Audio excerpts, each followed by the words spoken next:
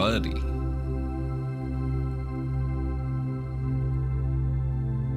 Switching it up a little today. We're here in the PM.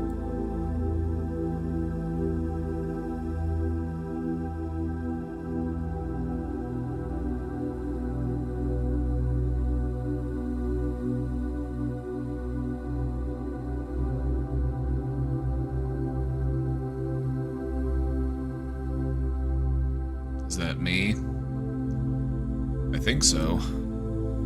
Last I checked.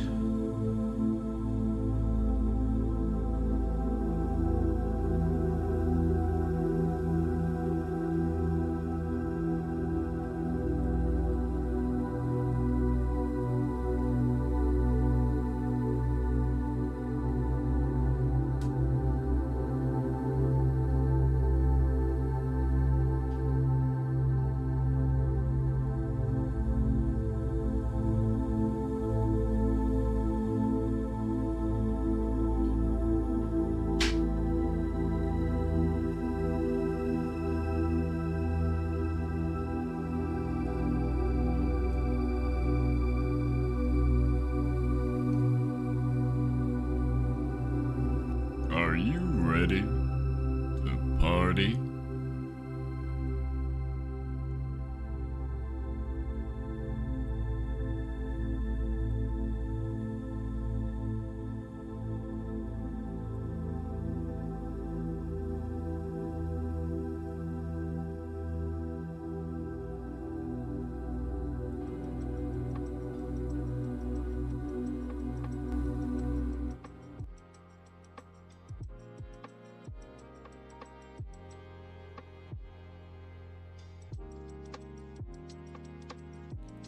Hello, hello, hello. Welcome back, everybody. Welcome back.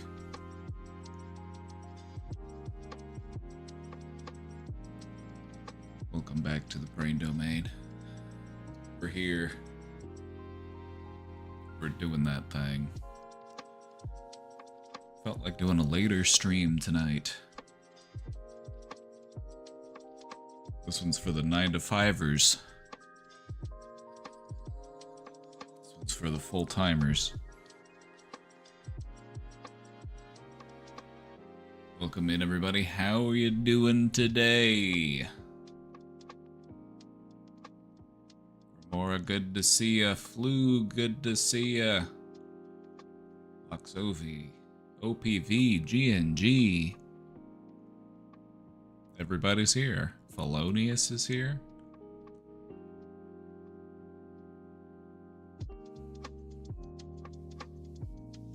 Oh, about the lifers. Those of you serving a life sentence, welcome in.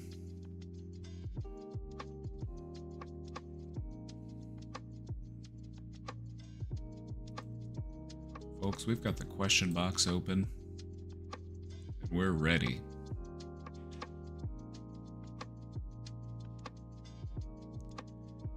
We are ready.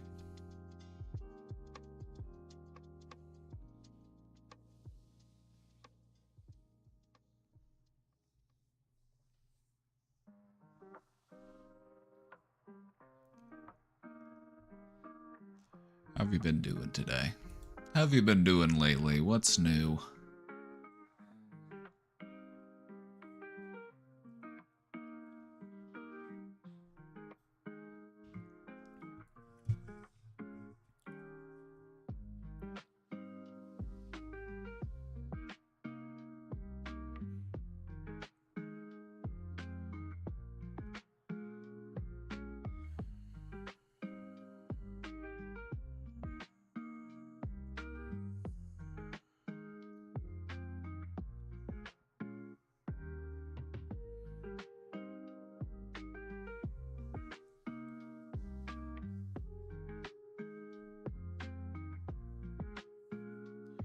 Got a new job that is thankfully really cool. Nice.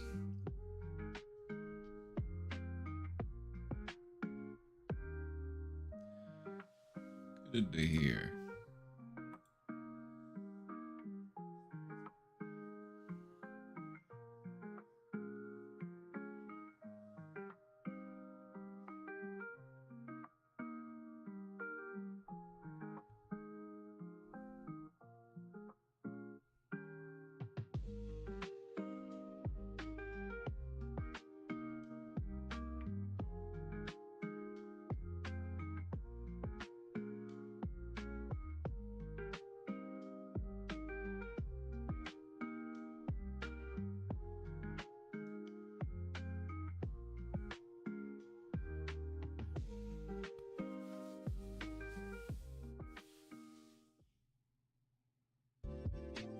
Cat lady, how's it going? You get to travel a lot, but it is a lot of work, but not very stressful, if that makes sense. That makes sense. Travel, although not the most complicated thing, it's exhausting in its own way.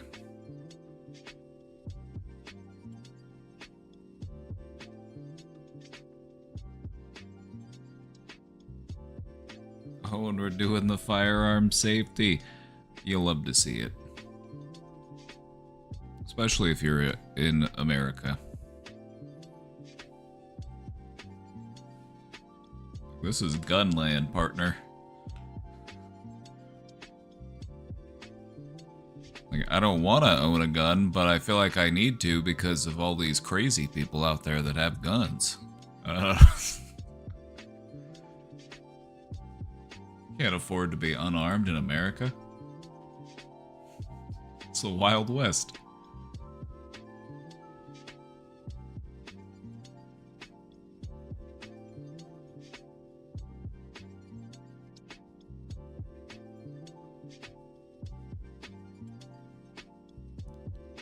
Oh, June's really flown by, hasn't it?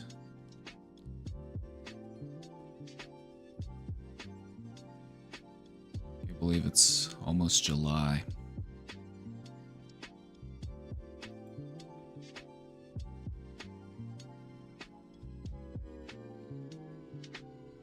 At this point, I hope never to have to use it, but the percent chance is not zero. Hey, Vianators!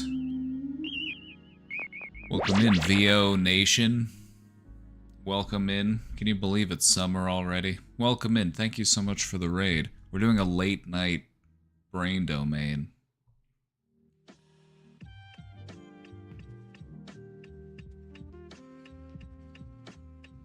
So if you're into psychology,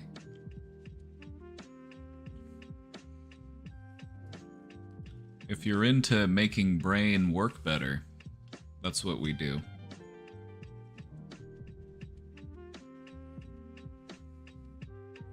Welcome in, Raiders. Thanks for the raid. Hope you had a good stream. Just love it when a bunch of people come in and start shaking ass. Always lifts my spirits. When you all came in, we were just talking about owning a firearm. And I think, you know, there are many different reasons why a person would own a firearm. Self-defense is one of those things. It's kind of like learning a martial art. You hope you don't ever have to use it, but if there ever was a circumstance in which you did need to use it,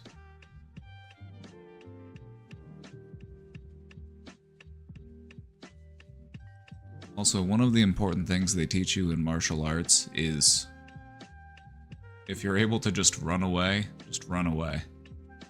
That's always your best strategy, is to just leave.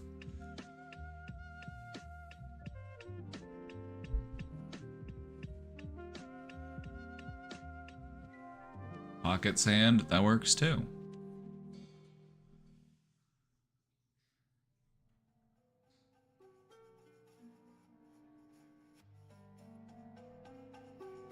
Start howling like a wolf, or barking like a dog. Might surprise you. If you were to just start barking at somebody, think about how intimidating that would be. Especially if you're barking like you really mean it. Oh, oh, oh.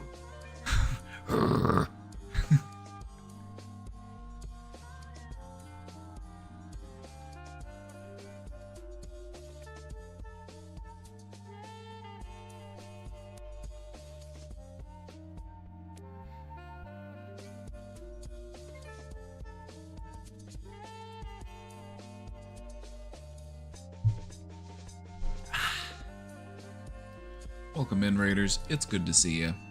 Hope you had a nice stream. We've got our anonymous question box open, so feel free to ask me anything. And I'll see what I can do to help.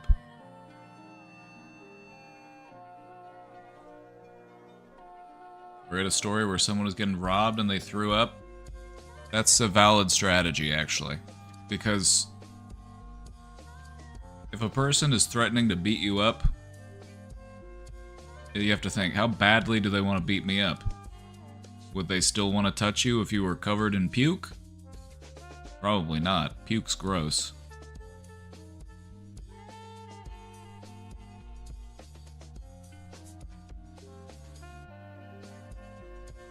It is a strategy.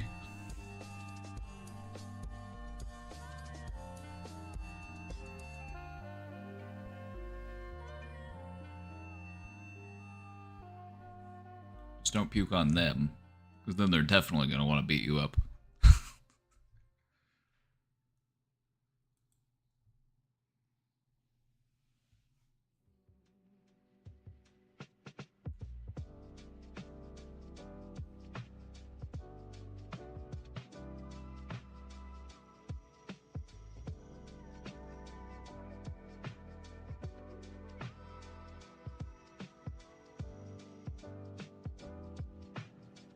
Yeah, it might surprise you. Just adding some embarrassment can really go a long way. Like, if you have the ability to just spontaneously shit your pants, you can use that in your favor.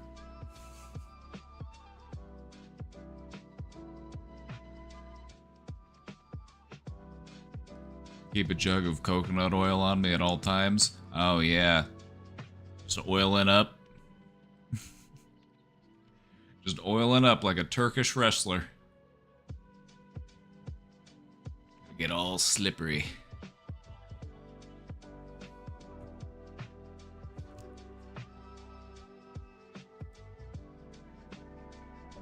Alright, we have a question in the box, so if this is yours, we're gonna get to it soon.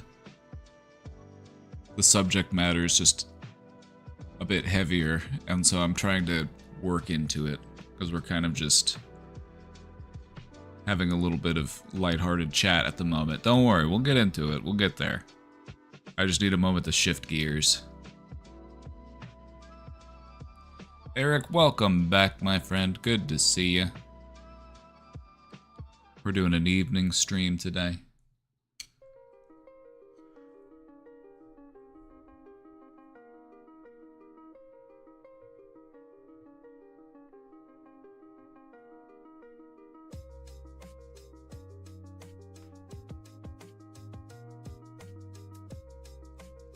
Charles Bronson did it with butter. Well, you know,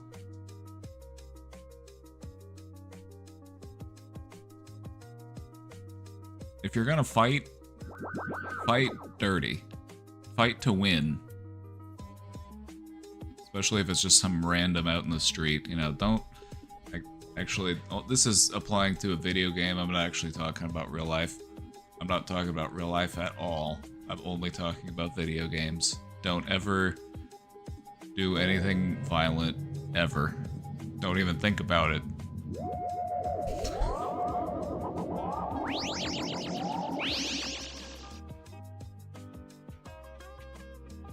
Viscous, thank you for that gifted sub. Thank you. Oh, it's storming. Rain's really coming down. I can hear it clapping.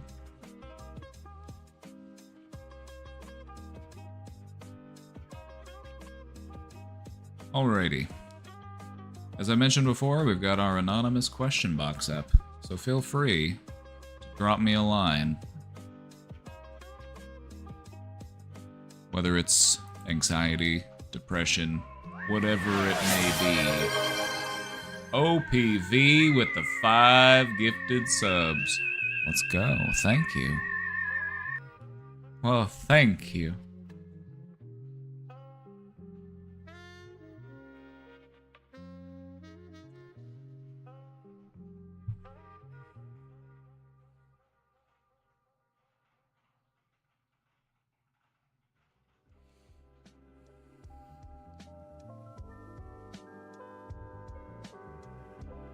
Done by default with the 21 months. Let's go. Mr. Domain, did you see the team of philosophers at the World Cup?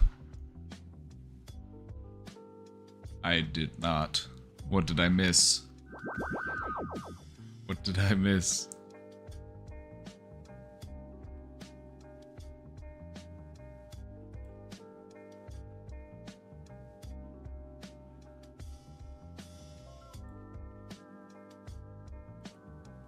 Oh, an old Monty Python clip.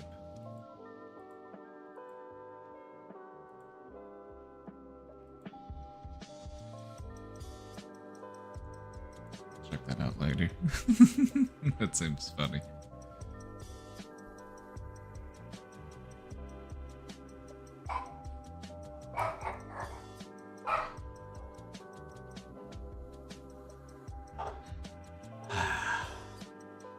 Wow, I can hear the rain coming down. I don't know if it's coming through for all of you, but not quite loud enough, but yeah, we had a flood warning or something. I'm not too worried, but yeah, apparently it's gonna just be raining quite a bit. Which is good, because now I don't have to water the plants.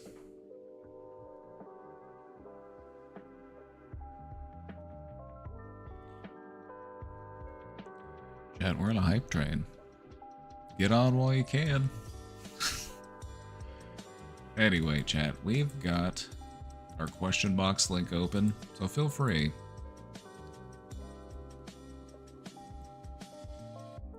To drop a question in the box. That's what we're here to do.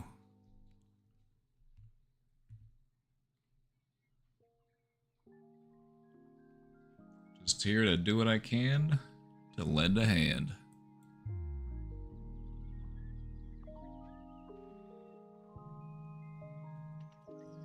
It's not a question.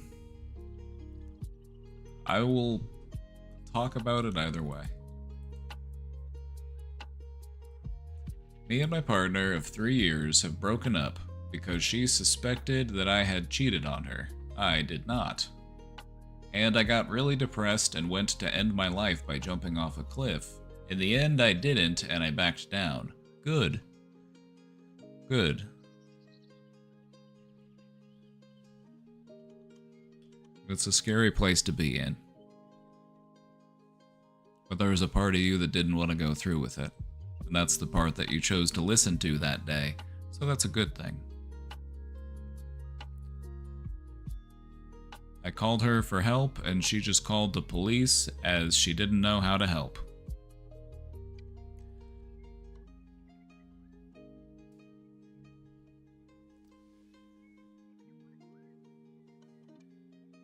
That's a lot of people's go-to in scary situations. Like, oh no, what do I do?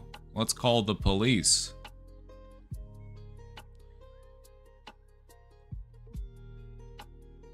Depending on where you live, it's not always the best option in a mental health emergency.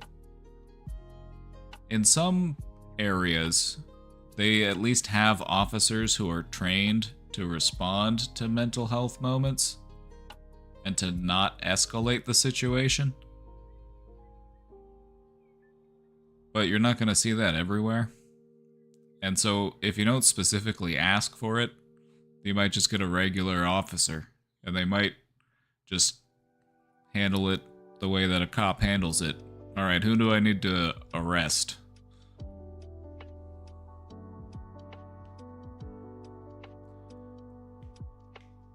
So they arrested you?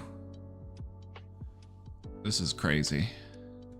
They should have taken you to, like, the hospital or something. I don't see why they would have arrested you.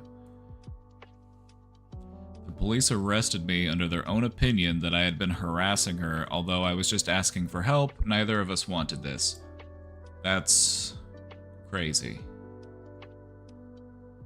So this is an L on the cop's part, is what I'm seeing.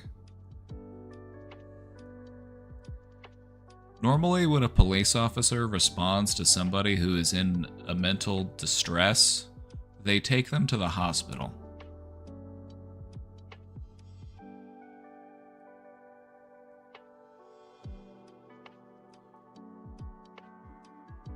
You're lucky if you get arrested. Yeah, you know, not to be grim, but yeah. Yeah, if you have police show up to a mental health emergency and you only get arrested,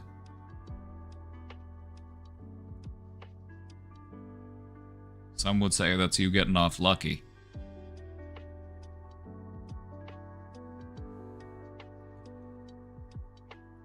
You know, you hear too many sad stories.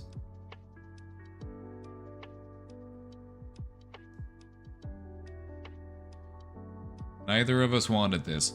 And they did it anyway, which is weird because if your ex wasn't like saying like, "Oh yeah, he's harassing me. I feel scared. I feel threatened. Please do something." Then why would they arrest you? It just doesn't.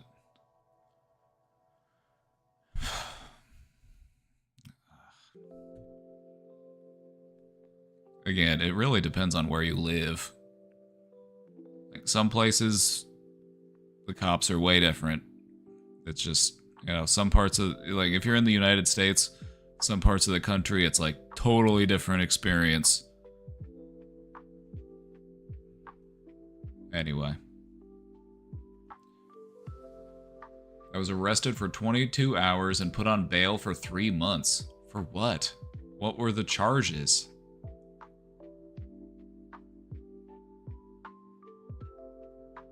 I'm not allowed to speak to her or see her until this time is up. What?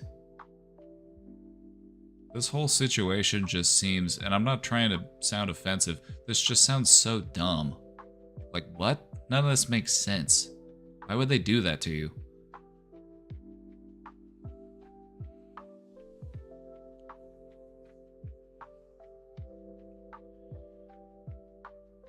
All I want to do is see her and speak to her and hope that she will come back into my life, but she has me blocked on everything. I don't know what to do. Take this time to work on you, my friend.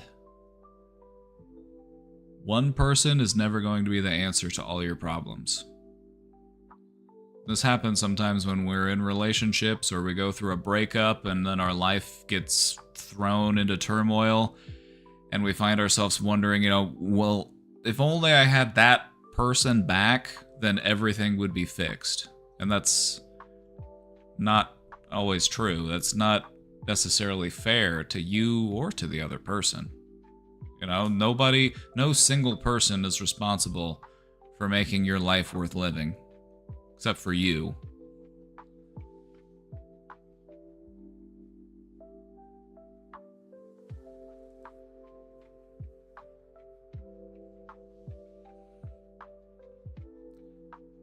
This is a crappy situation. I'm sorry you had to go through this. 3 months, it'll be over in no time. So what can you be doing in the meantime?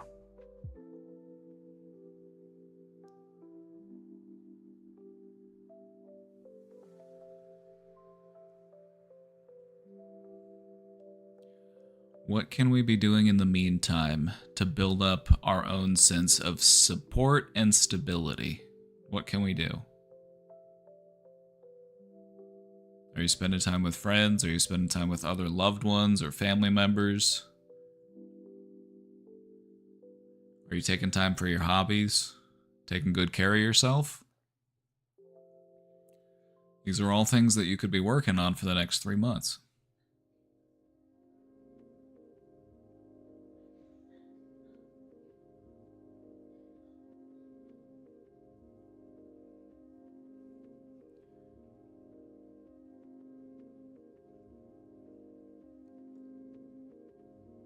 Ultimately, the goal is to become the love that you are seeking in this life, because only you can provide that to yourself.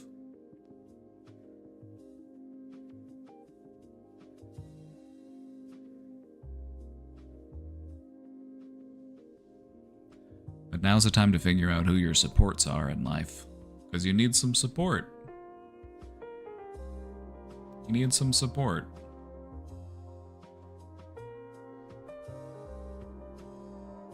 This doesn't have to be the end. This could be the beginning of something really awesome for you. But sometimes life takes you to a difficult place. Why would that be? It's an opportunity. It's an opportunity to make some changes.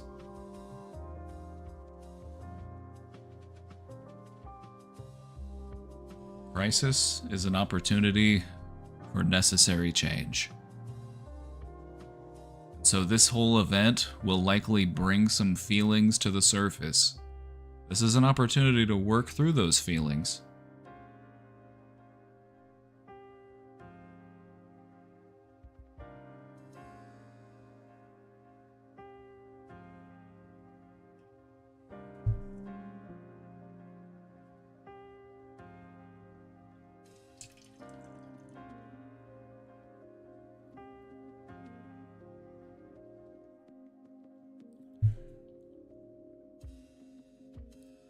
Just remember that there's a part of you that wants the best for you. It's the same part of you that kept you alive that night. So that's the part of you that you're learning to become closer to. That's the part of you that you're learning to listen to you. The part of you that wants the best for you. Get to know that part of you.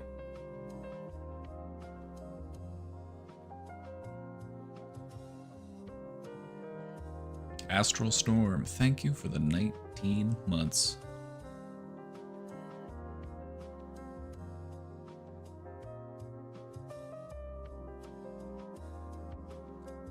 The best thing that you can be doing over these next few months is to just work towards becoming the best version of you.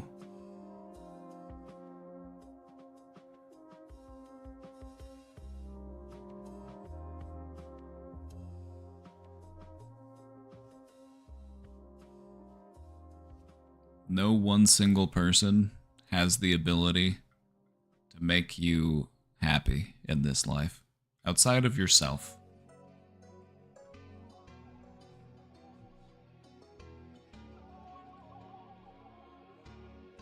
This is a common thing.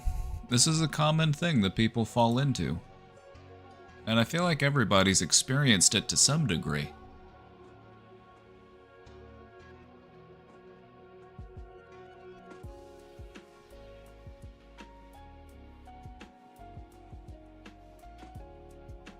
To follow up on the first question, I'm from the UK. The charges were harassment. Oh, well,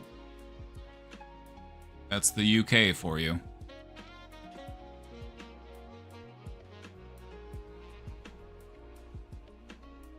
The UK, where the laws can be a bit wonky.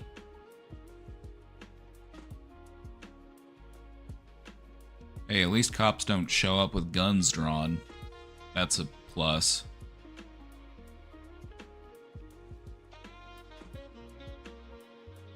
That's a plus. But getting charged with harassment, because that doesn't really happen in the United States. The person that you're harassing has to want to press charges against you.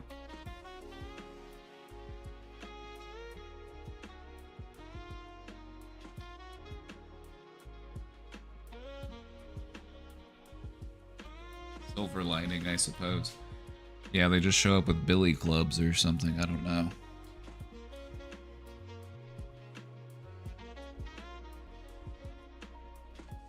Who knows, it's the UK.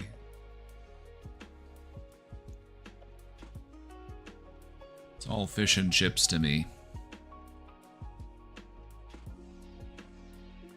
Just like I'm all hot dog and hamburger to you.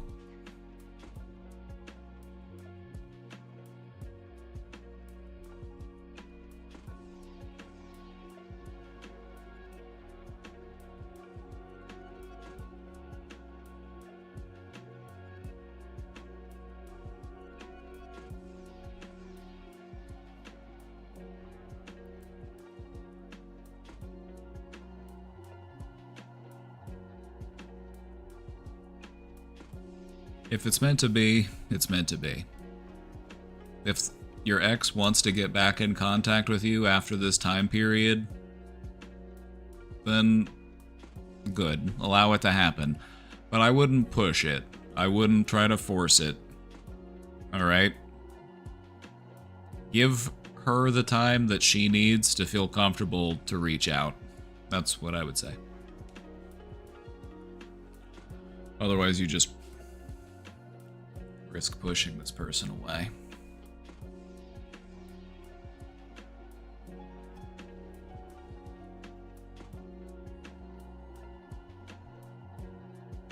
Well, this is something that you can bounce back from.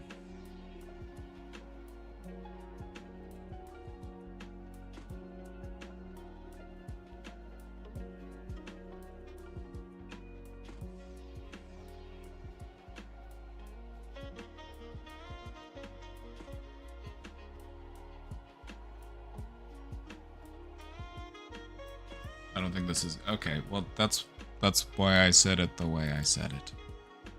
If it's something that she's comfortable doing, she will do it. That's what I was saying.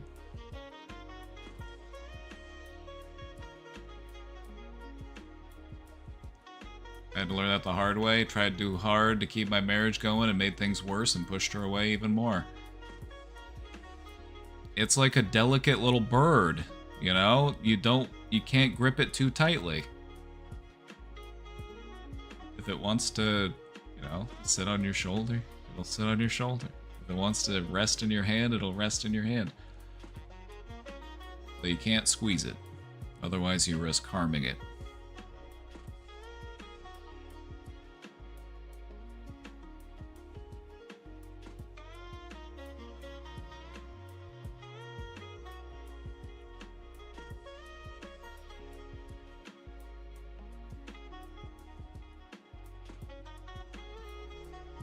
Either way, I think this is an opportunity to learn from this moment.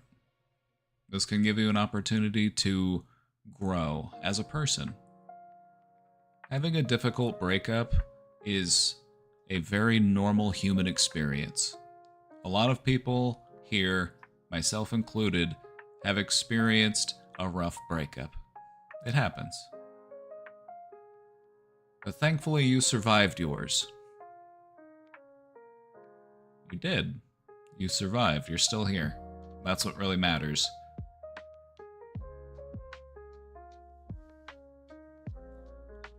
When you think about it, not everybody does. Not everybody does make it through a rough breakup.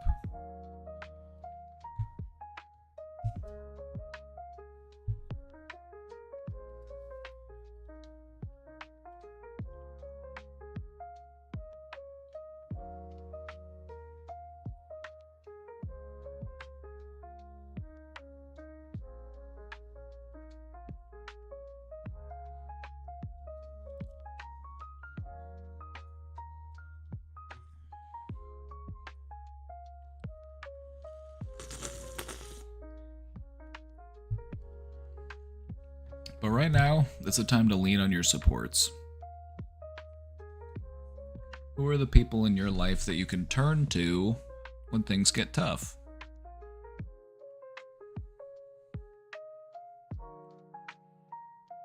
Friends, family, teachers, mentors.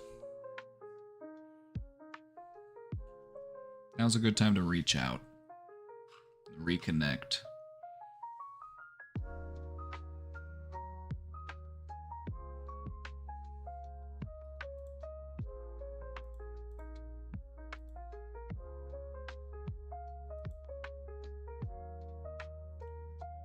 Something I've been thinking about lately is empathy.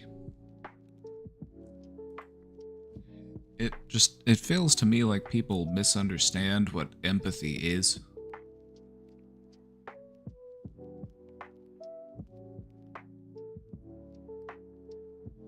Not to be mean, but it sounds like maybe you weren't very happy in this relationship since you were so depressed before it ended. That's a good point. That's a good observation. Also, this person was accusing you of cheating when you weren't cheating, so that's another...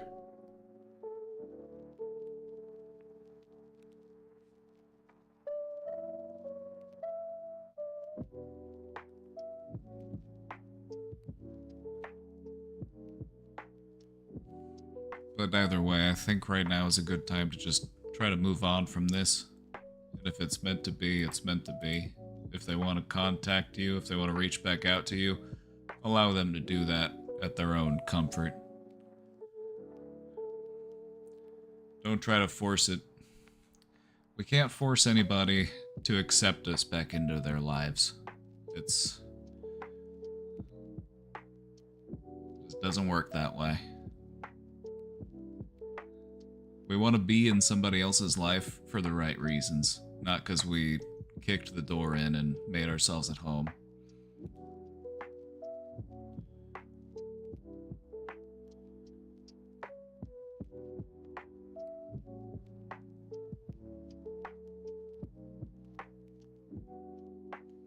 In one of my past relationships, I got broken up with, and then we continued to see each other for more than a year after that.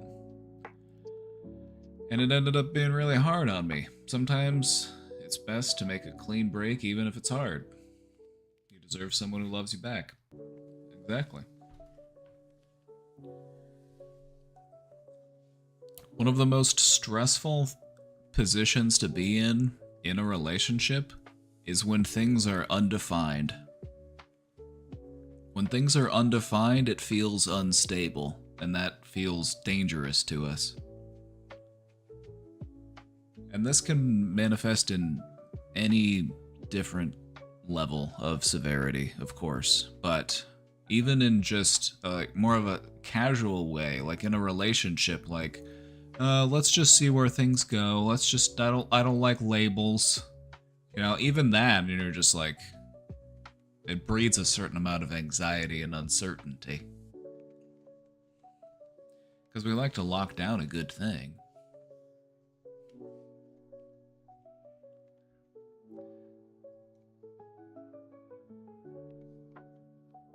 Only if you're on the same page. Yeah, and what you'll find is that people read at different speeds.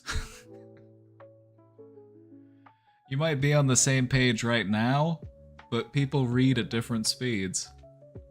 You might find yourself somewhere else before long, and then you're like, huh, maybe I'm not into that so much. Maybe I do want to take things to the next step.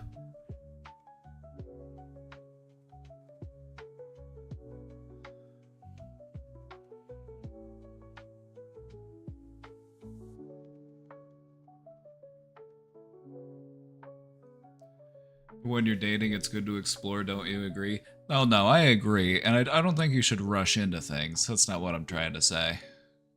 I'm just saying that some people are just a little too comfortable at the idea of stringing somebody else along. It's just something to be mindful of in a relationship. You just want to make sure the other person's not trying to play any games with you.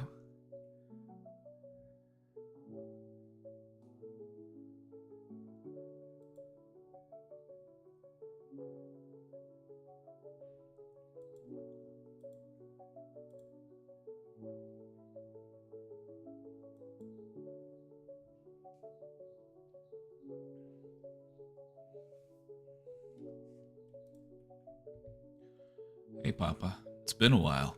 Glad to be back. I recently finished my first year at my current job. It's been quite a whirlwind to say the least. I work as a millwork engineer creating 2D drawings for fabrication and am at my desk most, if not all, of the day. Well, that sounds cool. I bet you can make all sorts of neat stuff. While I enjoy my work, like my coworkers, and have great benefits available. Oh, what did I do? I accidentally disappeared it. There we go. I find the overall work culture is taking quite a toll on me.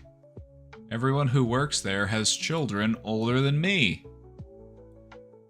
I'm early in my career at 24, while many have worked there for 10 to 30 years. The aggressive communication and, frankly, in some situations, childish behavior has ramped up and become a monthly occurrence since March. None of this is directed towards me individually, but us as an engineering department, which is now down to 3 of us since someone recently left to move homes and someone else was fired. We have so much more workload, compensating for being 2 people down, and the lack of successful communication is making everything so much harder. Well, that makes sense. It sounds like things were going okay until you were short-staffed and everyone was more stressed now. So hopefully this situation remediates itself when they bring on some more people, and you're back up to proper speed.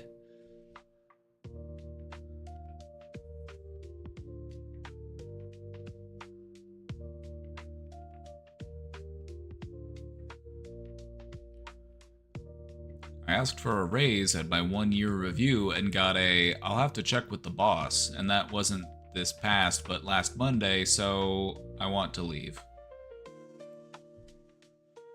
Just go directly to your boss's boss, or whoever it was that they needed to go to. Or just pester them. You have to pester them. That's the thing about getting a raise. If you just ask for it once, they'll just try to stall and then hope that you don't ask again. If you really want it, you kind of have to, hey. Just following up on what we talked about a couple weeks ago. Have you had a chance to talk to your boss yet? How about we talk to him together? When do you have time available?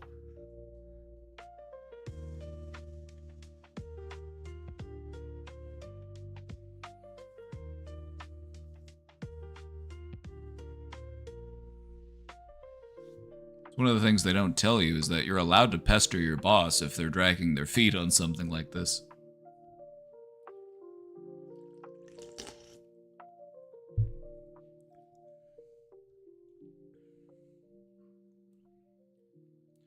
I'd feel bad for my coworkers if I left, but it's all too much for what I'm getting paid and dealing with. How do I figure out what I'll tolerate from a workplace before I know it's not worth it anymore? I'd need to be on my own healthcare in a year and a half, so I have to figure out where I'm going next, or if I'm going to stick this place out and hope it evolves into something better over time. You could be a part of what helps it to evolve into something better over time.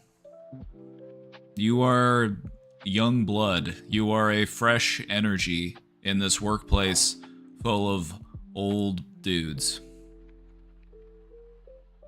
So you are the change. It's you. The question is, do you like it enough to stick it out and see it through?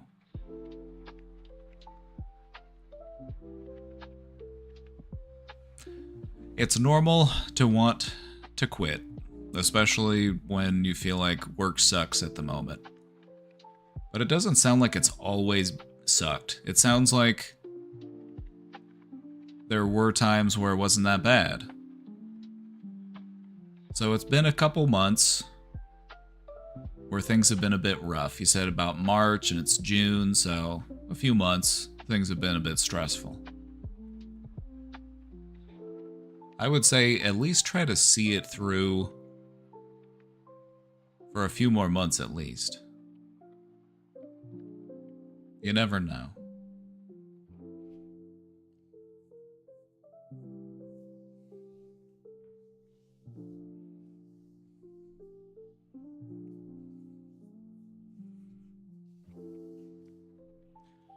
If anything, look for a new job while you have this job. Don't quit without a backup plan. Try to line something else up first before you leave.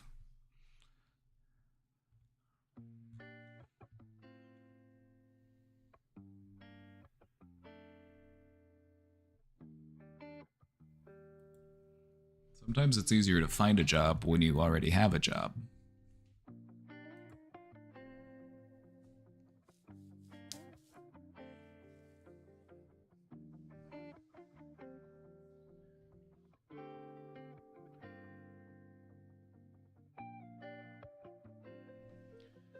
When you are currently working somewhere and you're looking for new jobs, the people that look at your application, they'll say, oh yeah, this person's currently employed somewhere.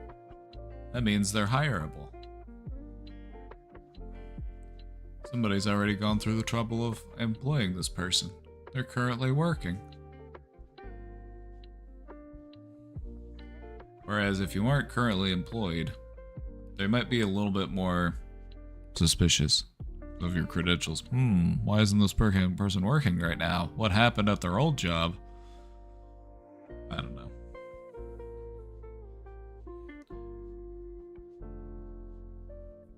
I would say just try to line something else up before you make any big decisions.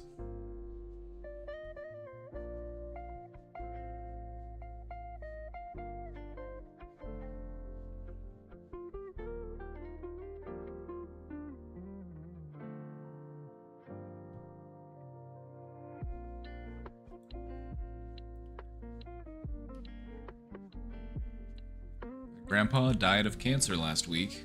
I'm sorry to hear that. Sorry for your loss.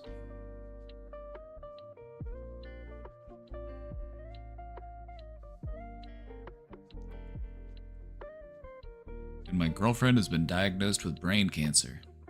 Damn. Is she currently getting treatment? What's the outcome look like?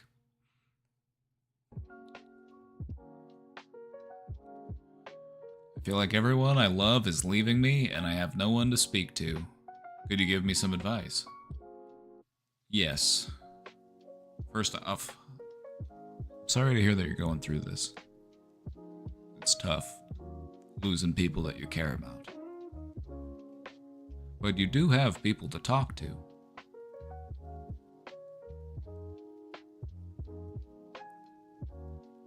How do we think your girlfriend feels? Dealing with that diagnosis. You're probably feeling scared. She's probably feeling scared too. You can talk to each other about it. You can be there for each other. You can help to support one another through this.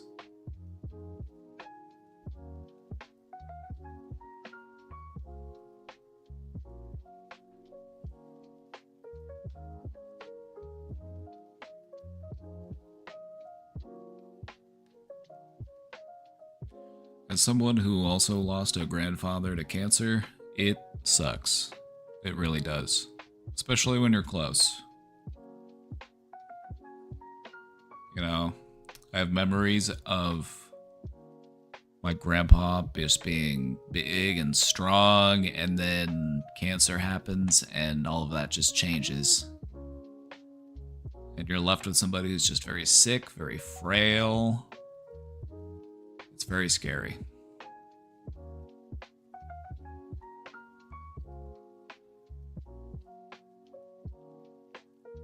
Talk to your friends, talk to your family, the other people who have been impacted by this loss. Now's a time for you to come together. That's one of the silver linings that exists whenever we lose somebody that we care about, is that it can bring us closer. It's an opportunity to bring us closer to the other people who were affected by that loss.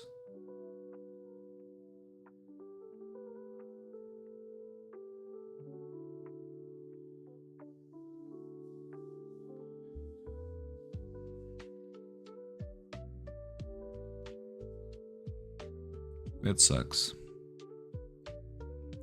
Just try to carry that love in your heart.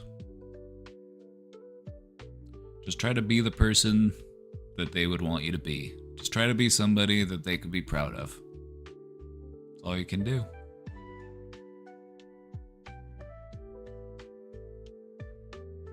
Just try to carry a little bit of their light with you throughout your life.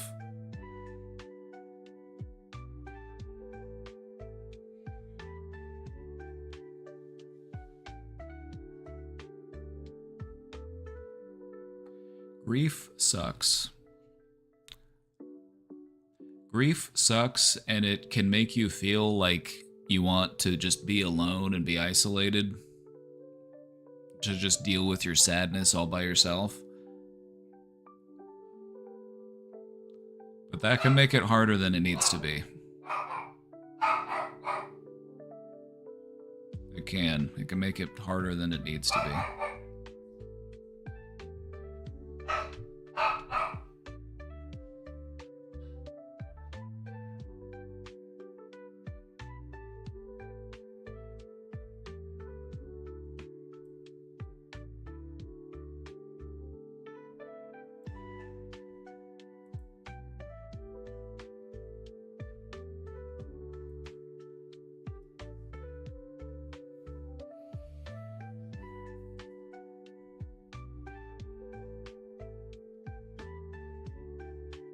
Take good care of yourself.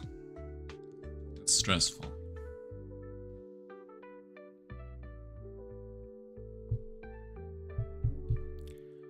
Just allow yourself to feel what you're feeling. You know, if you're feeling sad, if you're feeling frustrated, allow those feelings to flow through you. Whenever we resist that flow of our emotions, it often just ends up hurting us.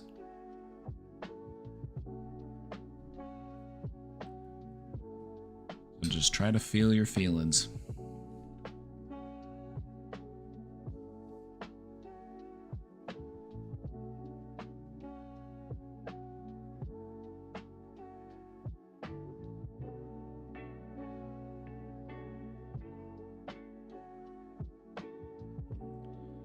Chat, I'll be right back. We got the question box open. Feel free to drop in a question. Be right back.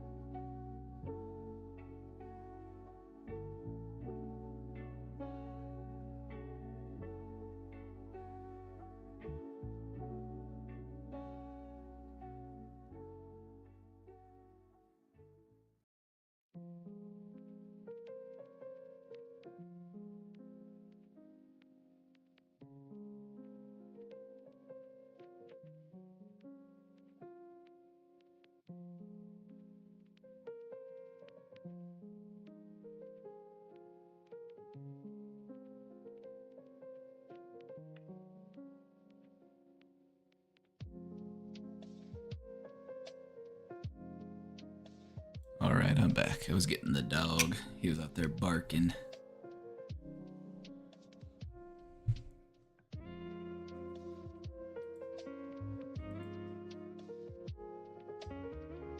$35% off gift subs? I just noticed. 8 days left. We love a deal, don't we, folks? We love a deal.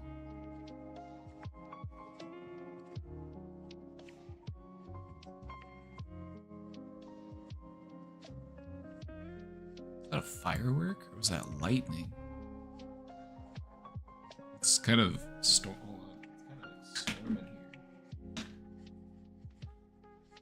I think that might have been some lightning. Ooh!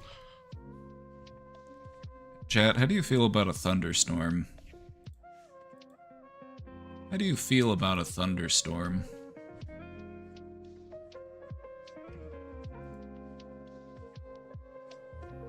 I love a good thunderstorm.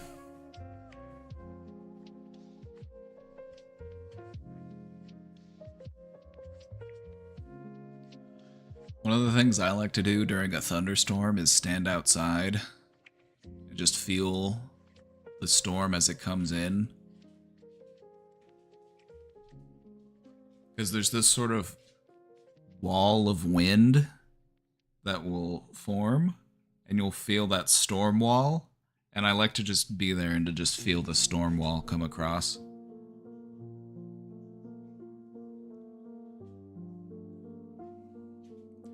There's just something very primal about it.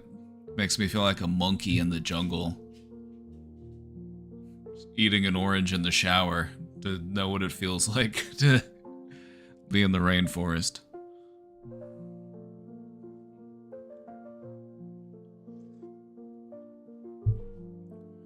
Oh yeah, I love that petrichor smell. That rain smell. It's nice.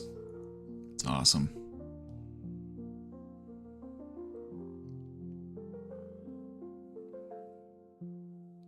When I was a kid, we had a front porch that faced to the west.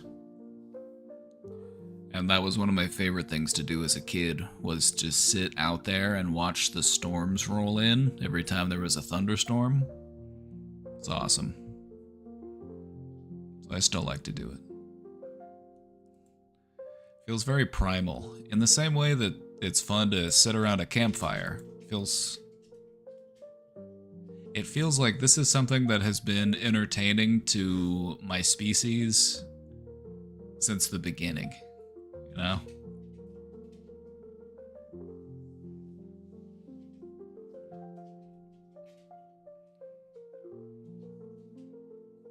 If you think about it, a campfire is basically humanity's longest running TV show. Just think about how many hours we've spent sitting around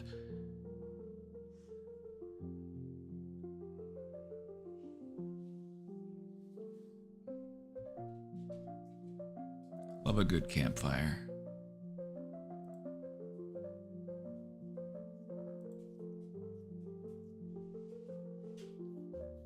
Penny, are you worried about the storm?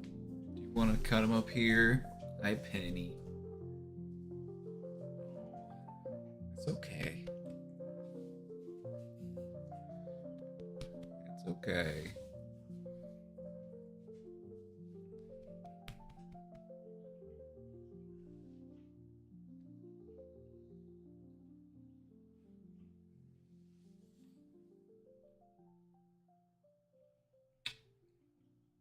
You alright?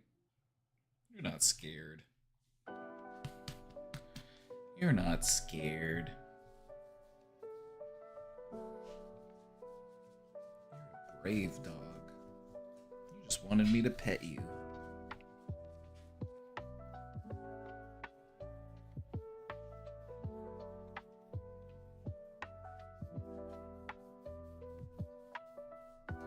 Penny gets a little scared when there's thunder or fireworks. Atticus does not care at all. He is unbothered. That dog will be outside on the 4th of July enjoying it with everybody else.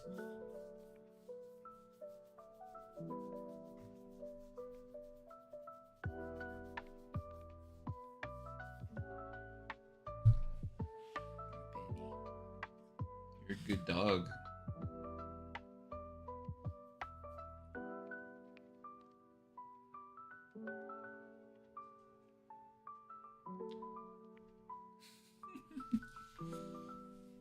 Sit in my lap. You can sit in my lap if you want.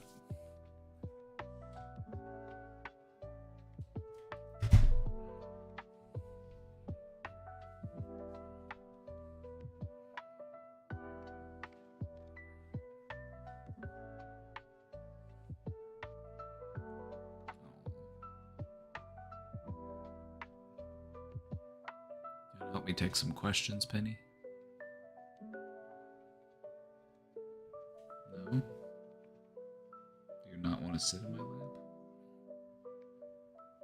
I'm getting mixed signals from you.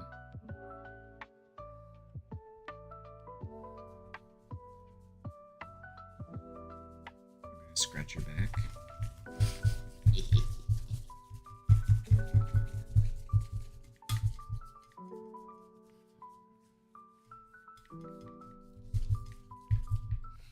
Penny's got this long back.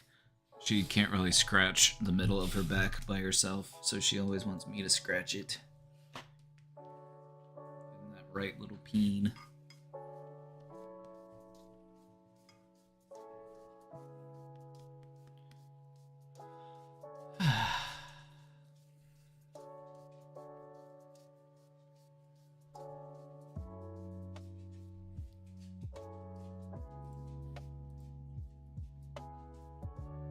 We're waiting for some questions, because we're all caught up in the questions for now. All caught up for now. I want to circle back to something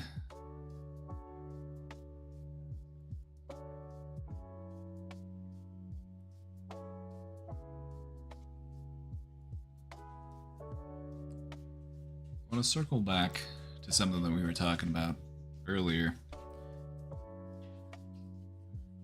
I don't know if you've noticed, but I've noticed this. People talking about empathy just as a concept.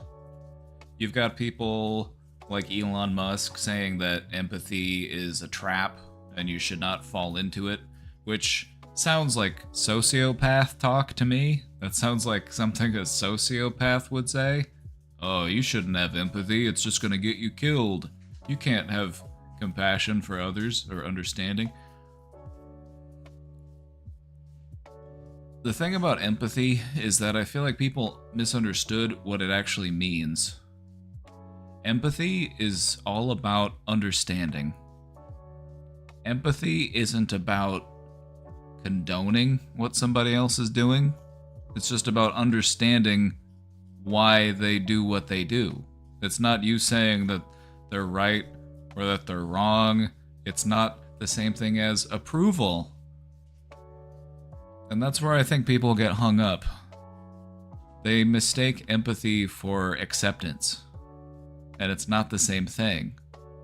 Empathy is not the same thing as approval. It's just about understanding. And understanding is a good thing. You should actively seek out the highest level of understanding that you can during your life. It serves you as a person to know what's going on around you. But yeah, I've just heard a lot of people, especially in right-wing spaces, talking about how empathy is something that is... They talk about it like it's something bad. They talk about it like it's something you shouldn't do. It's like... They're getting it confused. Empathy is not the same thing as just blind acceptance. It's just about understanding. That's not a bad thing. But either way, I just think it's annoying whenever people portray empathy as anything other than a strength.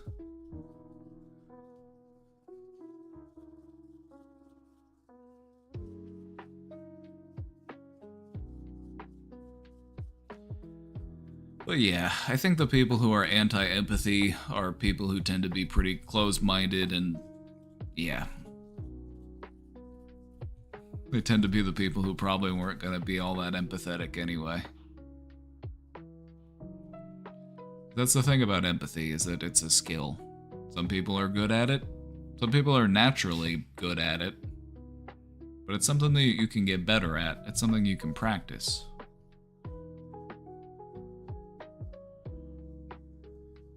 And if you can utilize it effectively, it's a really strong skill to have.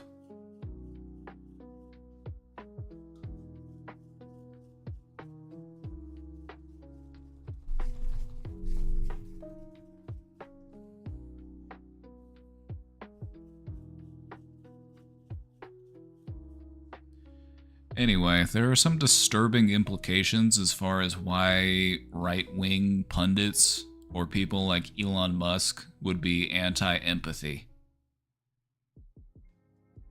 There are some very disturbing implications there.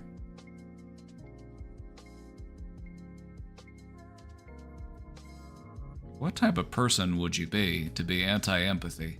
You're probably the type of person that exploits others.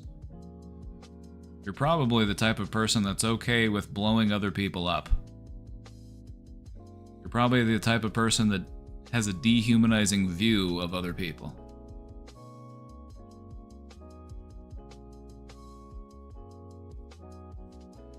Either way, I don't think that you become that wealthy without being a sociopath.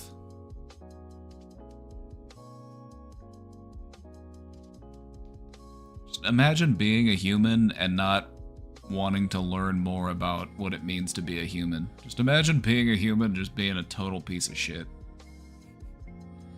Just a total self-obsessed, self-interested, self-motivating, leaky sack of garbage.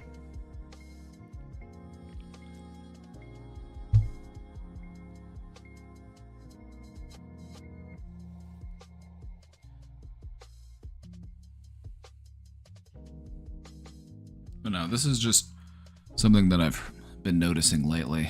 I've been infiltrating right-wing spaces, trying to plant seeds, trying to,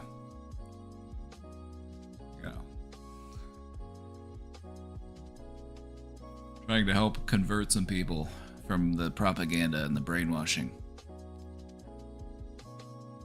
And yeah, it's all of the conservatives and the right-wingers that are pushing this idea that empathy is bad.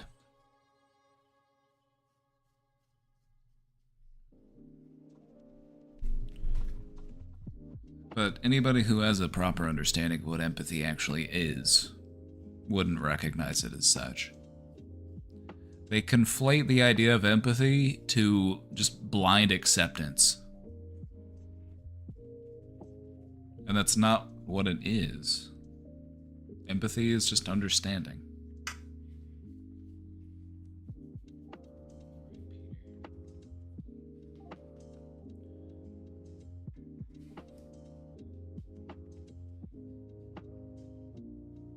Peter, you're a dark dog and you don't really show up on the camera.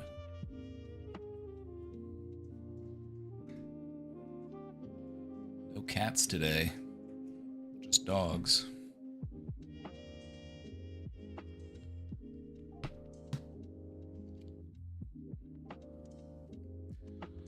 But no, it makes perfect sense that conservatives would want you to not have empathy.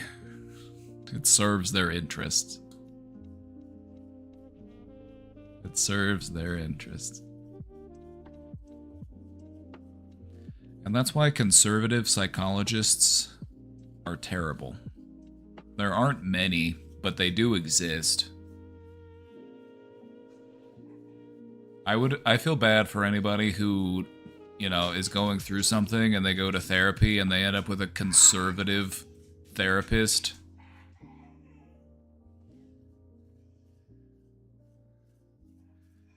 Therapists in general tend to lean on the side of progressive because to be pro-mental health is apparently progressive. I don't think it should be. I think everybody should be pro-mental health, but there are still a shocking number of people. Atticus, I hear you. What are you gonna do? You gonna go outside in the thunderstorm? He just wants to be outside barking at Casey because she's cooking. He wants to eat what she's cooking. He's in here grumbling. He's had his dinner. I fed you before the stream.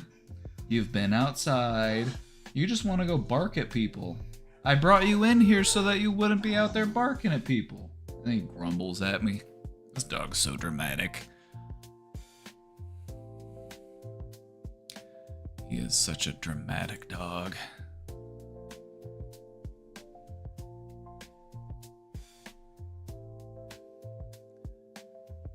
Let me see if I can get him to... Let me see if I can figure out what he wants. I don't know if he knows what he wants, unfortunately. Atticus is an older dog. He's 13. And he's starting to, like, sundown. He'll do, like, sundowning at night. He'll get all, like, loopy.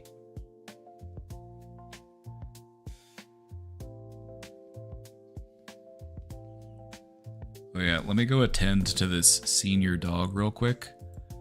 We're caught up at the question box, so if you got a question, drop it in. We'll get to it right away.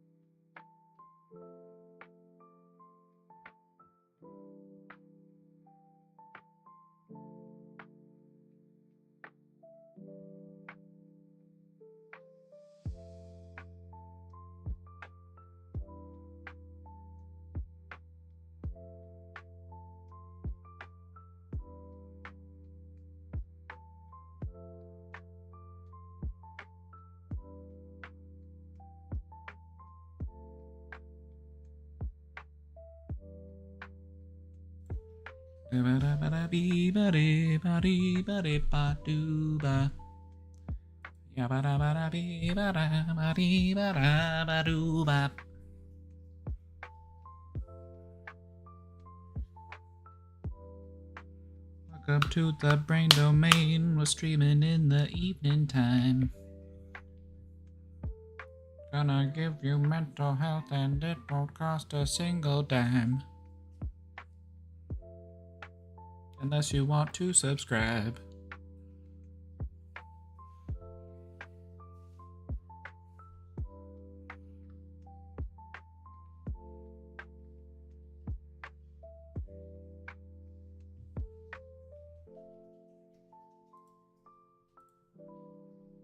She liked the singing. She's got good taste, what can I say?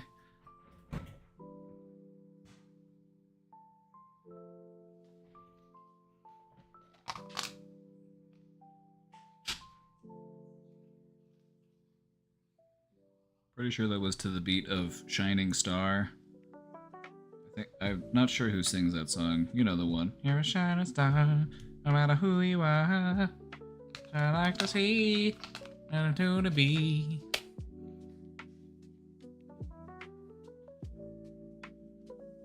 Earth, Wind, and Fire. That's who I thought, but I didn't want to be raw. I wasn't 100%. Earth, Wind, and Fire's got some bangers.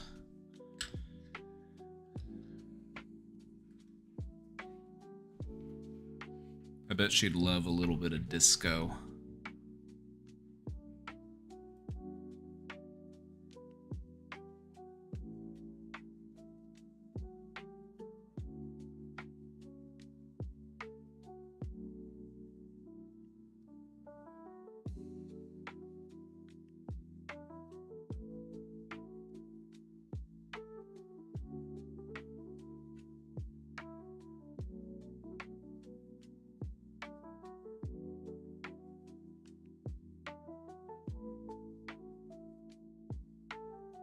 Her grandpa used to teach disco before I was born? That's awesome.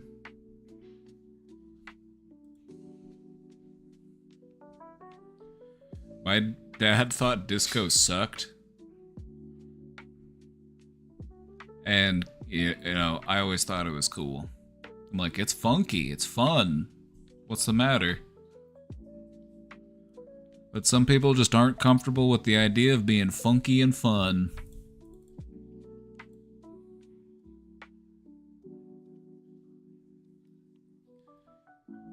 Music can be a tremendous boon when it comes to lifting your mood. So I would encourage everybody to have an assortment of music that can help to elevate their mood if they're ever feeling down.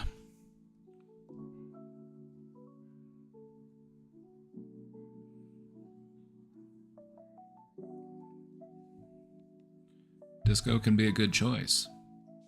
It can be very uplifting. Makes you want to boogie.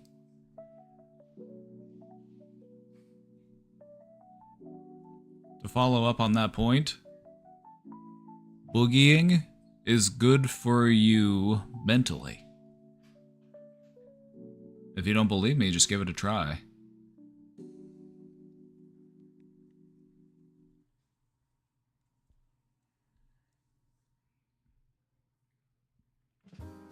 Don't be afraid of being bad at dancing. The only way to be bad at dancing is to not dance. Everything else is a win.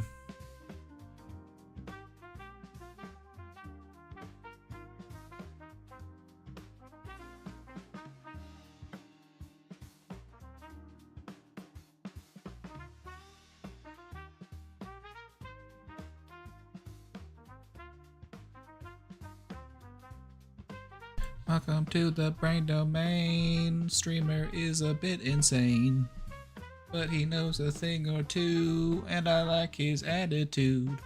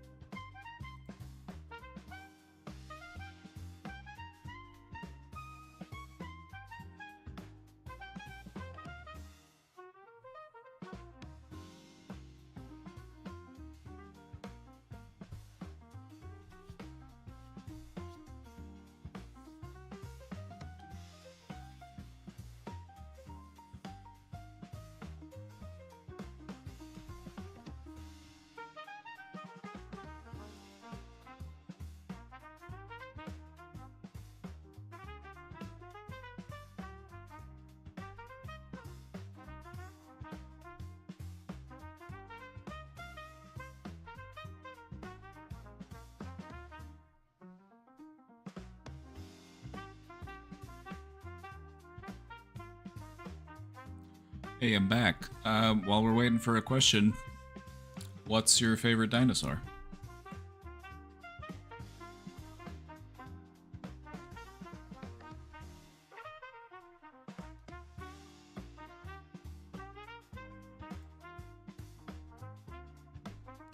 Triceratops? Good choice. Good choice.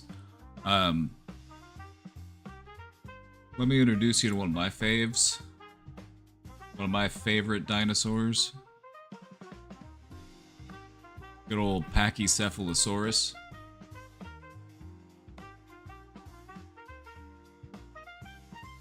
He's a real bonehead.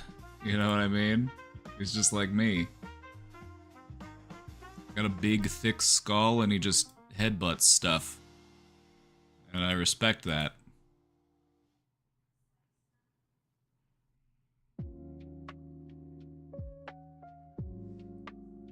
They weren't all that big.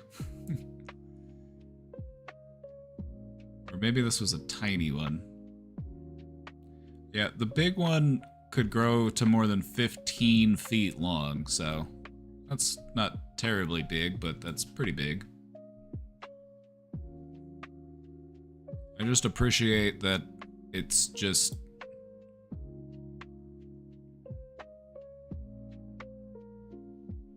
headbutts its way through life. Kind of like Atticus.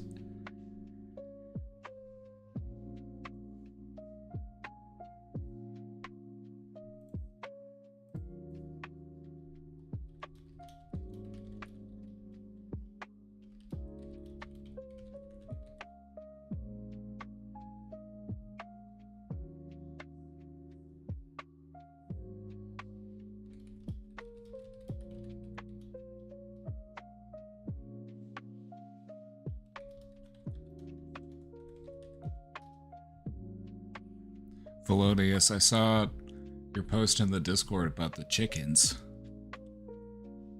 That sucks. That's so sad.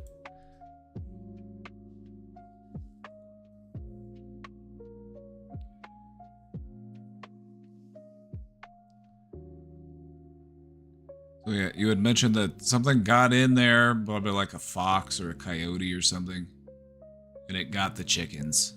It sucks. But living in the country, you know, it happens. It's part of living in the country. It's stuff that you have to think about that a person who doesn't live in the country doesn't have to think about. And there's a lot of stuff on that list, and it's stuff that you're always going to be adapting to. As far as, you know, your daughter, she's 16 months, so thankfully she's at the age where, like, this is where, as a parent, I advocate for the use of a little white lie. A little white lie.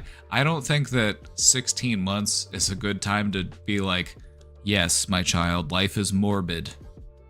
These things happen. They were devoured by a predator. Like, no, you're just gonna scare the child. The child is at an age where you could tell her that the chickens moved. They went to go live with their family. Yeah, they went to go live on a different farm with their family. But don't worry, we'll have chickens back here soon. And then you can just get some new chickens.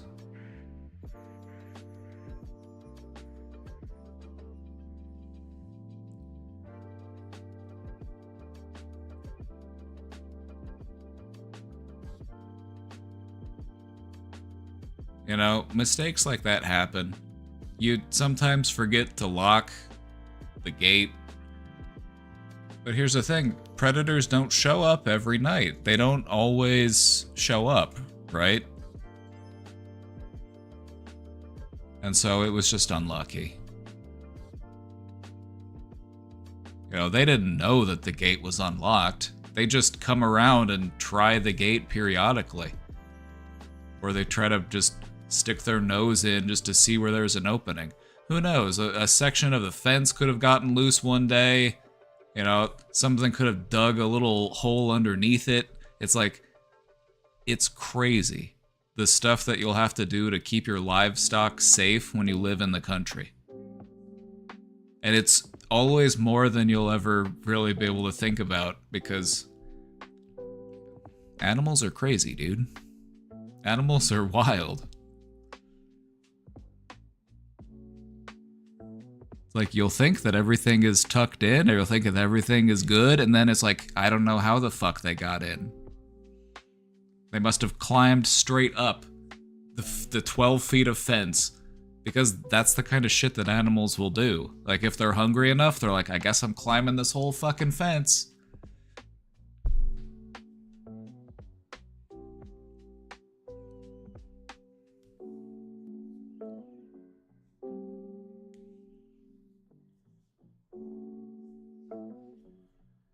You know, it's a shitty lesson to learn, but it's a, you know, just a reminder to remain diligent.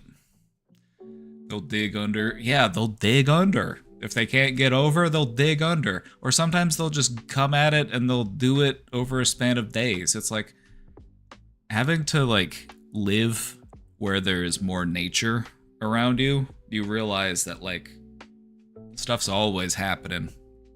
Stuff's always in motion.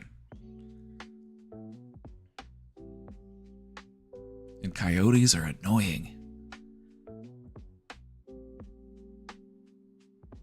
Which is why you want to get a donkey.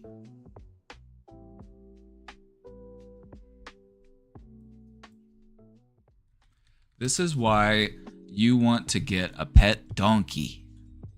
If you think that your 16-month-old liked the chickens, wait until she meets the family donkey. Donkeys combat coyotes.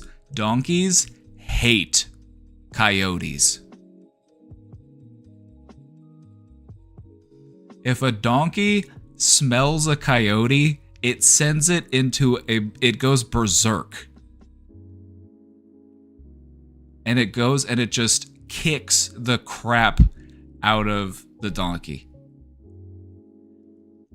Or no, it kicks the crap out of the coyote, sorry. It kicks the crap out of the coyote. The coyote doesn't stand a chance against a donkey. Donkey messes it up. Donkeys, that's one of the reasons why people have them at farms, is because they're livestock protectors. They don't fuck around. So if you've got like coyotes coming through, you gotta get a donkey. Besides, look how cute they are. You can get, look at that. Look at that. He's thinking about something. He's thinking about murdering coyotes. Donkeys hate coyotes. That's one of the things that they were bred to do. And so they're very good at it. They'll like track donkeys down. If they even like smell them on the property, they will like redirect themselves from what they were doing and be like, all right, I need to go find this coyote. They don't play. They don't. They'll go Jason Bourne on that donkey. Or no, they'll go. I'm getting it. They'll go Jason Bourne on that coyote.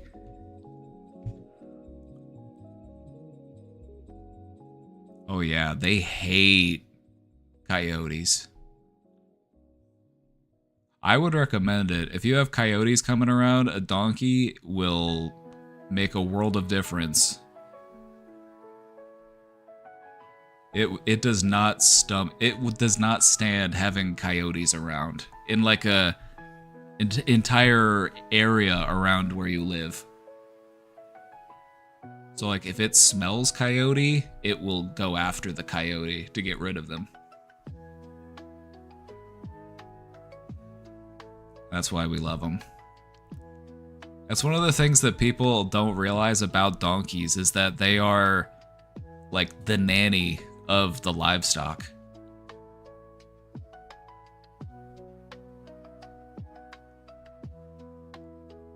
So if you have like goats or chickens or rabbits, that's why people will have like a donkey thrown in there too, because the donkey will, because having all those other livestock, it's gonna attract predators. It's gonna attract dogs. It's gonna attract coyotes. It's gonna attract foxes. And so that's what the donkey's for, to protect the flock from all that other stuff.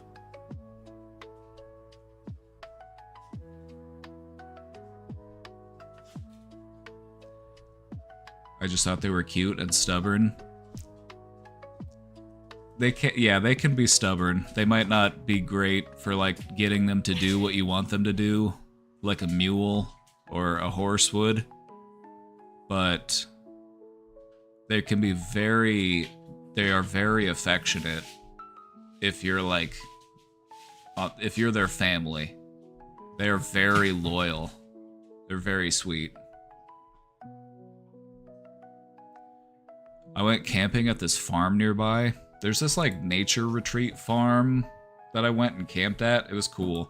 But they had free roaming goats and they had a donkey.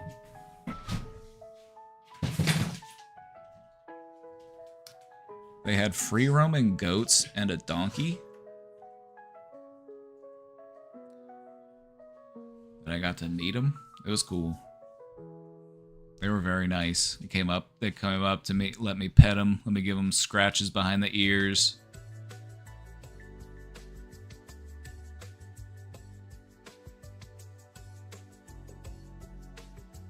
How much is a donkey?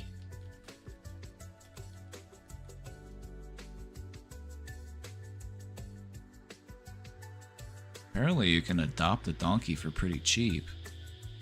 But then you can pay a premium, like $3,000 or more, for a registered specialty trained animal.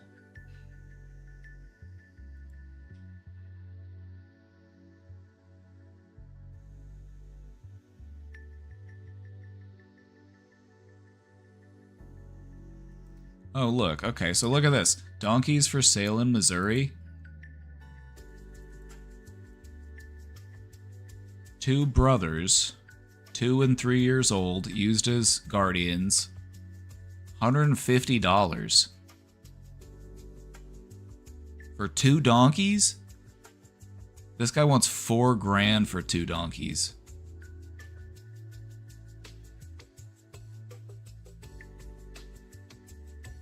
But yeah, you can get a donkey for like $100.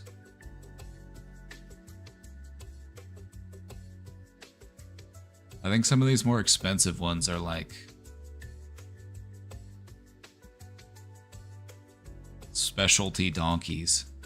This one's a registered stallion donkey for $700.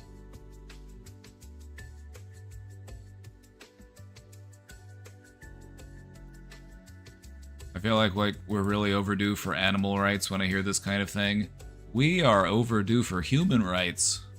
Once we get human rights settled, then animal rights will be more attainable.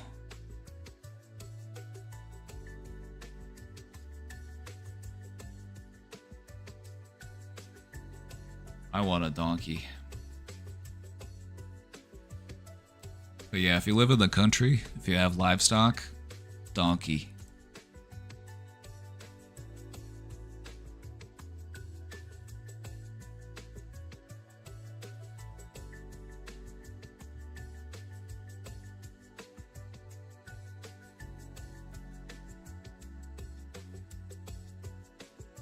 Alright, we've got some questions in the box. Let's take a look. I appreciate your insight on the job situation. Just trying my best. I've often thought that I could bring some life and energy to that place, but sometimes the negatives make it feel not worth it. You know, the thing that I've found about a job is that you're not going to like everyone that you work with, but at least try to spend more time in the work environment with the people at work that make it livable. You know, you might have some people who are just like crankier and they just don't want to socialize and they're just not very friendly. But then there'll be the other ones who might be, you know, because as we remember, you said you're younger, you're like 24, and a lot of these people have like kids your age. So there are going to be some people that work there that kind of like see that in you and they kind of will want to be more of like a good role model and a mentor. So I would say that there's probably some really good guidance and advice to be gleaned from some of these people. A lot of useful experience and knowledge. And some of them are undoubtedly going to want to kind of pass that along to the next generation. Because that's an important part of taking pride in your work, right? So I would say try to find the people at your job that make it livable. And just ask them questions. So learn from them. Like, what's something that you wish you knew when you were my age that you know now? You know, just that kind of stuff. Just, there's such a tremendous wealth of knowledge whenever you're working with people who have been in a field for decades. Especially if it's something that you're interested in. You know, or maybe they just have some sagely life advice. Who knows? You gotta respect the old heads. They'll drop a banger on you from time to time.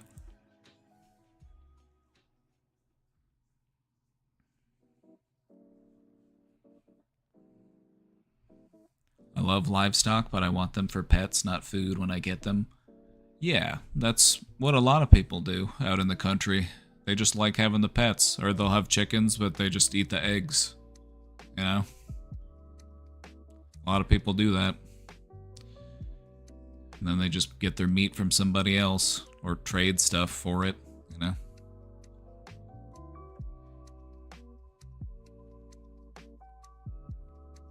That's the cool thing about living in a cooperative space. Like, you don't have to grow all of the food that you eat. You know? Other people can, you know, fill in the gaps. That's what ours did. Egg layers. What'd you have? Some Carolina Reds? I've heard Carolina Reds are some of the...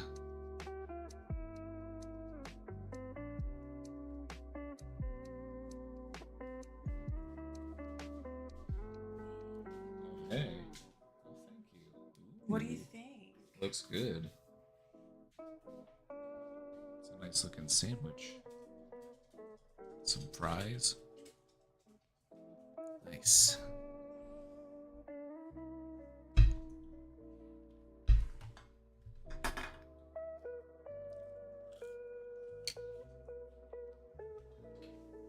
A raccoon ate our chickens last week? Damn, even raccoons will be in there eating chickens.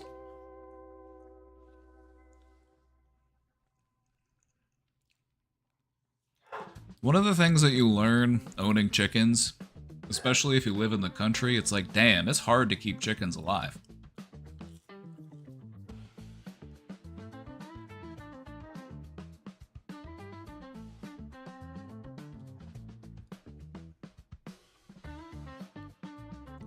Questioner, I'll get back to your question in a sec. I'm distracted by the concept of livestock. One of the things that I heard was that sheep are very frail creatures, and that sometimes they'll just like keel over for no apparent reason. Like it got scared to death or something. Like that'll apparently happen.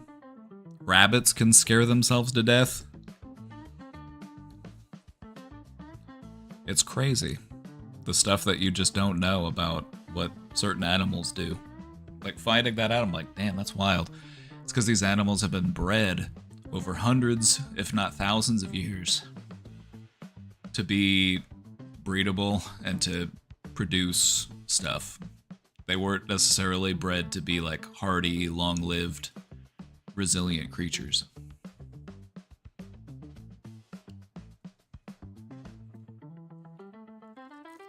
Isn't agriculture fun?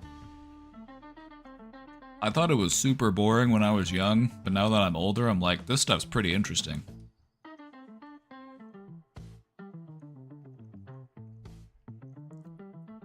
Anyway, back to the question.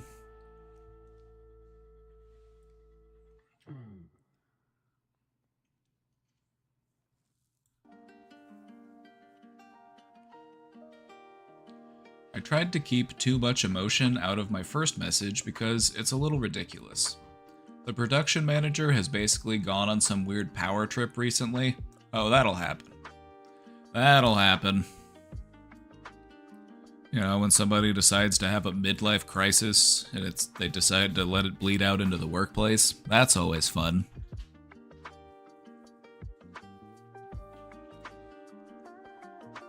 He loves to run to our department head and tattle on us. Oh, so he's a rat. He's a stool pigeon.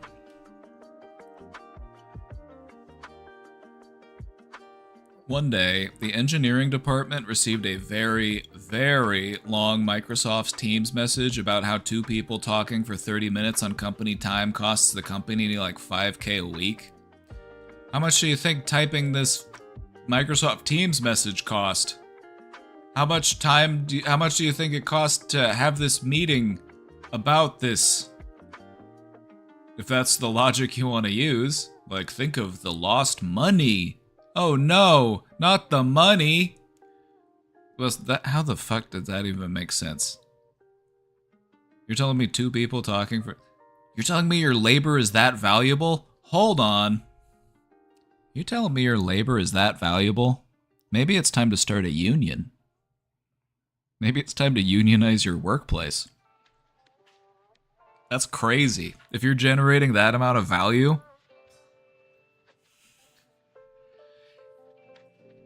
You're telling me that at your workplace, 30 minutes of your productivity is able to generate your company thousands of dollars?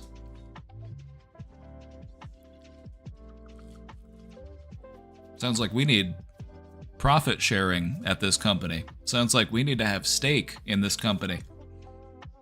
Sounds like we need collective bargaining, my friend.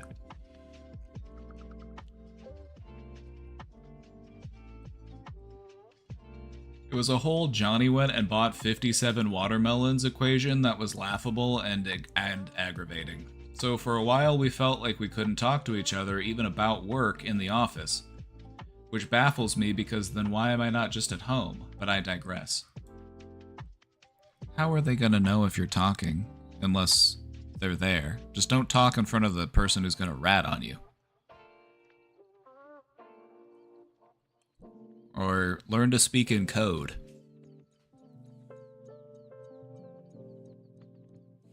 Start taking smoke breaks. Don't actually start smoking, that's bad for you. But start taking smoke breaks. Just go start standing outside for 5 minutes at a time.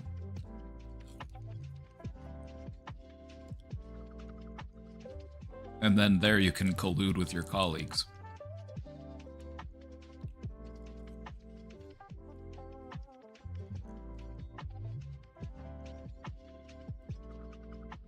Now he has become the AC guardian. He stole all of the air conditioner remotes and said we can't open the windows.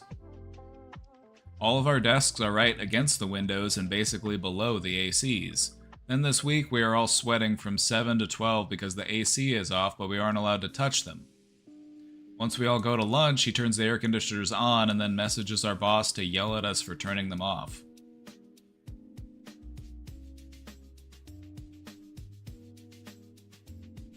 Open your window. What are they gonna do? Come and close your window?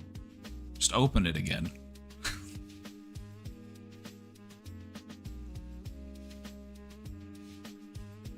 Your job can't fire you for opening a window if it's hot. It doesn't interfere with your work. If anything, being hot interferes more with your work.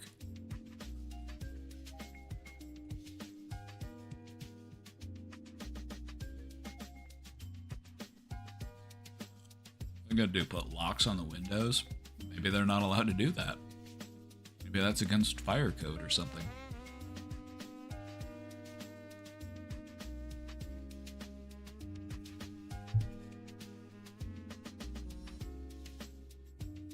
I wonder if the remotes for the air conditioner are universal. Just a thought. Just pondering. Oh, maybe they're universal. If someone were to hypothetically find a replacement remote on Amazon and keep it on their persons, you know. Oh, I don't know how the air conditioner turned on. Must be malfunctioning. Must have done it all by itself.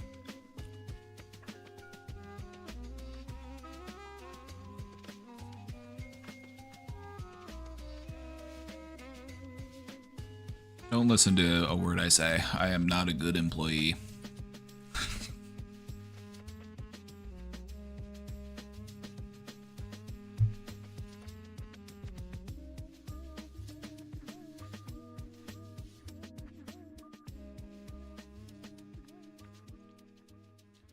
Once we all go to lunch, he turns the air conditioners on and then messages our boss to yell at us for turning them off. She's worked from home that day, so he doesn't know what's going on. So now we are blamed for something we didn't even do.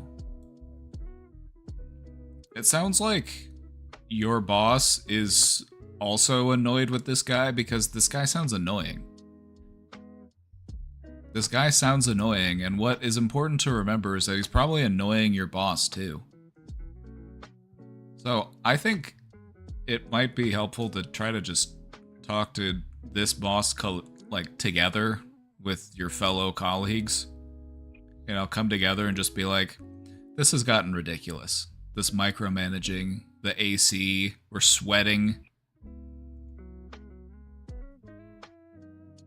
Because your boss is probably getting annoyed by this guy's behavior too, so maybe your boss can be like, let him have the AC on.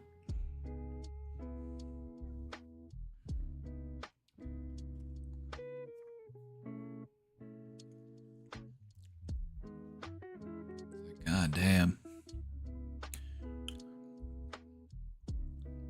Capitalism's got people fucked up, man. All of the petty little things aside, I do think I need more of a physically demanding and collaborative job. I miss having a hand in a little bit of everything and actively learning from having to face-to-face conversations.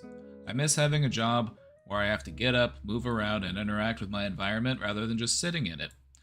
Then find that job, my friend. Try to keep this job while you search, though. Keep this job until you're ready when everything's lined up with the next job. You want it to be as smooth of a transition as possible.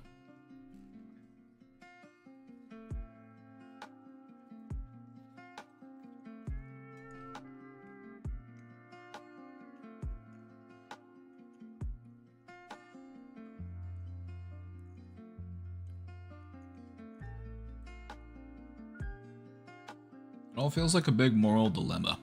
I could definitely adapt to having this more sedentary and heads down position, but I don't think it fulfills me. Then it probably won't ever fulfill you. You don't seem that thrilled about it, and the conditions just kind of seem very annoying.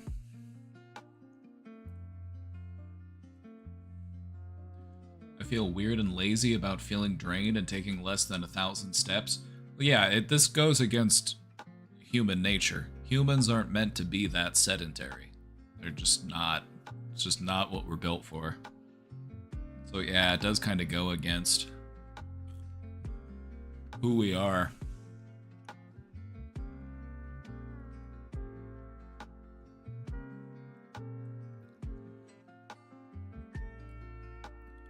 I also feel weird from maybe saying less than 500 words a day while at work. Does the higher up, does your boss's boss not realize that there's a morale problem? Like, whose responsibility is it to handle a morale problem at work? Because it just seems like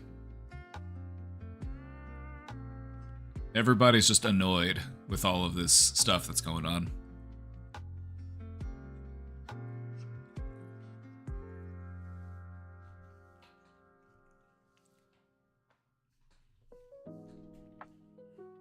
I actually got 2 paychecks the month I last switched jobs. That's the way to do it. That's the way to do it. Yeah, having to, like, miss a paycheck while you're skipping jobs sucks. So, that's why I say, if you're trying to find a new job and you've already got a job, if you can just stick it out, just stick it out. What are they gonna do, fire you? You're planning on quitting anyway. So just do the very bare minimum. Just ride it out. Work just hard enough so that they don't fire you.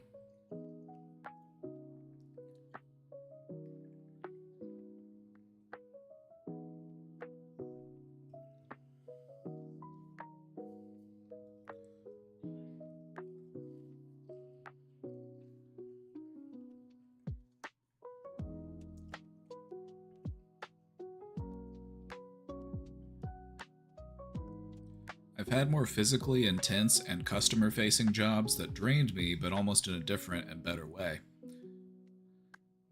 Sounds like it was just more satisfying to you. You know, it was a challenge, but you appreciated that challenge differently from this challenge. So I guess it does go a little deeper than just all of the drama that's gone on. It's always... That's the thing about things. They are always deeper than we... There's always more to dig down deeper.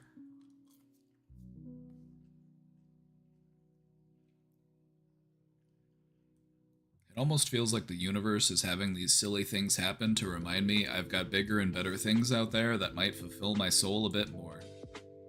Well, if the universe is sending you a sign, I suggest you take it.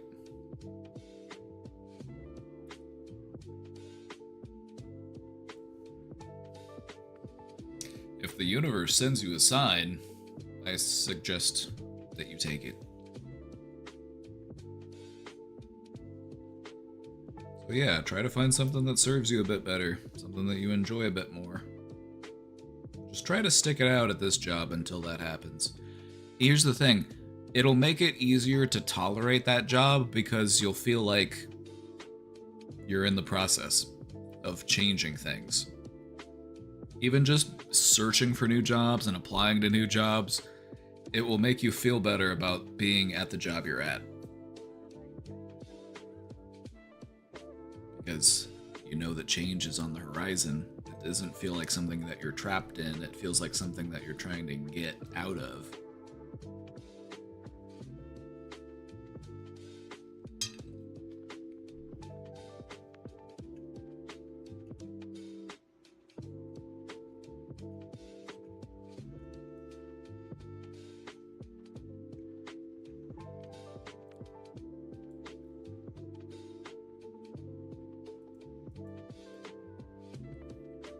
Chat, we've got an update from our resident husband hater. If it makes you feel any better, we don't like him either. Hello, guys. I'm at the point where I have to go hide and randomly cry because I hate my husband so much. I have to finish my clinical certification and training and get on my new salary, which can take anywhere from 1 to 2 years before I can officially divorce. Well, at least there is hope on the horizon. He knows I want the divorce and has decided to withdraw any speck of effort, but he wasn't doing anything before either. Well, here's the thing, you now get to withdraw all support.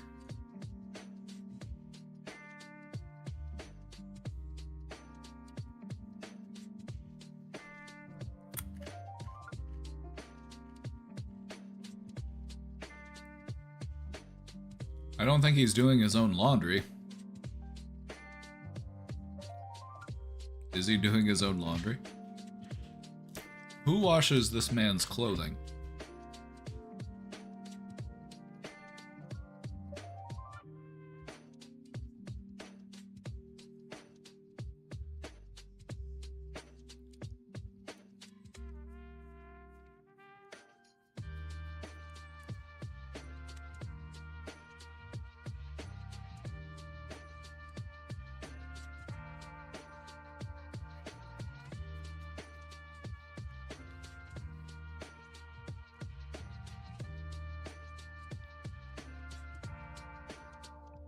I also have a crush on a guy that lives nearby, but I'm forcing myself to forget about it so I can divorce this man first.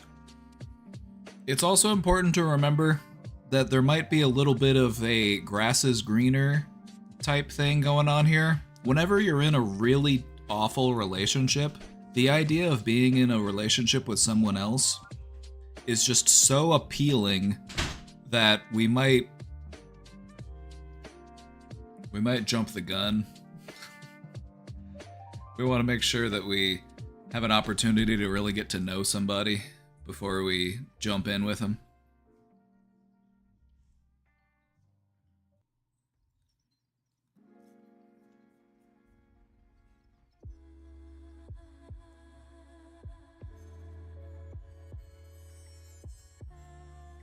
But there's nothing wrong with being friends with them. There's nothing wrong with hanging out with that person. You're allowed to do that. There's nothing wrong with that.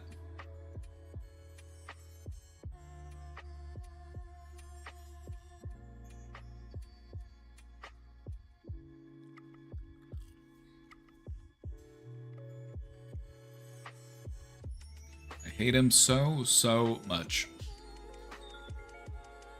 My birthday was 2 days ago, and just like the last 6 birthdays, he didn't get me any gift or do anything for me.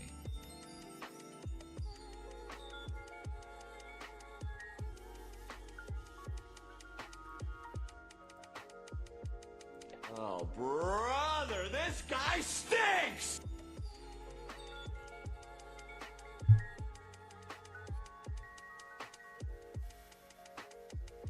That's really lame.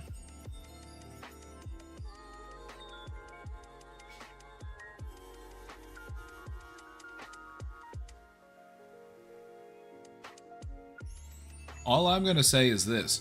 Don't do anything that would compromise your ability to get a good deal out of this divorce.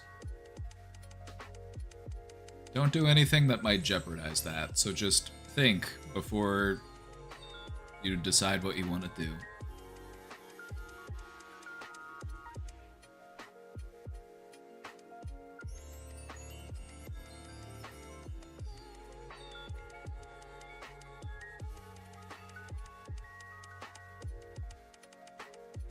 Thinking sucks, but true. Thinking can save you a whole lot of trouble.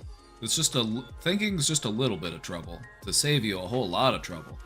If I don't think about this now, I'm gonna have to think about it a lot later. So it's better to think about something a little bit ahead of time than end up having to think about it a lot later.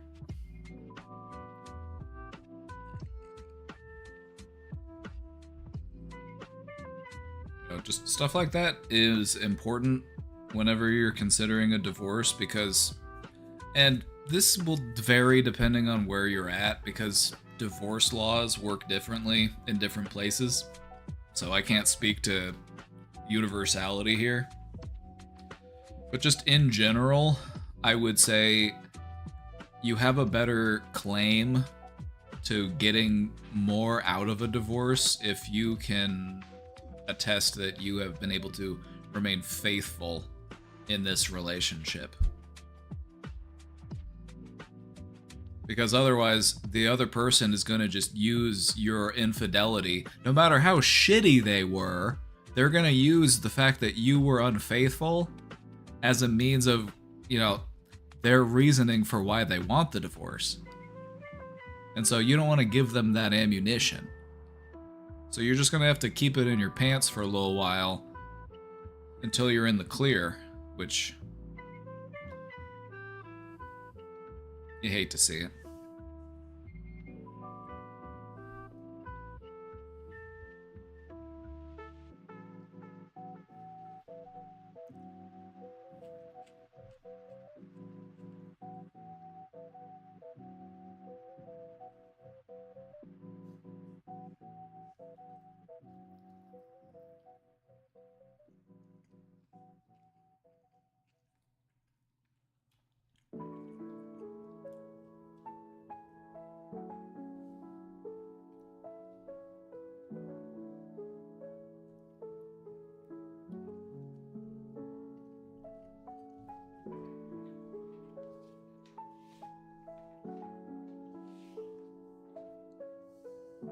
Also, just keep in mind he has to be able to prove that you were unfaithful. Take that information as you will. Proceed with caution.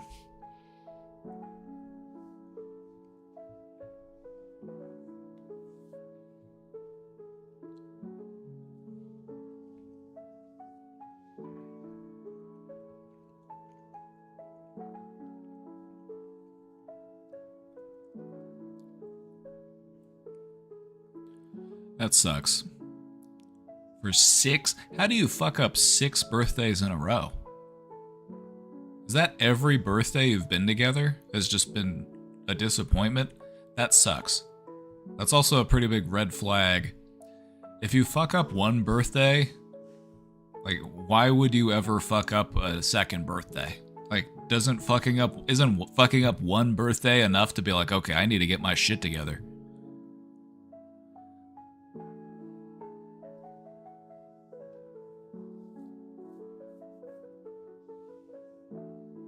Like, how do you do that 6 times in a row? It almost feels intentional at this point. It almost feels like he's just doing it because it hurts you.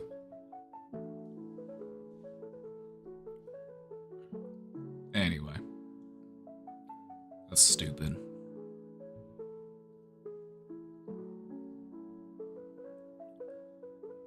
I hate that I put up with this lack of effort for this long, and it's like I just snapped out of it.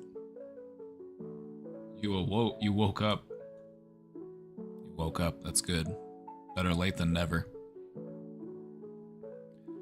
This is a lot of complex emotions. On top of finding out I am strongly attracted to the type of man I said I didn't like, so that's making things extra spicy for me, hence why I'm trying to forget about the crush so that I can focus on processing the end of this shit show. Also, you're working on that clinical certification and stuff, so that gives you something to focus on as well. Instead of this absolute stinker of a man.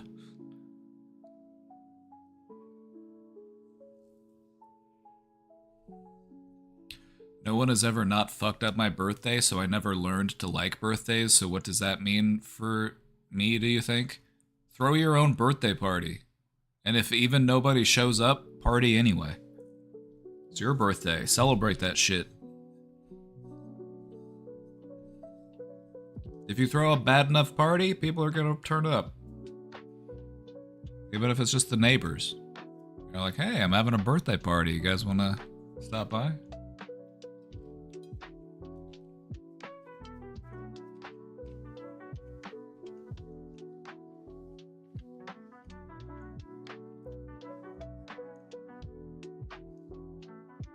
I overcompensate and really try to go all out for my people by default, and it comes off overwhelming.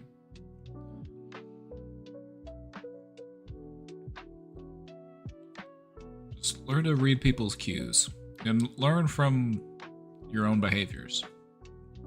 You know, everybody comes on a little strong sometimes. That's a normal part of having social interactions. We can only learn how to maintain that balance and approach people with the correct level of intensity with practice. Sometimes we come on a little strong. Sometimes we're a little too distant or aloof. It's about finding that happy medium. And it's also about finding people that you can absolutely just become completely unhinged and weird with. You know, people who can just handle you at your weirdest. That's the best.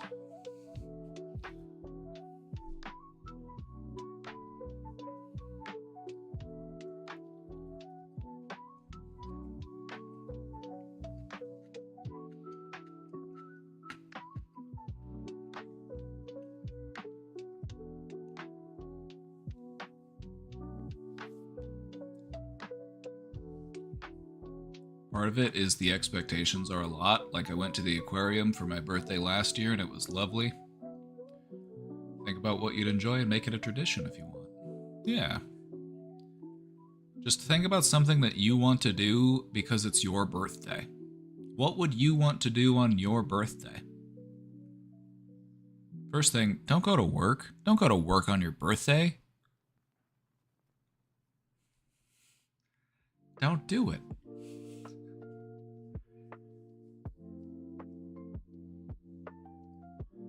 Do whatever you want to do on your birthday. You know, sometimes you might want to go out and go dance. You might want to go out and just have fun. Sometimes you might want to go spend some time in nature, go on a little hike. Sometimes you might want to just treat yourself a little bit and go to your favorite little stores and just take your time. You know, don't feel like you have to rush through it. You want to spend an hour inside the used bookstore? I'm giving this example because it's what I would do. I would go wander around the used bookstore and find some interesting books and buy them. You want to go eat ice cream? Go get some ice cream. Your birthday is just a celebration of you. And so even if there aren't other people around for whatever reason, that shouldn't stop you from celebrating you too. Try to have that energy that draws people in. Throw a party that people wouldn't want to miss.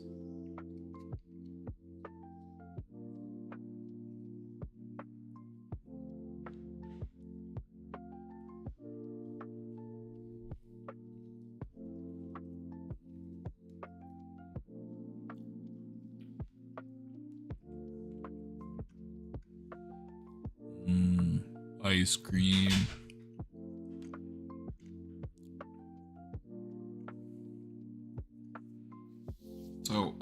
one more thing.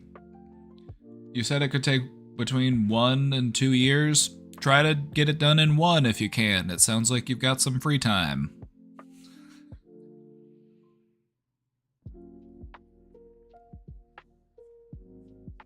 All the more reason to try to do things as fast as you can.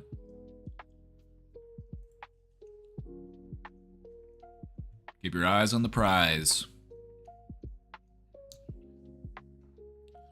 Just think about how nice it'll feel after you're able to finally flush that turd. Me, the husband hater again.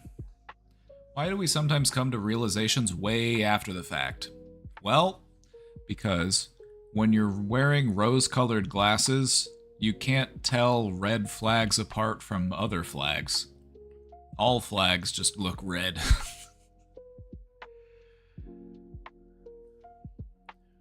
Flags are supposed to be red.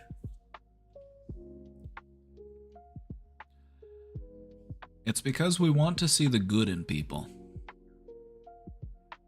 We want to see the good in people. We like to think that we bring out the best in others, and that people are going to treat us with the respect and compassion and love that we deserve. We want to give people the benefit of the doubt. We want to give them the opportunity to show us their best self and to reciprocate love.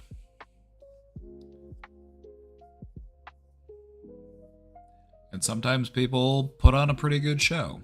Sometimes they give the illusion, but sometimes it just takes time to realize that this isn't going to work out. This just isn't a good fit. Either way, better late than never.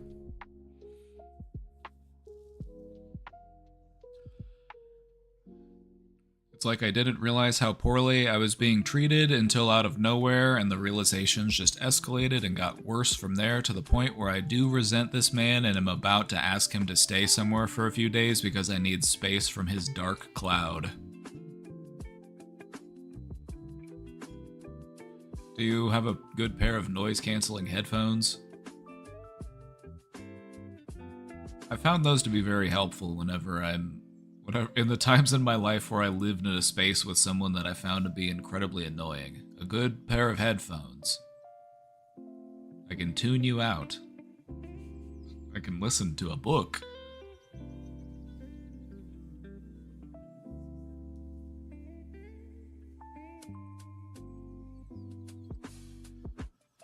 Okay, so let's talk about this for a sec.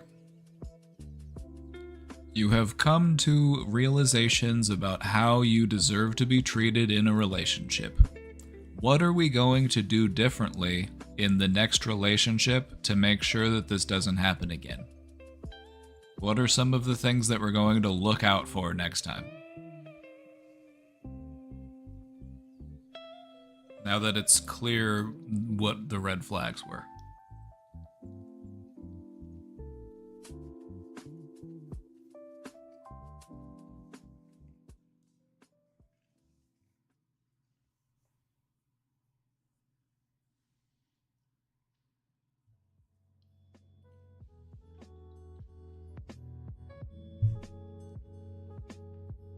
No long-term goals of their own.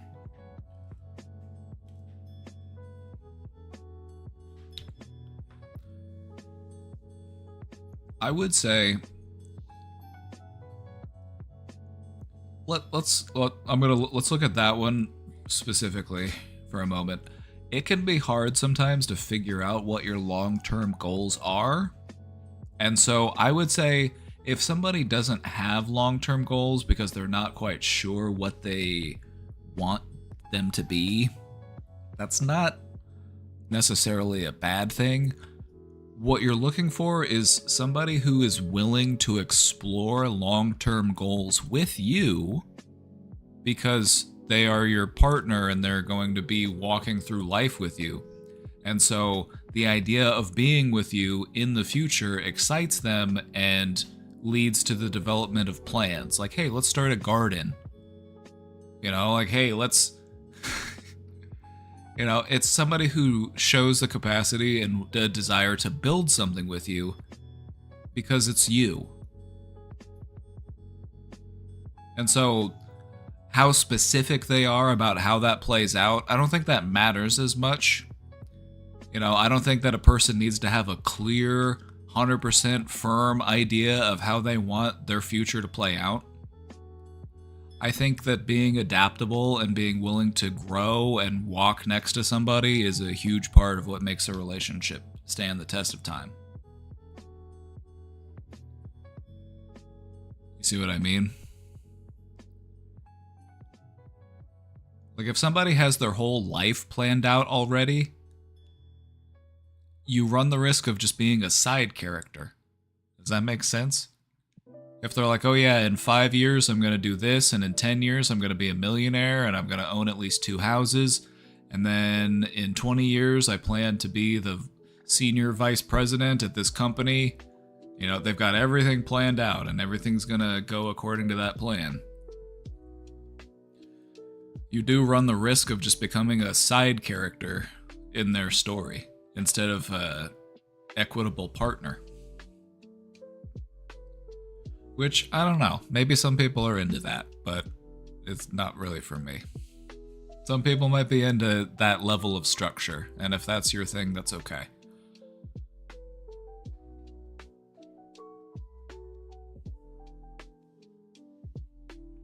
I don't know what to look for. Well, I'm happy to help you explore that. Not very self-driven, low self-esteem, history of lying. Yeah, those are all big red flags. I would say try to find somebody who's okay with accountability. If they do something that bothers you or upsets you, because it's gonna happen. They're gonna accidentally forget something, or they're gonna say something that they didn't mean. It happens, you know, it's just human errors. Their capacity to learn and grow and do better. So if something happens, they work to make it right. They work to make it better. They show you that they are sincerely apologetic. Because you can't expect somebody to be perfect. If you're holding out for the perfect partner, you're never gonna find them, because they don't exist. Part of what goes on in a relationship is you learn about the other person, and you can start to anticipate their needs and their wants, and you get to understand them, and you grow with them, and they grow with you. You know, neither of you has to be perfect, but both of you should be willing to grow, because that's what a relationship is all about, is mutual growth.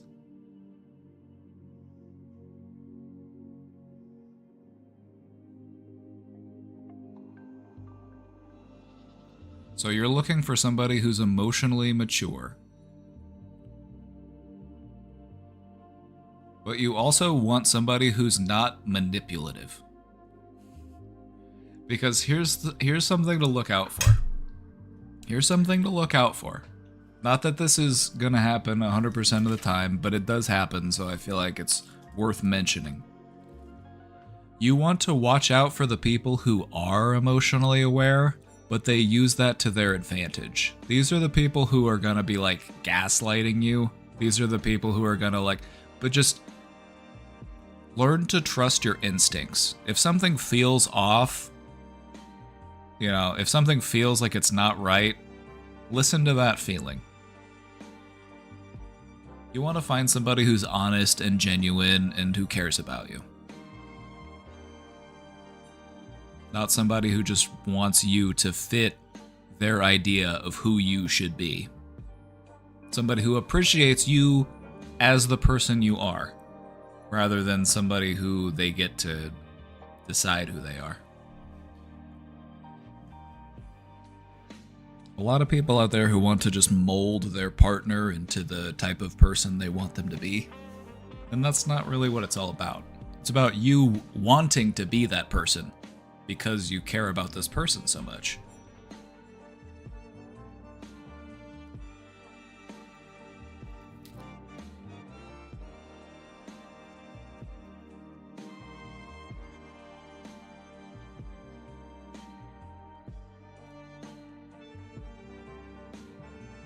The real test would be to have him watch my stream and see what he thinks of me. If he doesn't think that I'm cool, it's a non-starter. If he doesn't believe in mental health, that's a non-starter.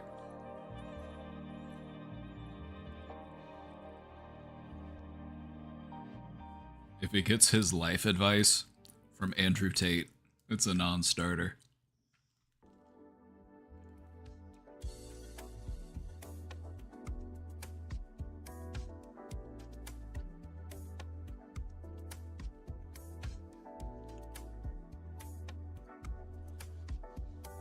If he thinks Matt Walsh isn't a douchebag, it's a non-starter.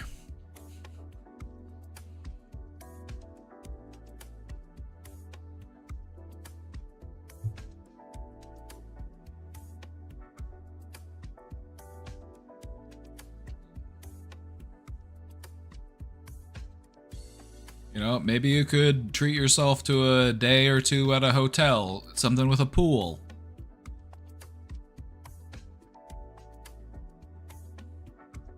Maybe you could go stay with a friend or something. I don't know. Just get out of there a little bit. Go to a place that's got a hot tub.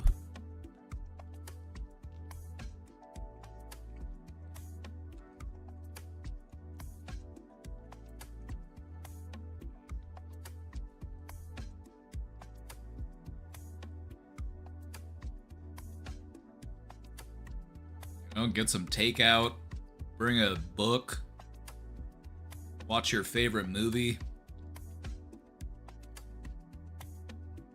not have to worry about being annoyed.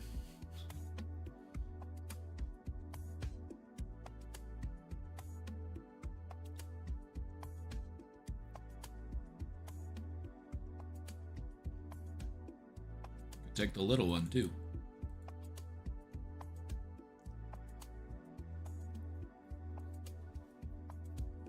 Alright, let's check out this one. Hey, Brain Domain. Hey, how's it going? I own a house, and there always seems to be something I need to get done. That's true. That's part of owning a house, is that there is always something that you could be doing. But thankfully, you don't have to do it right now.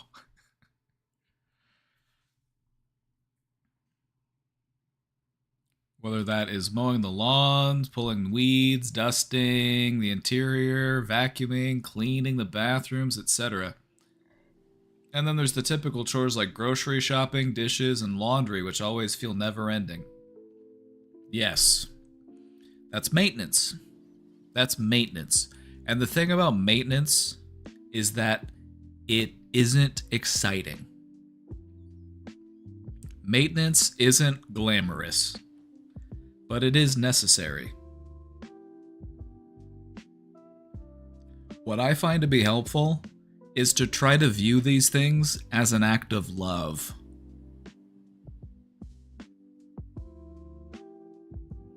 I'm doing the dishes because I like to have clean dishes.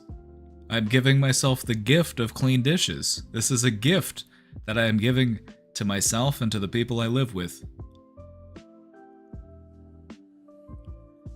There's nothing all that exciting about maintenance, but it's something that we have to do, and we have to do it every day. You gotta eat, you gotta drink water, you gotta go to the bathroom, you gotta sleep. We can't change the fact that we have to do these things, but you can learn to appreciate the meaning behind doing those things. Even though these things are mundane, even though these things aren't inherently exciting. What I like to do whenever I'm doing this type of stuff is I like to listen to an audiobook while I'm doing it. That feels like a total cheat code. I will do literally anything if I'm able to listen to an audiobook while I do it. I do it while I do construction, I do it while I clean, I do it while I cook, do the laundry. And so it doesn't feel like I'm doing a chore. It feels like I'm enjoying an audiobook.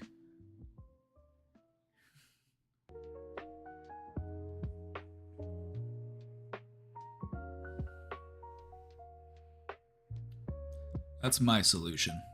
That's what I like to do. Music is also nice. Music makes cleaning way more fun. You can boogie around a little bit while you do it. By the time I try to make time to sit down to do something like painting, crafting, or watching a movie, I get this overwhelming feeling of guilt that I should be doing the chores to keep the house tidy rather than enjoying my time off. What's the point of having a clean house if you don't have time to enjoy it?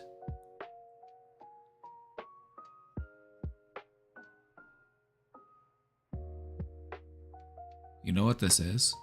Hold on, I'll tell you what this is. I'm going to finish the question first, and then I'm going to tell you what I think is going on here. It's our familiar foe at it again. Do you know who I'm talking about? You might know. Some of you might know where I'm going with this. The old familiar foe.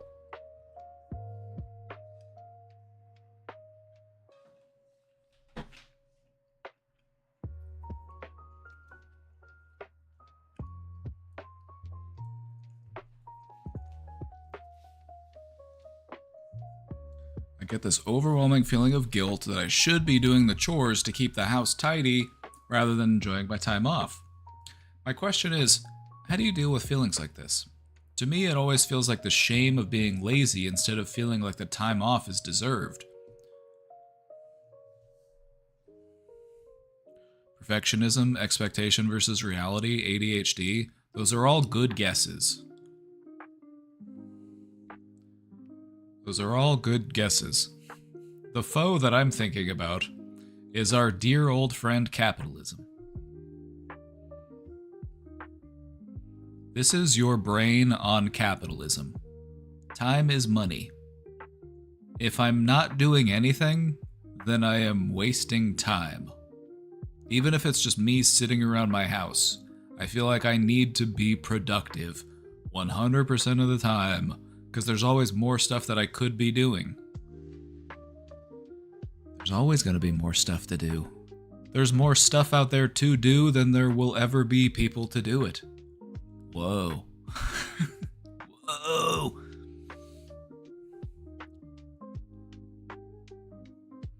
You deserve to take breaks. In fact, taking breaks helps you to be more productive. Whenever you kind of just force yourself and try to push through, you don't always get as much done as if you take time to take short breaks.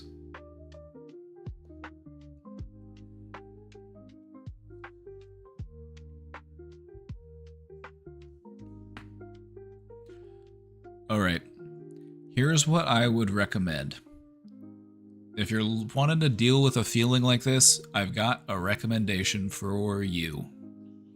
Schedule your relaxation time. Treat it as something that belongs on your agenda. It's an important item and you need to cross it off your list, so add it to your list of things to do. Relax. You're not doing it because you're lazy, you're doing it because you deserve it.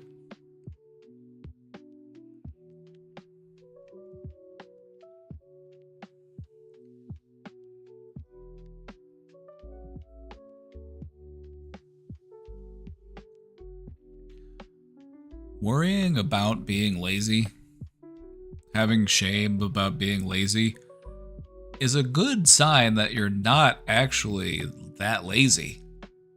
If I'm gonna be honest. Do you think that people who are genuinely lazy feel bad about being lazy? Maybe, but probably not that bad, because they're doing it.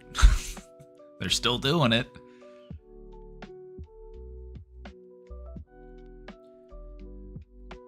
Truly skilled people in the art of laziness, such as myself, we find ways to rationalize it.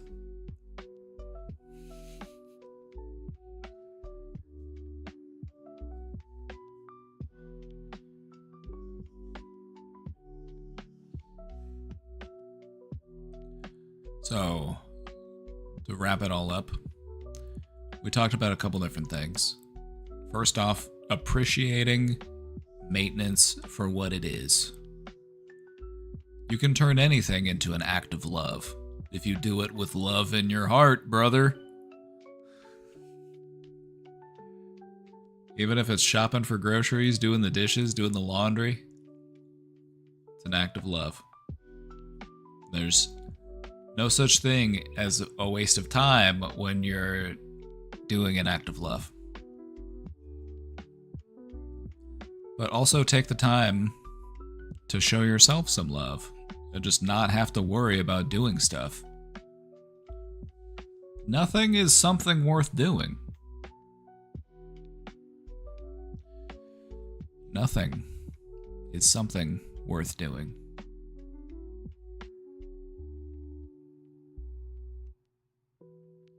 It's a natural part of your human functionality to take breaks, to do nothing. So what I would recommend is practice relaxing. The thing about relaxing is that we assume that it's something that we're just automatically good at. It's just something that we're able to do. But in reality, relaxing is a skill. It's a skill. It's something that you can practice. You can get better at. And we know this to be true. Just think about people in your life that are terrible at relaxing. You've probably met some. Or maybe you've had times in your life where you were not good at relaxing. And then you can also look and see that there are some people out there who are very good at relaxing. That can be you too. It's a skill that you practice, and this is a common hurdle that people face in trying to get better at relaxing. Getting over that feeling of guilt and shame about taking time off. And if you ask me, a lot of that just has to do with the culture we live in. Feeling like you can't waste time doing nothing. You have to clock in all of those productive hours. But you don't. And it's actually good for you to take time to not do anything. It serves you mentally, physically. It's important. So treat it with importance. Recognize it as something that's necessary. Take it seriously.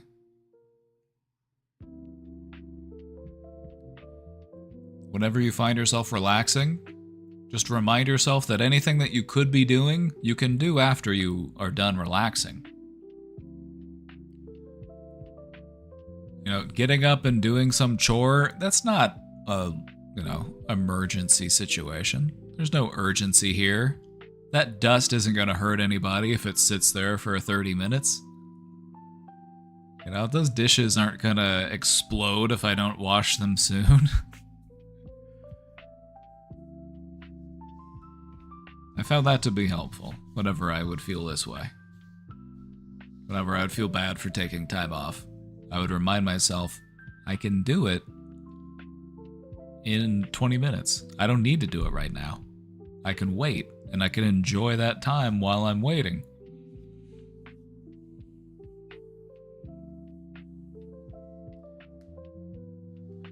Your brain might explode if you don't relax. It's true. Taking time to relax is essential for your survival.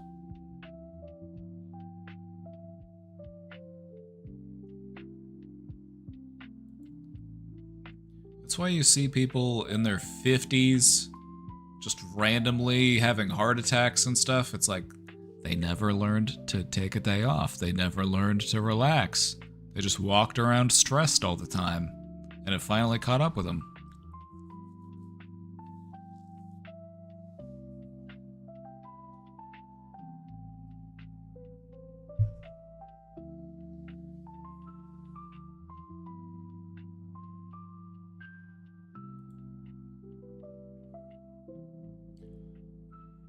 Wowee.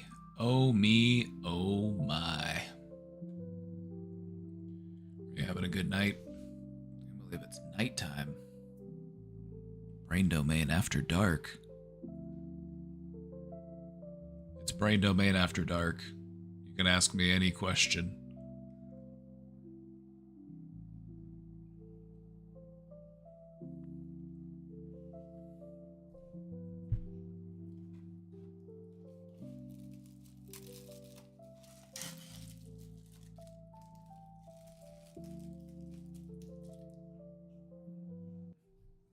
Or don't. That's okay too.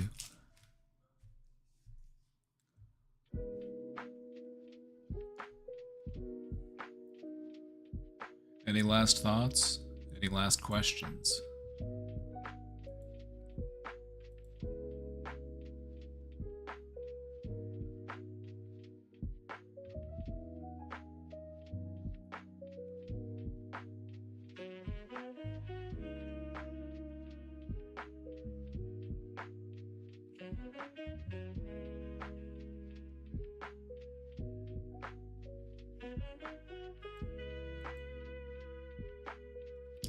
I'm just thinking about donkeys.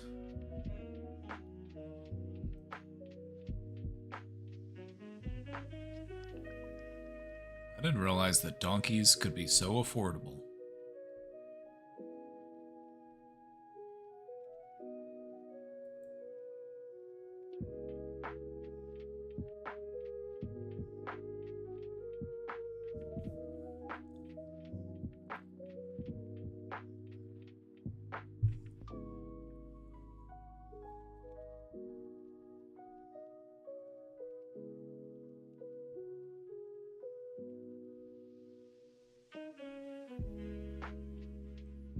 I can't wait to have a donkey.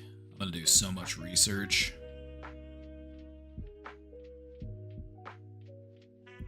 I'm gonna get him little donkey shoes.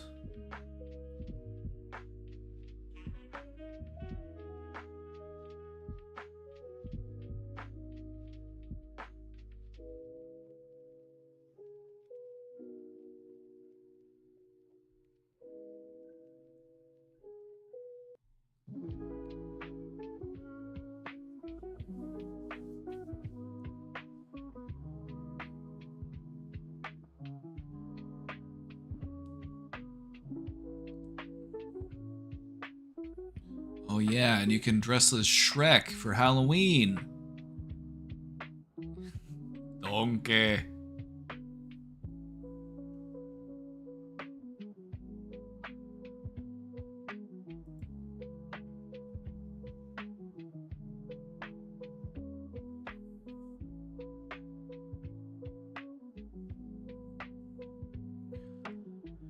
Donkeys are crazy, man. Guard donkeys?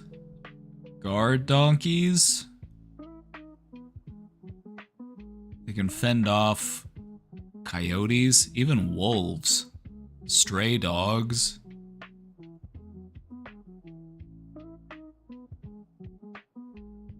They're also super loyal.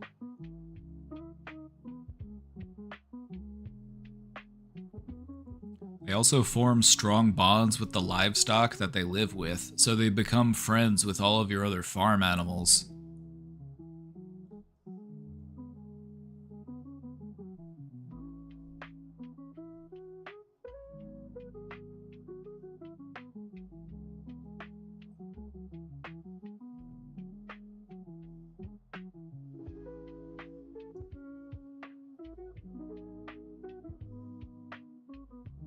He also serves as an alarm system. He'll warn the other animals. He'll go hee-haw, hee-haw.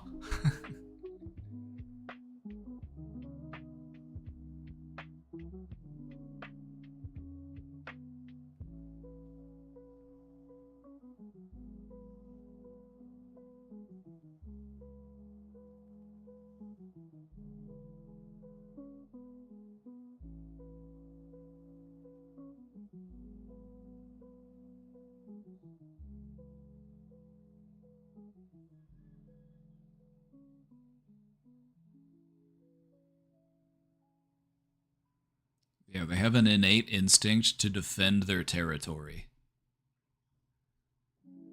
That's pretty cool. If you didn't know, now you know.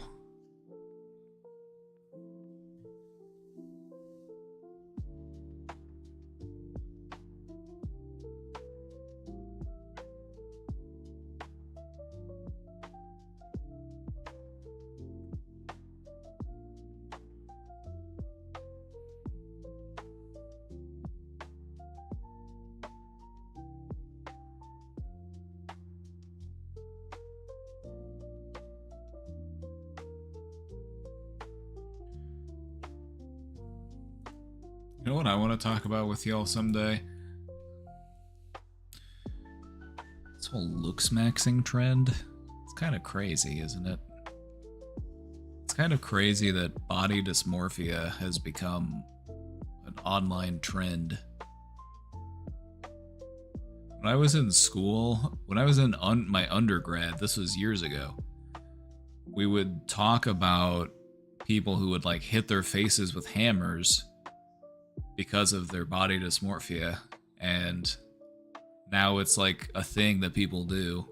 It's kind of disturbing how normalized it's become.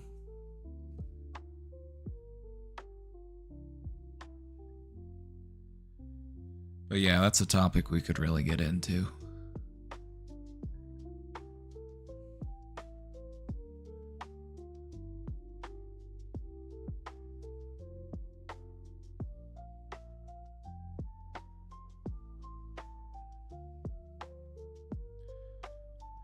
That from a Papa Meat video. Oh yeah, Papa Meat, he's a Kansas City boy, so we gotta rep the Midwest.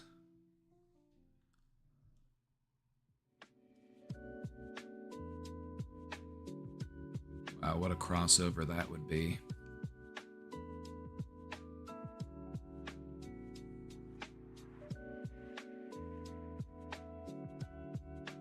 Yeah, he's got some interesting videos. He's always doing these dives on these like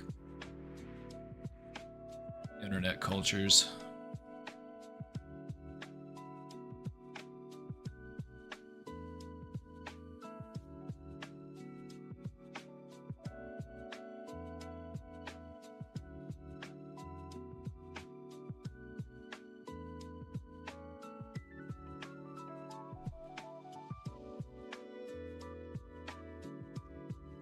Yep, we gotta rep the Midwest. Gotta stick out with my Kansas City homies. No, it's just every time I see him pop up on my feed, like, I'm just like, weird how they're promoting this. It feels like a psyop to me, honestly. It feels like something for young men to be distracted by instead of, like, politics. It just sounds like something that they're using to manipulate people. That's why stuff like this gets platformed. Like gambling, sports betting, bone smashing.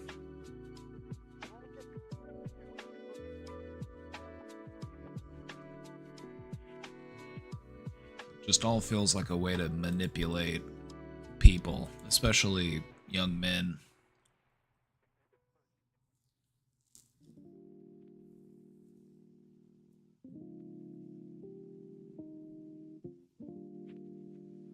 A lot of young men are subjected to a tremendous amount of propaganda and brainwashing. I do feel bad for them. Anybody who's ever run into like an army recruiter will be able to tell you just how manipulative they are to try to get people to enlist. It's honestly insane.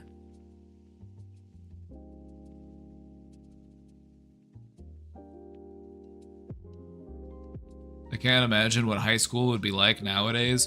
My neighbors have kids that are in high school, and what they've told me is that they don't really teach them much of anything anymore. The curriculum is all just very dumbed down. The education's just not that good. people don't bully like they used to. Instead of bullying, kids just started woke scolding each other, which is kind of funny. Is that funny? Is it problematic? I don't care. I think it's funny. That kids are just still bullying each other, but they're just doing it differently. Like, actually you can't say that, that's outdated. What you said is actually offensive. I do think it's kind of funny that kids just started woke scolding each other as a replacement for traditional bullying.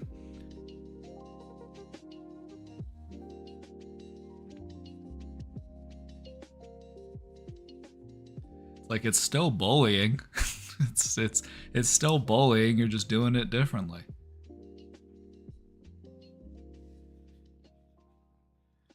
But no, like, kids these days, they are terrified of being cringe. They are also terrified of being canceled. That's some of the things that they're really concerned about.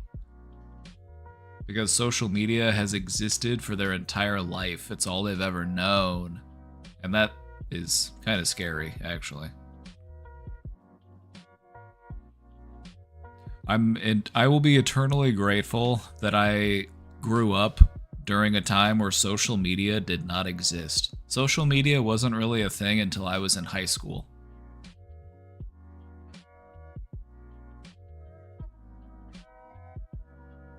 And even then, that was back when social media was fun. You know, you would do the little HTML on your MySpace page and you'd have your little songs playing and you could upload your pictures. That was when social media was fun. Until it all became just driven by an algorithm that's meant to sell you stuff and only show you stuff that you want to see.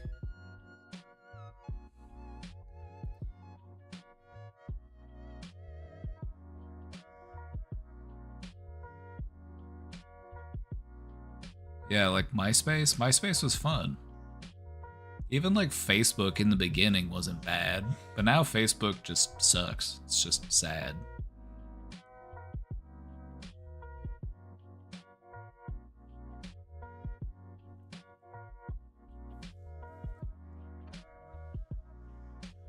I think social media will be so similar over the next few generations that Zs and Alphas will raise their kids with social media advice.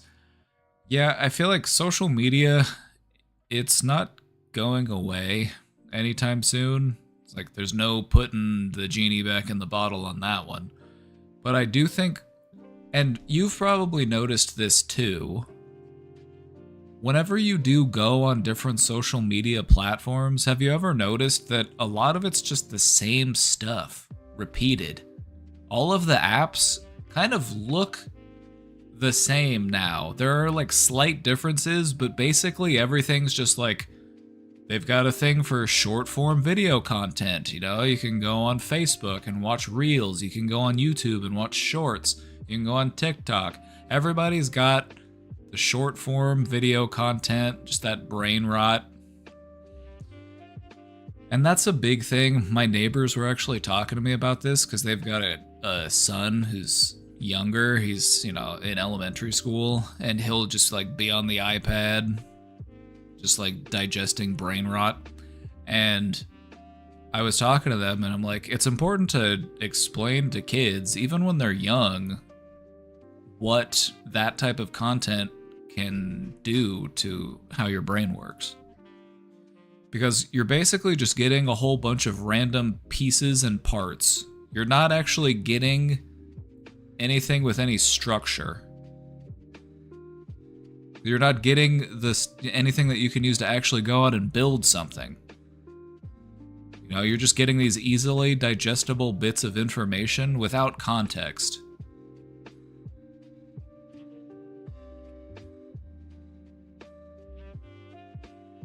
I get too much sad stuff on my feed. My feed is awesome. Because one of the things that I get on my feed is I will randomly get videos of just the weirdest people you've ever met. And it's like, well, maybe they're not that weird, but they're pretty weird. And it'll just be like from accounts that have like 2 subscribers. And I'm like, I'm one of the few people that will ever watch this video.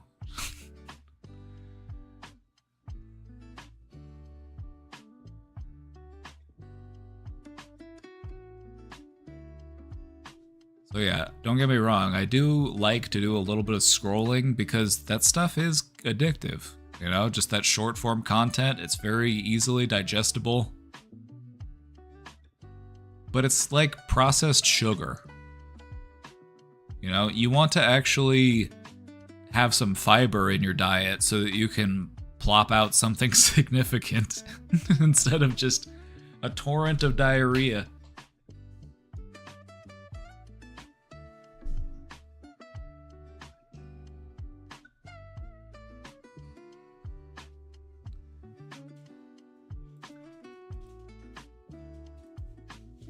But yeah, I think we'll be studying this for years to come.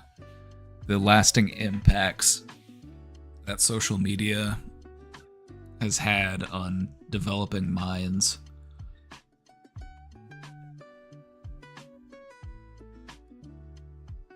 And that's the best way that I've been able to explain it simply, the effect that it has on people. Short form content is like processed sugar. It's okay in small amounts, but if that's all you're consuming, it's not going to be good. You're going to get diabetes.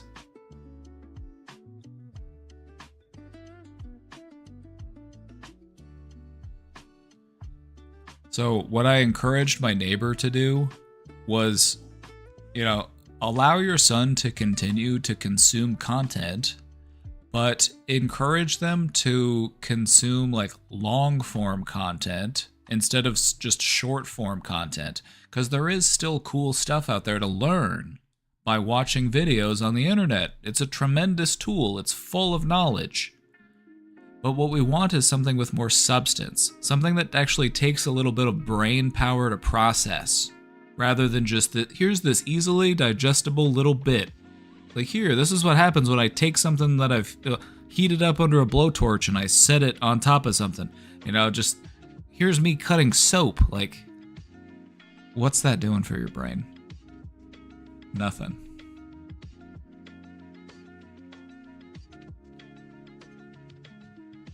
One of the big problems about technology is that it teaches our brains to not think as much. It really does. Chatbots especially, they make you worse at thinking. People become dependent on them and they just outsource their thinking to a chatbot.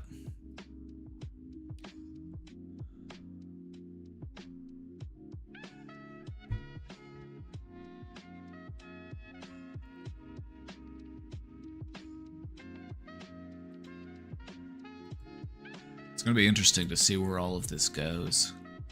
What sort of AI future are we going to have? Is it going to be like a Wall-E future where we're all fat and we're all floating around on couches with just a screen in front of our face all day? Is it going to be the Terminator? Are they going to try to kill us? Who knows?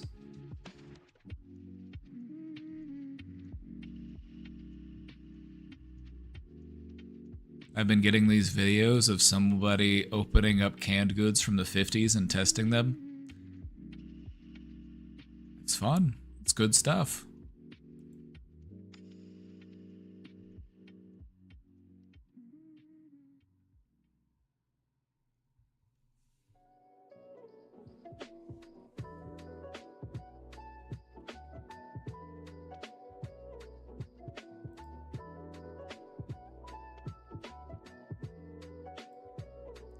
I am an ER/ICU nurse.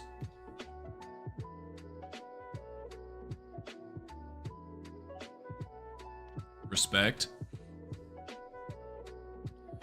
Had to make a police report today for a patient hitting me, trying to get me out of the way. Damn. That's stressful. You know, but it's one of the unfortunate things about working in an emergency profession or in a health profession, a helping profession.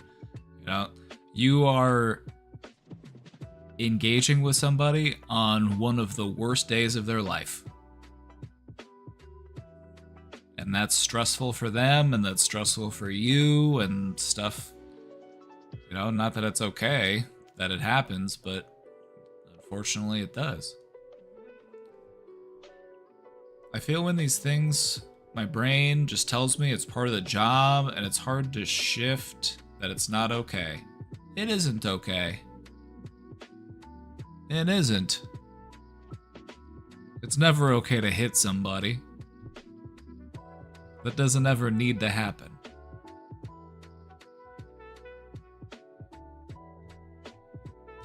How do I shift my mindset so I don't just accept things and say it's part of the job?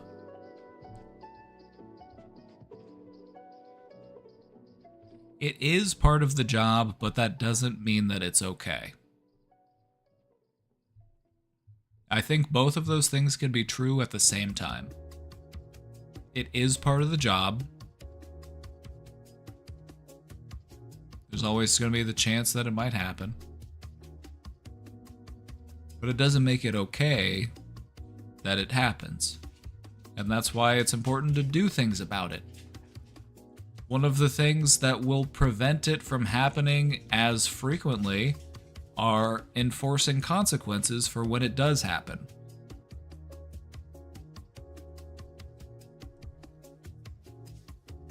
But yeah, when you're working in this type of field, you're very often interacting with people on one of the worst days of their entire life.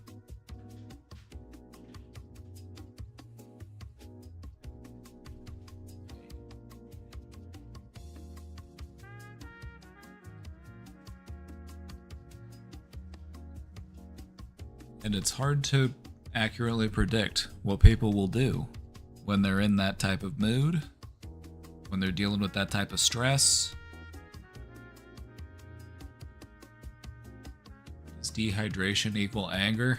Dehydration has a number of side effects. It can make you cranky, just like not eating can make you cranky. All sorts of things that can make you feel upset.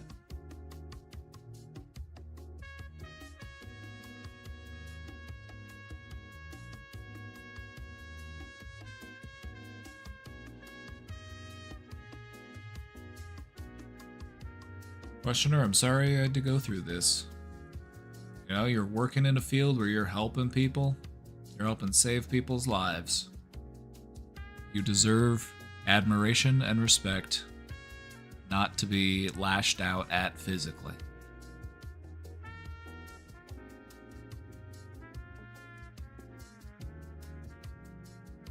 We commend you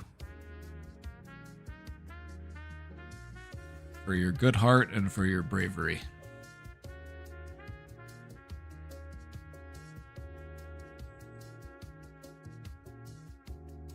Step number 1 of feeling crummy, drink a glass of water. That's always a good place to start. Having a bad day? Drink some water. Have a little snack. Then reassess. It's always a good place to start.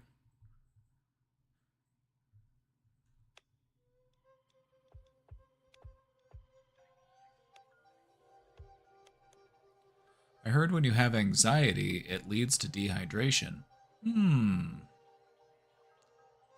That makes sense. Especially if it's making you sweat a bunch. You know, if it's causing your body to go through its moisture quicker.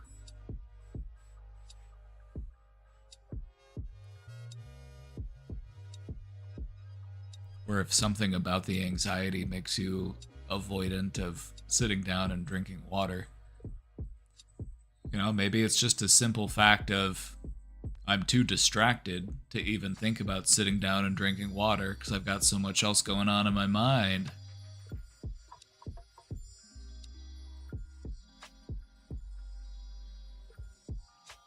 I think you could say the same thing for not eating, you know? Anxiety has a way of occupying your attention, and it makes it hard for you to do the other stuff that you need to do.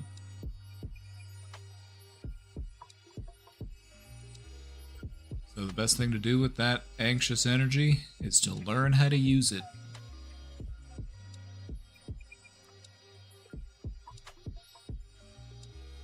Harness that level of awareness.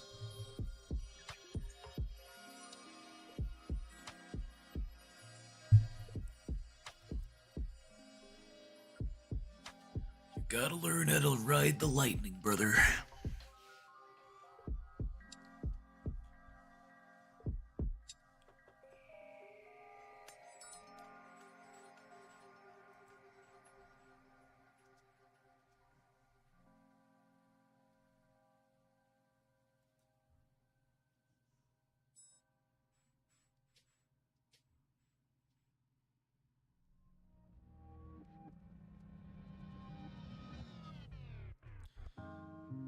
Oh damn, donkeys can live 20 to 30 years? Some donkeys have been known to live into their 40s? Okay, alright.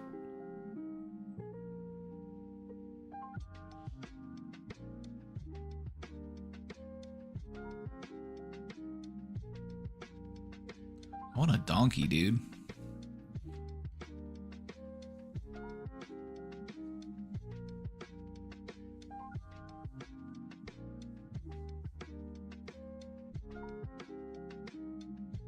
I think if you had the space for it, if you lived out in the country, I think a donkey would be a good addition, especially if you have other animals around.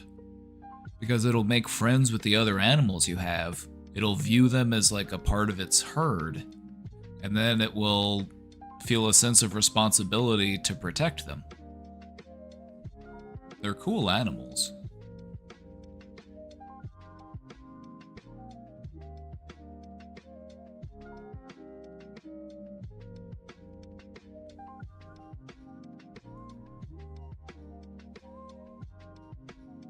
I want to meet those donkey brothers. Oh, me too.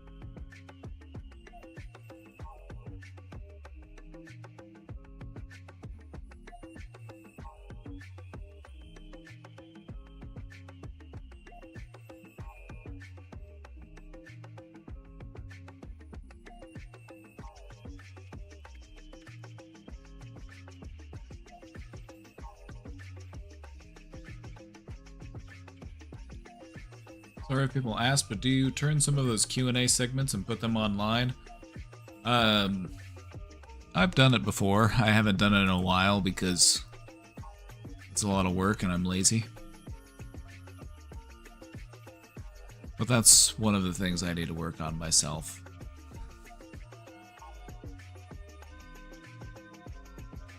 I need to take all of this much more seriously.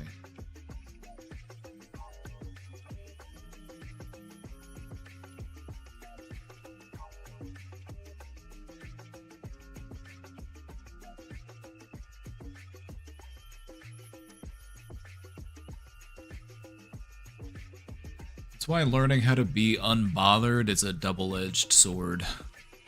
You know, there are some things in life where it's like you kind of do need that energy. You kind of do need that feeling of, you know, friction.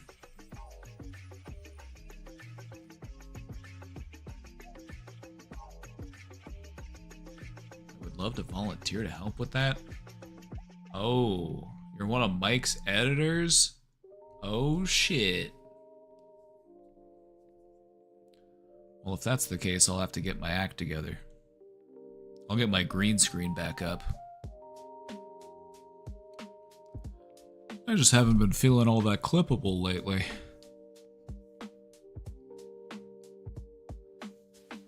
But now, even just making clips helps. That's one of the biggest things about it. Like, editing clips, that's fine. But just like, I don't have the time to like go back and watch my stream and like find clippable moments.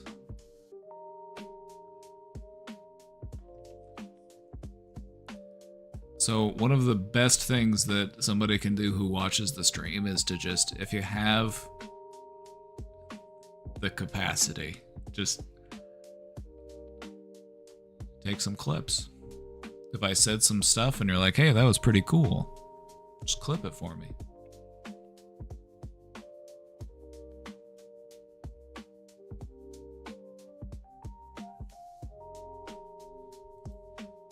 But no, I'd love that. I'd love that.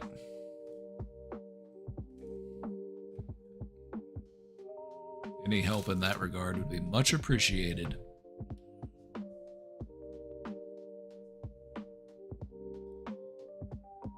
I think I could also get my vertical layout set up as well. I think that's something I could configure. Casey has it set up that way. I'll ask her to help me.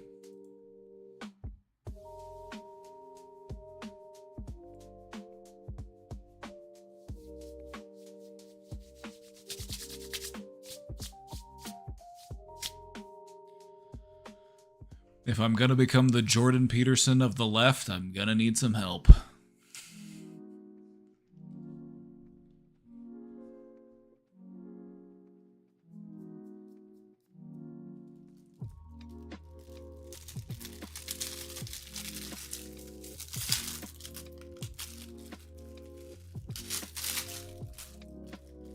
That's what I need. I need a montage. What I need to do is I need to get the beard looking trimmed. Coming in a little rugged.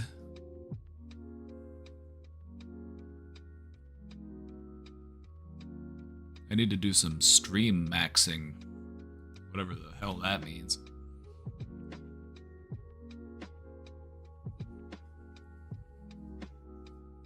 We're gonna have to invest in some Batman villain suits then. I can guarantee that any of Jordan Peterson's outfits, I would mog him if I were wearing the same outfit. Maybe not the exact same outfit, because I don't think I could fit into his suit, but provided it was my size, I think I mog 7 days of the week.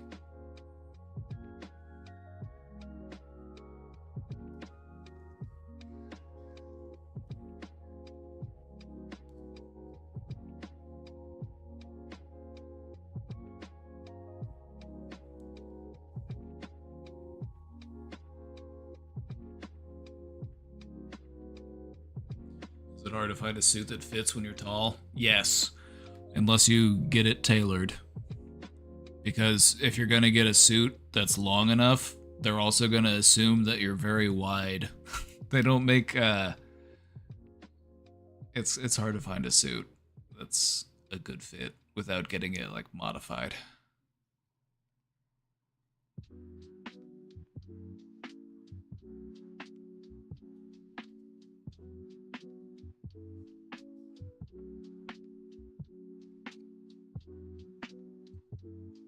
I'm sniffing Jay on Discord. All right, bet. Thank you. Thank you.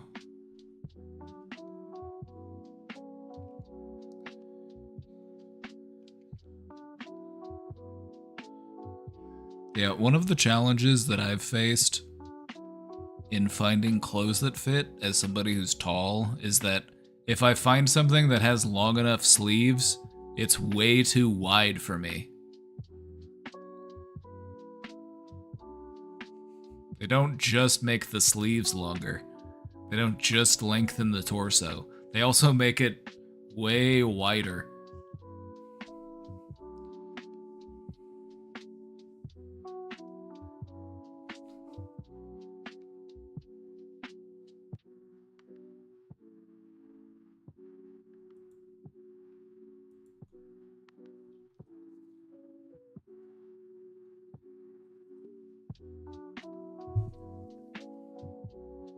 Thankfully, I can get away with wearing a large most of the time.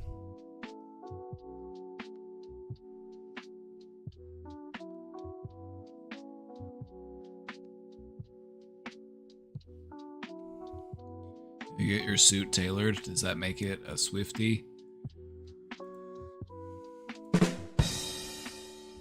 Alright, now see yourself out.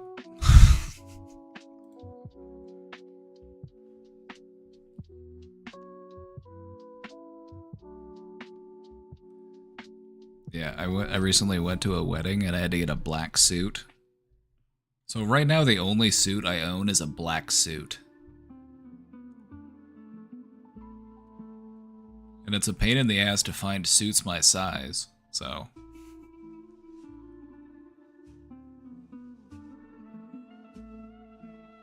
Maybe I should just learn how to sew. I'll just make my own clothes. That sounds fun. Everyone is suit maxing? I know. If any, you know, I could also just wear a white t-shirt because I also mog everyone who streams just wearing a white t-shirt.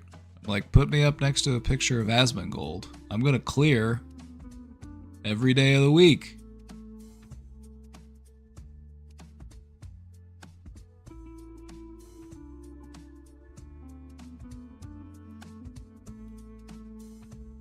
My wedding suit for me. Yeah, I only have that. That's the only suit I have. I've had other suits throughout life, but I outgrew them. I outgrew them. They couldn't stand to fit up to my current dad bod standard. But I think I'm just gonna start wearing plain white t-shirts. And then people will subconsciously associate me with Asmongold. And then they'll realize that they've been watching the wrong guy in the white t-shirt. They say, I should be watching this guy in the white t-shirt. He's way better.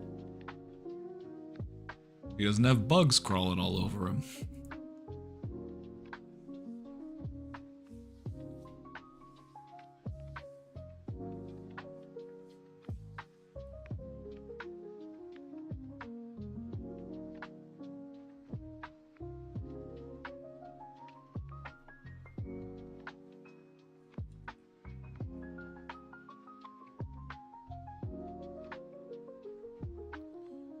You know, I would pride myself on doing some chud rehab. I feel like there are a lot of disenfranchised viewers of some of these content creators and they need a place to go. Like, I'll be your digital daddy.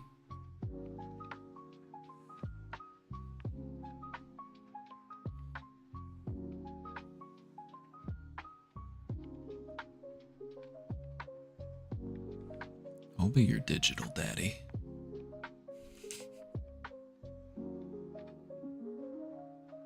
Does it make you feel weird when I put it that way?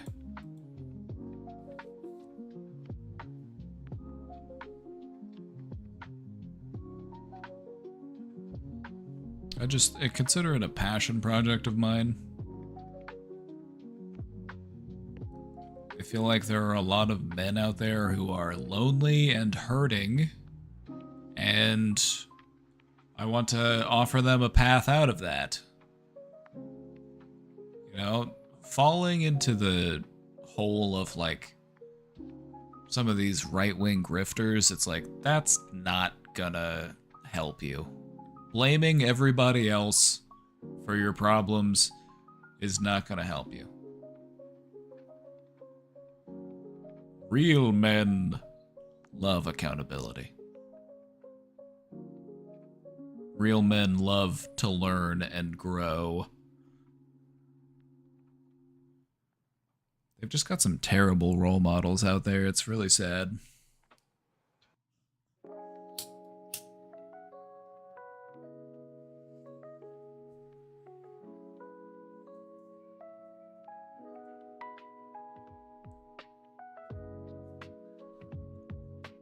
But of course these are the people that the algorithm wants to feed to you because they want you to be stupid.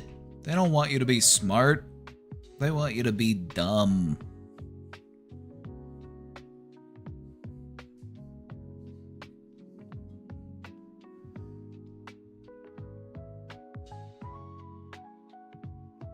Turn invisible when you try to be a good influence. I know, right? That's why That's why a lot of the way that I've been able to grow as a streamer has just been through word of mouth or through the support of other streamers that I know.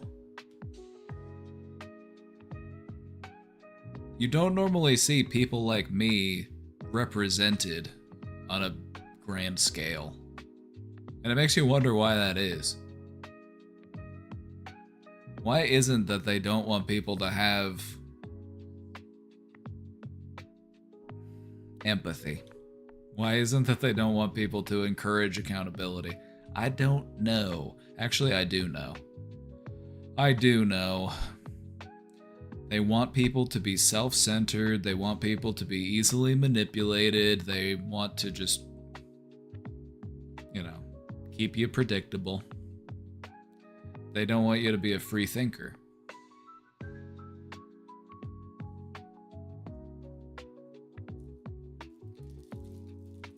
So a lot of what you're left with when it comes to like male influencers is people who will sit here and tell you why you should be angry about a certain thing and what person you need to blame for why the world is terrible. As if that does anything at all. Except for make you more detached from reality. Just make you more and more miserable.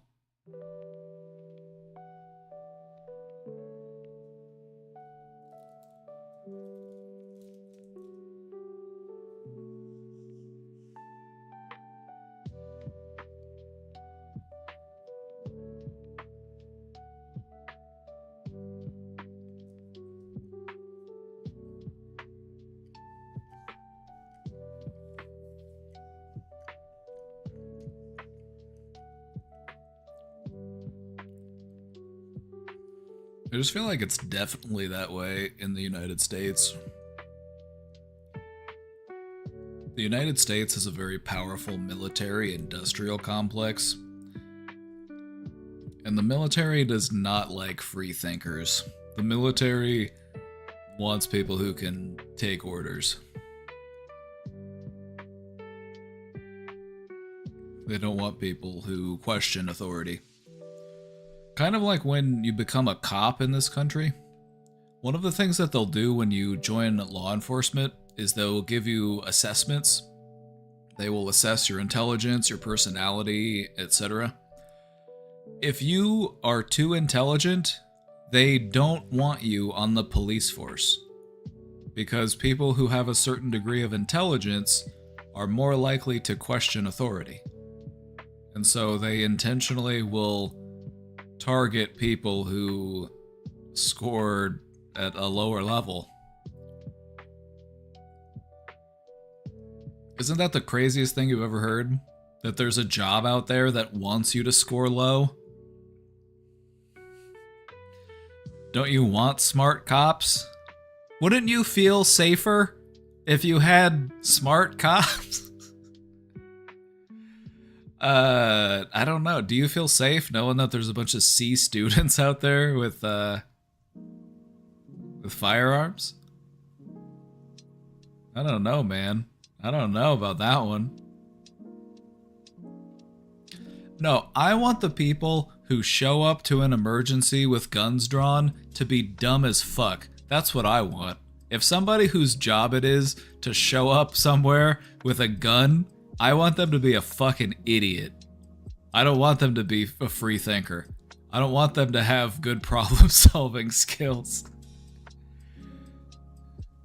I want them to be a complacent little boot that will step on the neck that I ask them to without thinking too much about it. That's bad for you. Don't think too much. You're just gonna hurt your brain.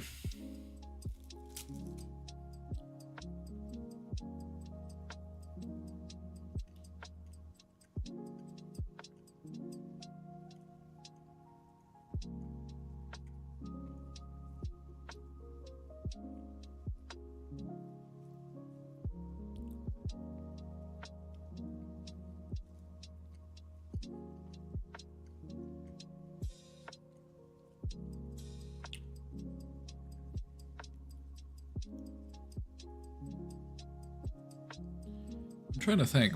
How do the vibes compare? From a day stream to a night stream. I don't know if they've shifted all that much. I'm feeling a little feisty, but I feel feisty during the day shift all the time. You're always quite chill. I know, which is crazy.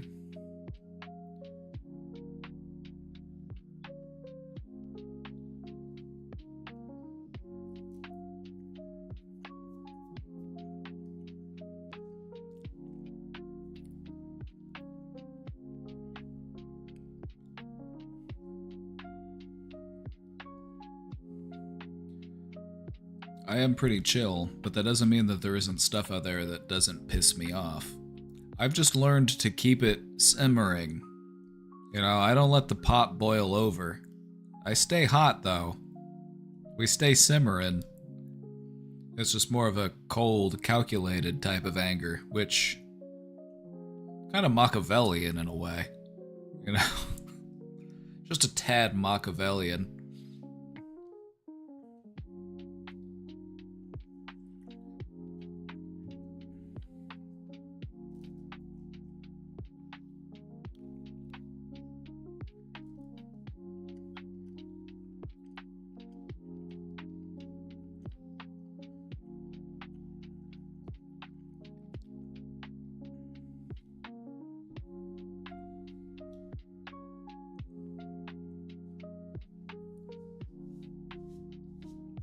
Hey, welcome in, Raiders. Kelly B, thanks for the raid. I don't know what we're doing right now. Welcome to the Brain Domain. The premier place for all things brain related on twitch.tv. Also on youtube.com.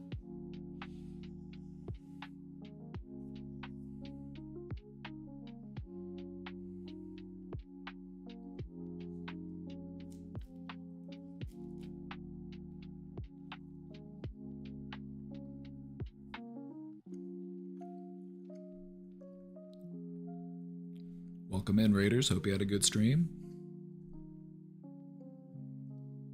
Hope you had a good time. Hope you're having a good night.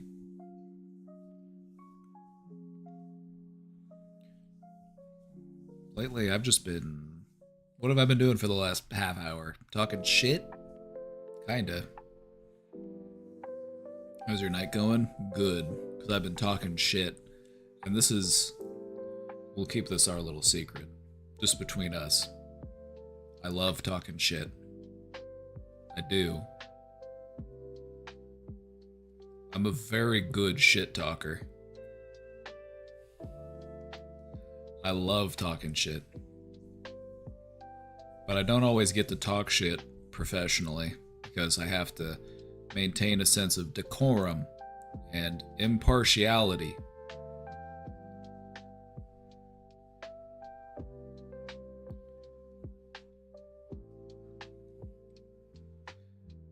Can you imagine how much shit we talk whenever I get to hang out with Mike? We talk a lot of shit. We talk a lot of shit.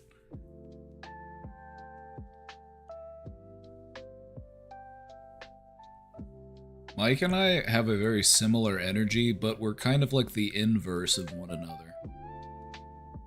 Like I am the yin to his yang.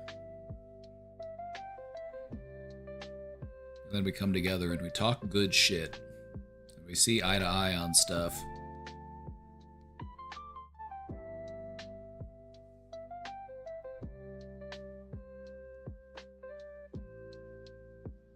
I think he respects me for my chillness, just like I respect him for his passion. You know? I love to see a guy who's willing to show that he's upset when things are fucked up in the world. I love it. I love it. There's just too many fucking bootlickers out there. So I love somebody with a backbone.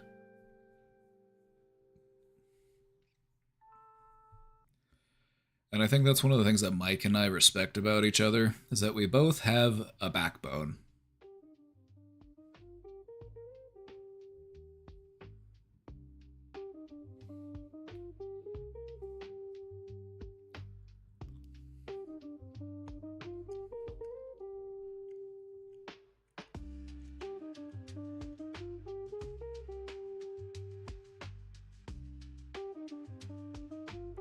It's important to have a good heart, but it's also important to have a strong backbone. If you're all heart, no spine, people are just gonna walk all over you. You know? If you see injustice, you gotta be okay with standing up and calling it out, pointing it out, doing something about it.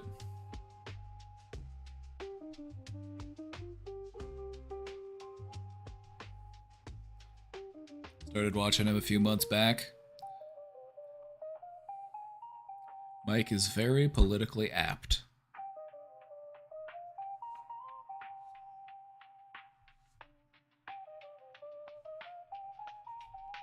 He's a funny guy. He's a funny guy.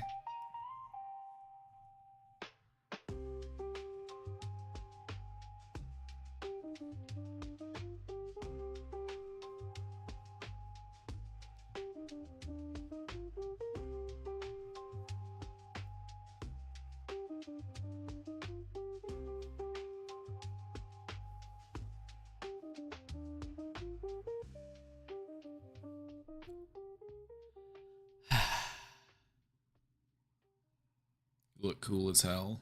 Stop. I'm gonna blush. Don't you dare come into my own stream and compliment me. Don't you dare. Don't you dare come in here and say nice things about me. Don't you know that I am a man who is meant to be taken seriously? I need you to offer me respect and understanding. I need you to clean your room. I've got it. I got it. The Jordan Peterson. It's tough to get there.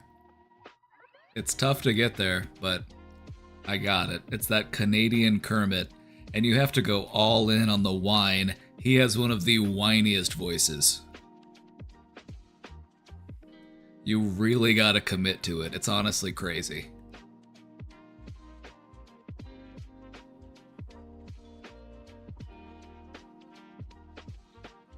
I will be the Jordan Peterson of the left. I look to the left and I see people that are full of heart. I see people that are full of good intention and compassion and empathy. But what we also need, my friends, is a strong backbone. If we are going to stand against the fascists, we must stand strong together.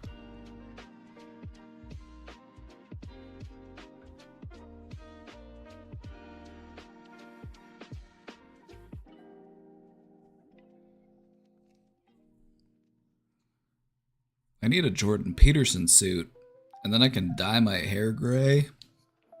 I can just do a Jordan Peterson day. I'll be the Jordan Peterson of the left.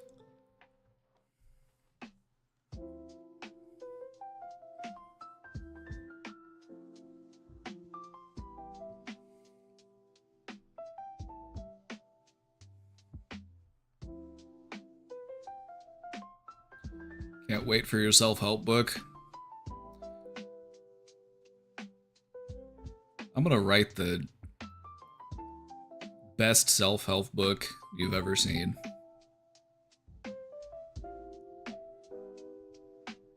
You're gonna read it and be like, damn, this shit changed my life.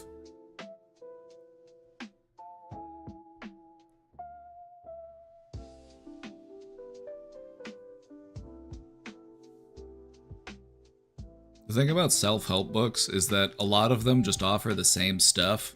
It kind of just boils down to, what is the author's vibe? What vibe are they trying to get at? A lot of self-help books, they're just teaching you the same stuff, just mixed up and restructured in different ways. Don't sweat the small stuff. It's all small stuff.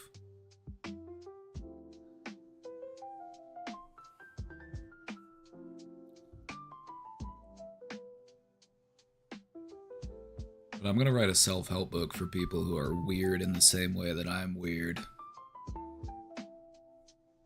hey, you got a brain like me? Here you go.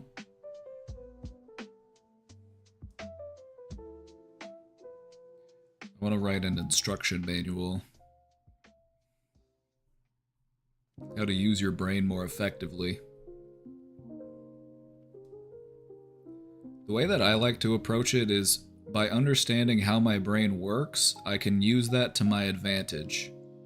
If I understand the mechanism, then I understand how to change a problem, or like how to fix a problem.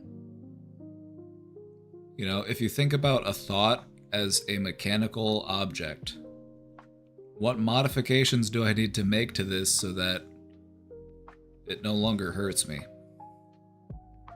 Are there any pieces from it that I can recycle and use for something else?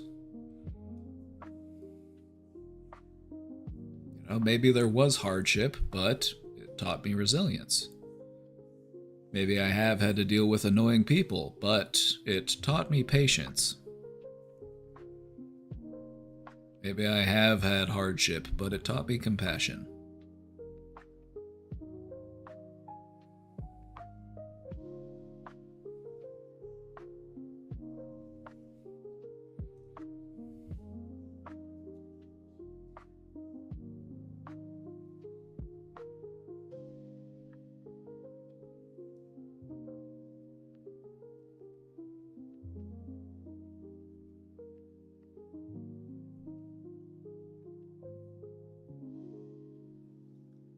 Jordan Peterson. He's still alive. Last I heard he was very sick, but apparently he's slowly getting better. Jordan Peterson. I just want to go on the record here and disavow Jordan Peterson. I just want to go on the record and say I think that that man is a charlatan. He does have a couple things that he'll say that make sense, but that's just because, you know, even a broken clock is right twice a day. You know, and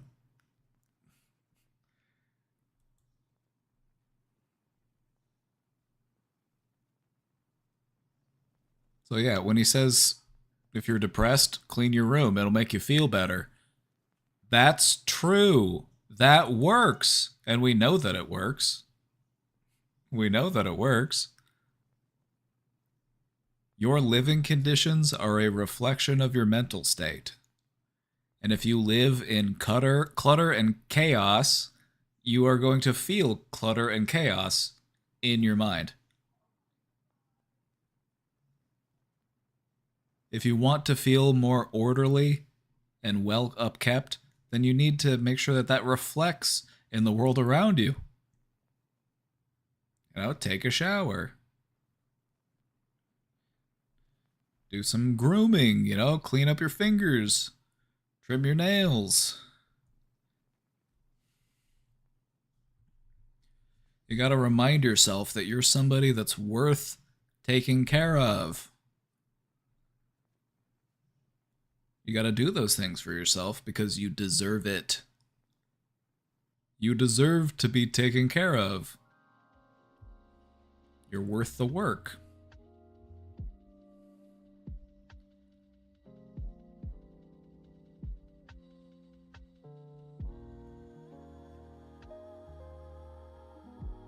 Well, that's what depression does to you.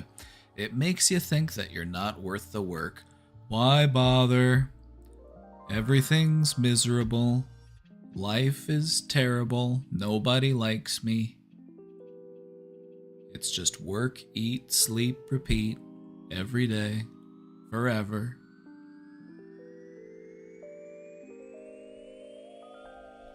Don't give in, comrade. That's just what they want you to think. The bourgeoisie wants you depressed. It makes you easier to take advantage of. Don't fall for it. It's just the tricks of the capitalists. It's just the tricks of the bourgeoisie. Wake up, comrade. It's okay.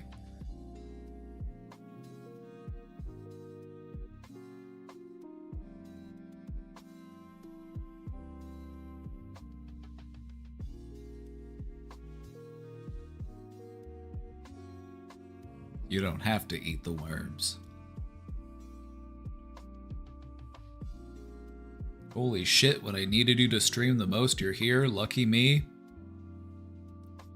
The universe works in mysterious ways.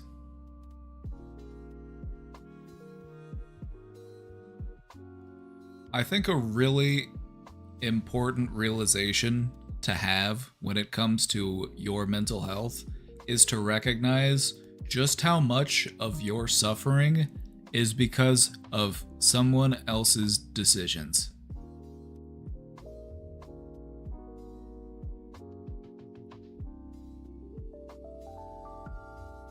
We get brainwashed into taking accountability for all of our suffering. If you don't have a house, if you don't have a big enough house, if you don't make enough money, if you don't have the newest car,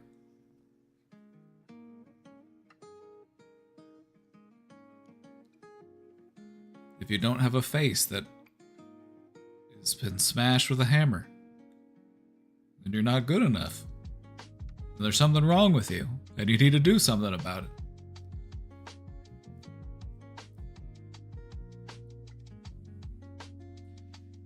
Convincing people to take personal accountability for systemic corruption is one of the most insidious things that I've ever noticed. It's absurd. It's cartoonishly evil. Like, are you depressed? Yes. They want you to be depressed. They want you to feel hopeless. Because then you're not going to stand up and do anything about it. You're just going to keep your head down, keep grinding through until eventually you're just so detached, so disconnected. You just feel like a shell.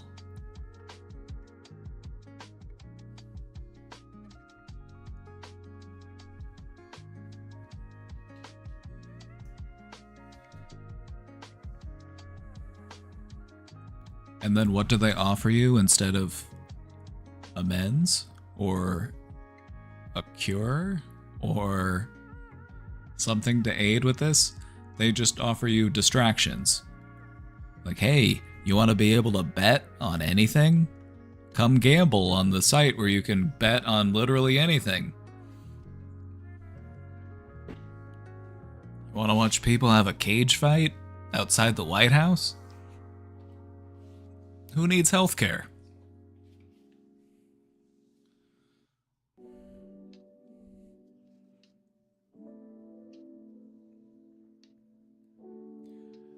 I feel grateful because I feel like I've noticed more people waking up to the nonsense. More people that are becoming aware of what's really going on, and they're realizing that a lot of the interpersonal conflict that we have is because the people who actually have power and control, they want us to be fighting amongst ourselves. They want us to be fighting over the scraps while they get to rob the Titanic while it's sinking. And that's why we need solidarity, my friends.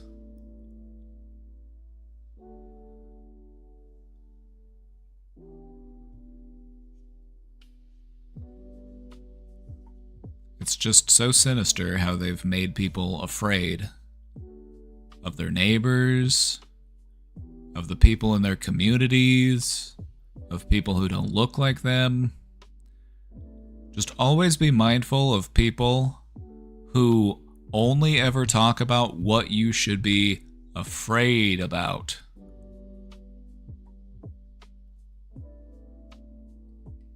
Because I doubt that they're doing this to actually help you. They're more than likely doing this to manipulate you.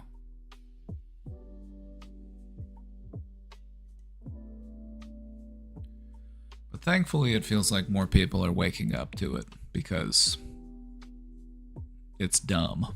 It really is. It's intellectually lazy.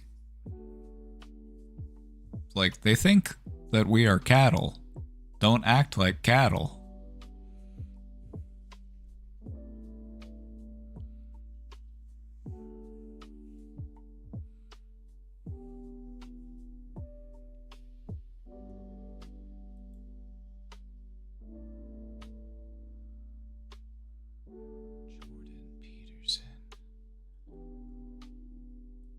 Channel Jordan Peterson. I'm gonna steal Jordan Peterson's life force, and I'm going to become the next big thing in internet psychology.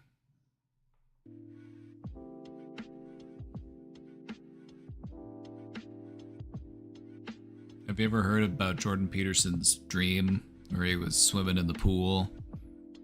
His grandma was there. Did you ever hear about his grandma dream?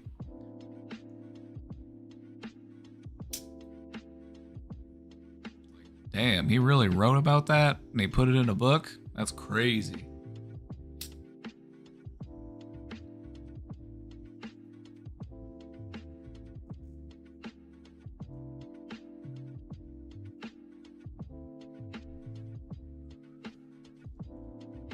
Jordan Peterson had a dream where he was swimming in a pool and his grandma was there and she stuck his face in her pubes.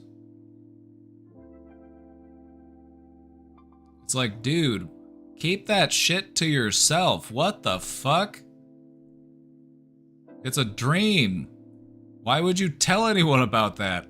That's so weird.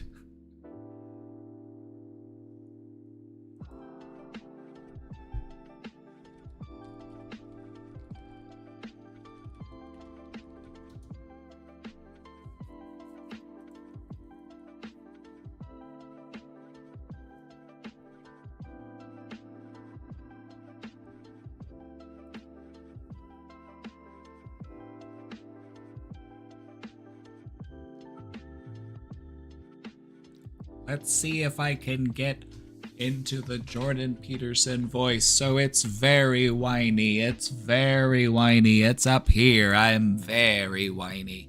And then I need to be a bit more Canadian. I need to be very whiny but also Canadian, which is a bit of a contradiction because typically Canadians tend to be very well-mannered and friendly. So I'm going to be whiny, I'm going to be Canadian, but I'm also going to be a little bit Kermit the Frog. I need to be a little bit Kermit the Frog. Kermit the Frog. Kermit the Frog. Canadian Kermit. I dreamed I saw my maternal grandmother sitting by the bank of a swimming pool that was also a river.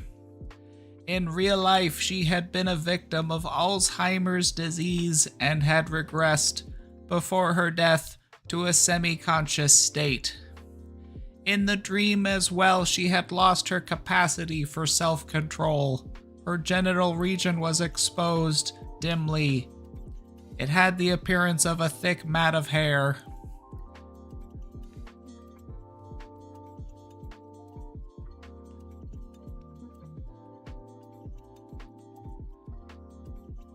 She walked over to me with a handful of pubic hair, compacted into something resembling a large artist's paintbrush.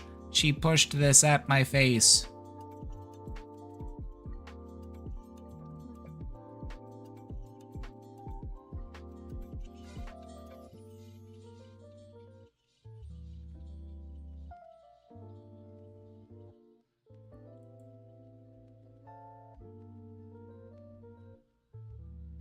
I'm sorry for reading the Jordan Peterson grandma quote on the day when you said you needed me to stream the most. That's my bad. That's my bad to subject you to the Jordan Peterson grandma dream.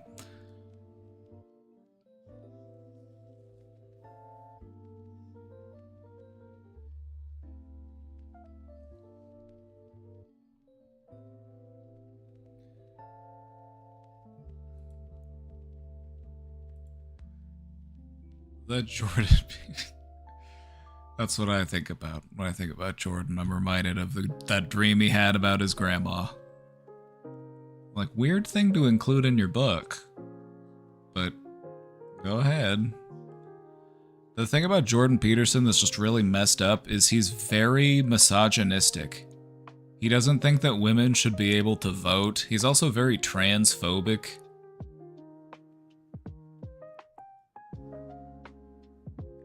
the University of Toronto, which I think was his alma mater, they basically like disavowed him because of the stuff that he was spreading around. And so he has a lot of beef with the University of Toronto.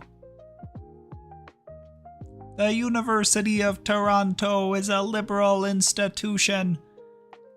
They espouse a man who promotes conservative values.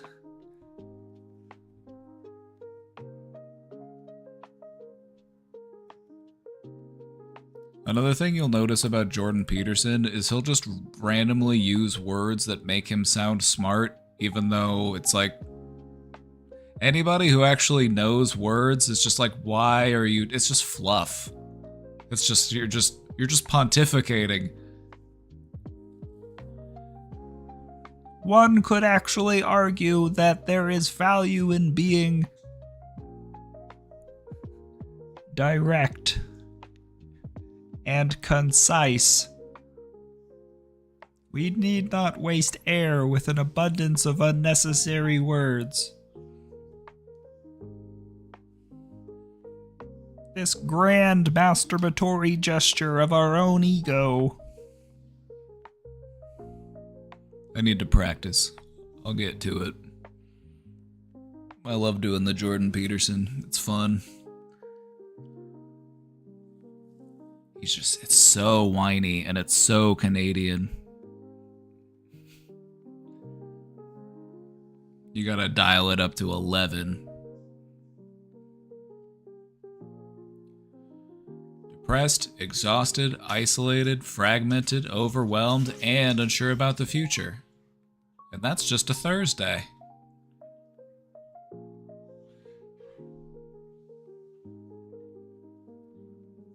So which one would you like to do something about first?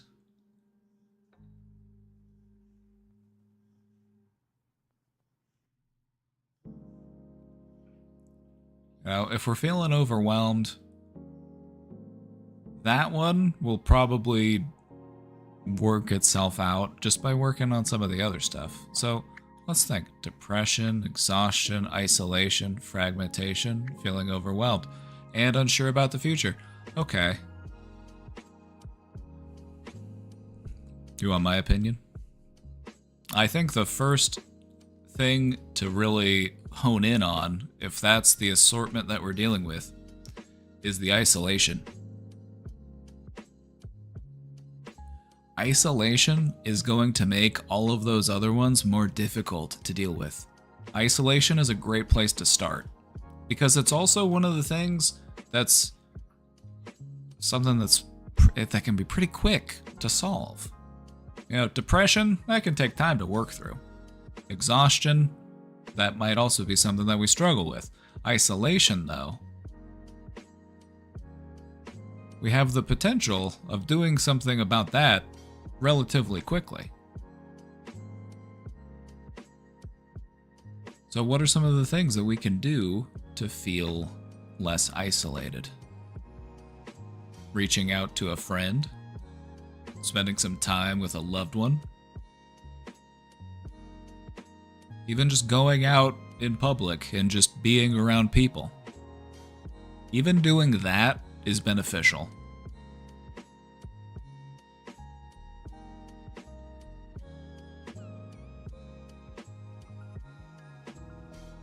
Even just being in the same proximity of other people.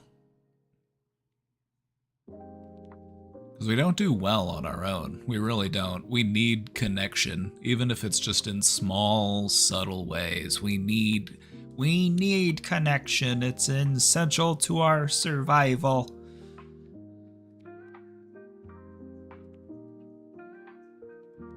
What you'll find is that if you are able to connect with people, especially if we're able to do so in a genuine way, so all of those other problems will all feel a little bit lighter. Let's say that you're able to spend some time with an old friend. You're feeling unsure about the future. They're feeling unsure about the future too. But you know what? We're gonna be all right. I got your back. You know, we'll help each other out. We'll make sure that we survive if things get crazy.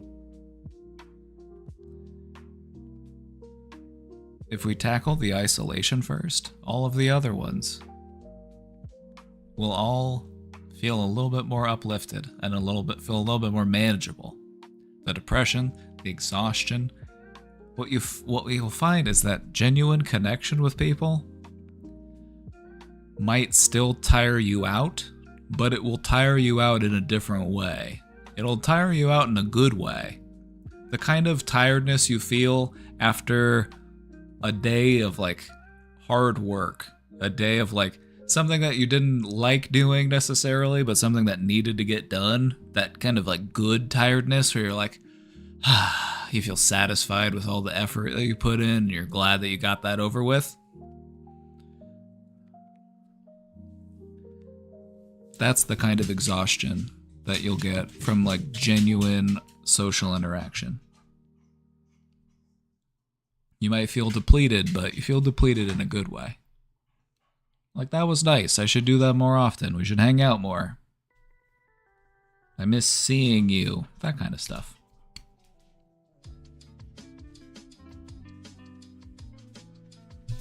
All of the other things we can manage in due time. We can address them step by step, bit by bit. All of those problems also kind of tie into one another, you might notice. The depression, the exhaustion, they all kind of feed into each other. And so by honing in on any one of them, you also help the other ones, because they're all tangled together into one big ugly knot. So as long as you're working on it, different angles of working on it, will slowly start to untangle.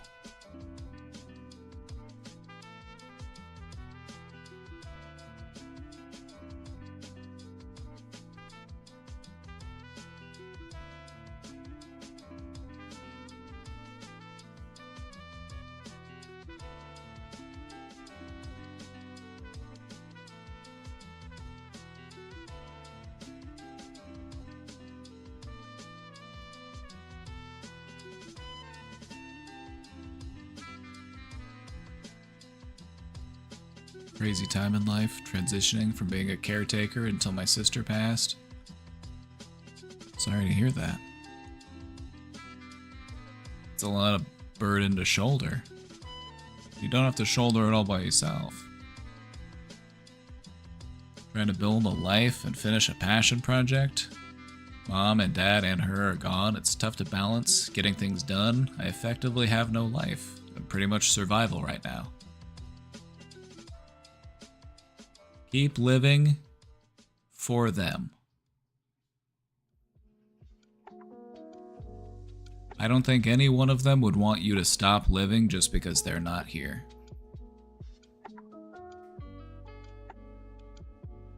It's gonna hurt.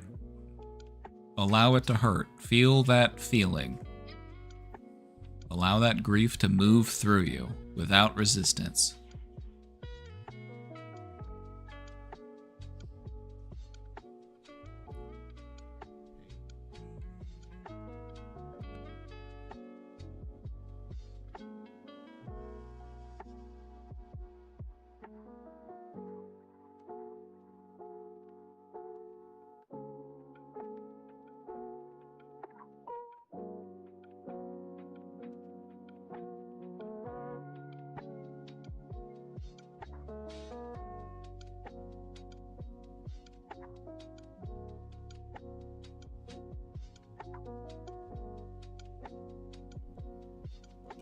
Sorry, Casey was telling me something real quick.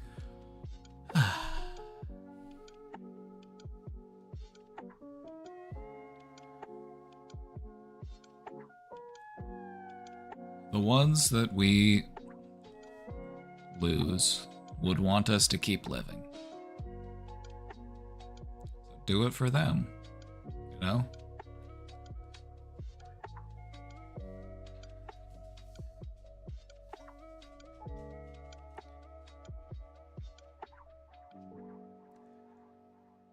It's a good time to come together with your loved ones. You know? It's a lot to shoulder on your own. So reach out to the people that you've got in your corner.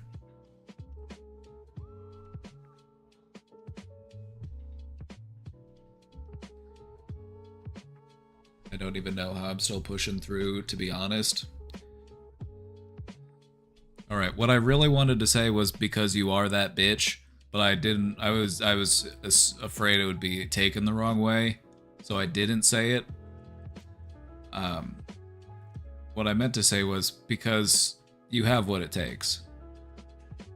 Because you're tough.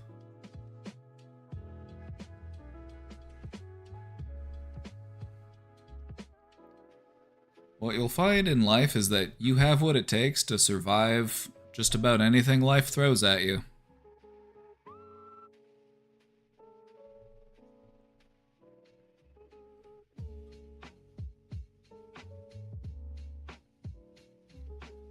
It's okay to think about them, the people that you've lost.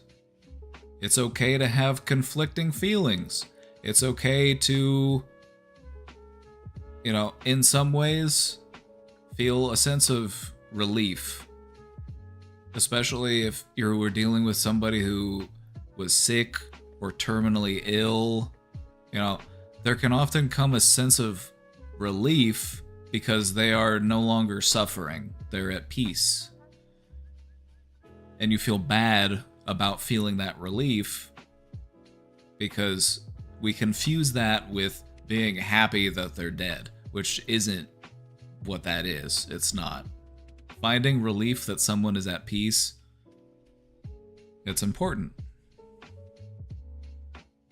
You know, especially if life has been very painful.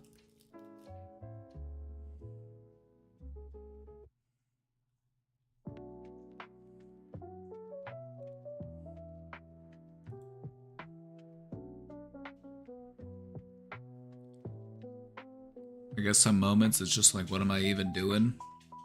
You're getting it done, and you're figuring it out. That's all we'd ever ask of you. You're living, exactly. In spite of everything, you're living.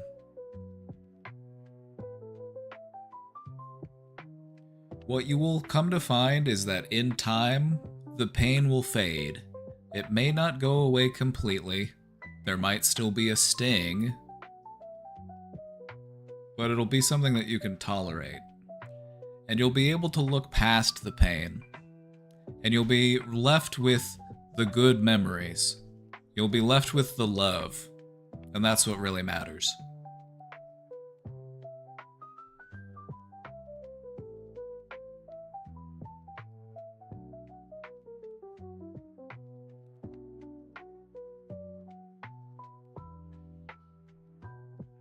Try not to waste any more time on regret.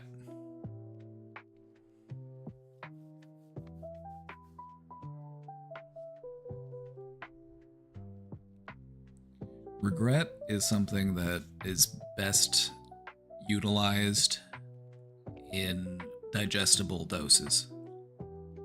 Regret is not meant to be something that you live with forever. It's meant to be something that you process and allow yourself to move through. Like, sure, do I wish things could have gone differently? Do I wish I could have said something different or done something different or taken more time with them while I had time or whatever it is? Whatever that regret is. Okay, acknowledge it. I regret not doing that. And I can't do anything to change it. But what I can do is put more value and appreciation and presence and mindfulness in the relationships that I do have. Because that's all I can do, is focus on what I've got here and now. I can learn and grow from those past experiences. I can take that regret and turn it into a strength.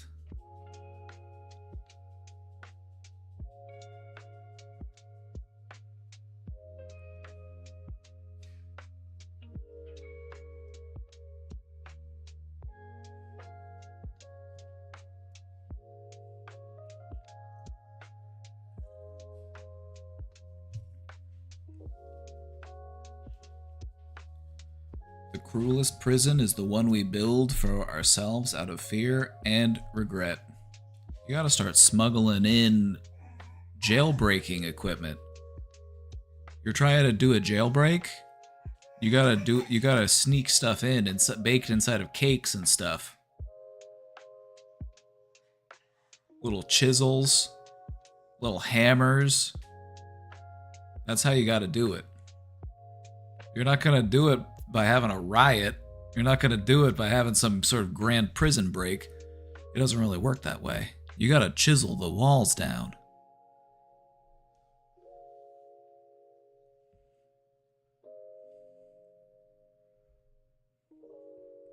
You might have to crawl through some sewers.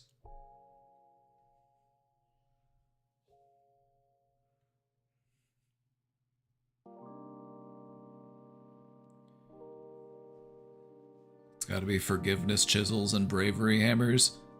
Can we weave compassion into this in some way? Maybe some sort of... a spoon of compassion? You can use it to scoop the dirt.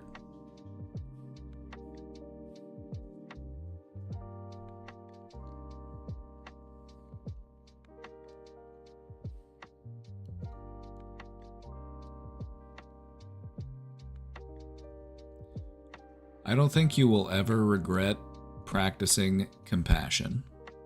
I don't. I think it's just so good for you as a person. To just be as understanding and compassionate as you can.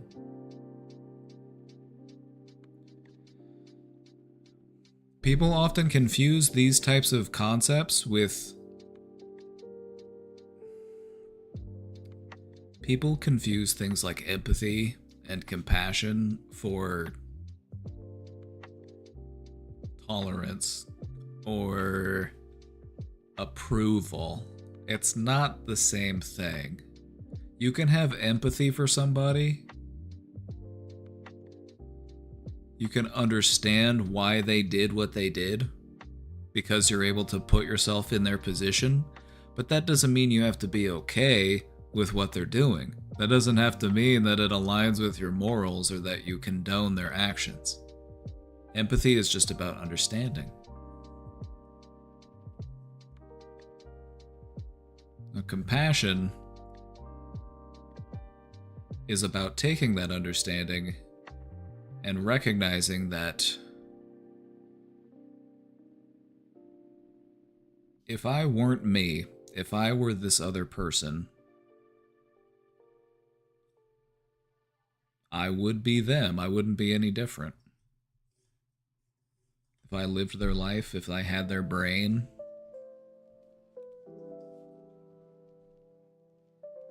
that could have easily been me.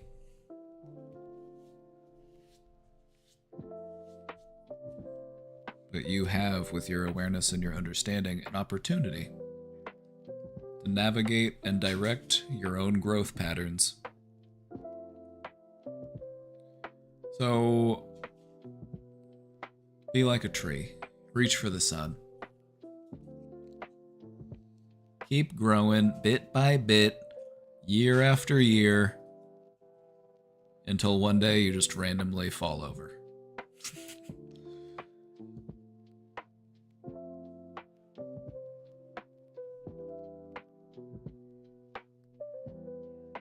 I have mad respect for anything alive that can survive outside year-round, so you gotta give it up to trees. Alright, you gotta show respect to the trees because they have to live outside. And they make that shit work. Vinzy, thank you for the 5 gifted subs.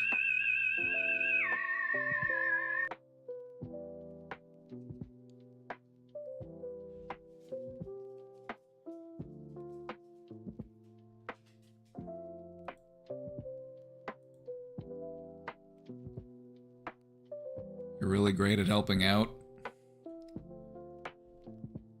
I hope I'm helping. Sometimes I feel like I don't know what the fuck I'm doing. But maybe that's just imposter syndrome. Probably. It's probably just the old imposter syndrome.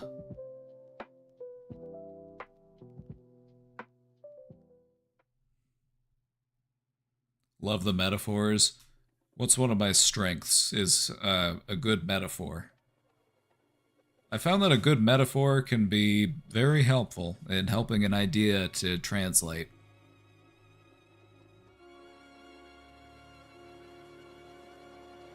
Now, if you think about it, there have probably been many times in your life where a good metaphor really just helped an idea to sink in. So that's why I try to use them all the time. I feel like it helps me to plant seeds by connecting it to something that you already do understand. That's just good strategy, I think. What can I say? I've always been a gamer.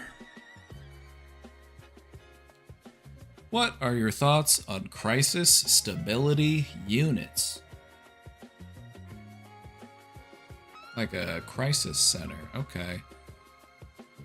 They have the, okay, so one of the things that they have for people who are going through like a mental health crisis, they have different levels of like treatment and care that they have available. And depending on where you live, depending on what services are available, it's going to look completely different. Not everybody goes and stays at a hospital in like a psych ward. Sometimes you go to like something that's a little bit more in the middle, like a crisis center. So there are different levels to it. There's different levels to it, just depending on where you're at mentally. And so it's kind of hard to speak to them as they exist everywhere because they really are so different. In the different jobs that I've worked, they've all had crisis services in some capacity, but they all looked different in how they addressed it.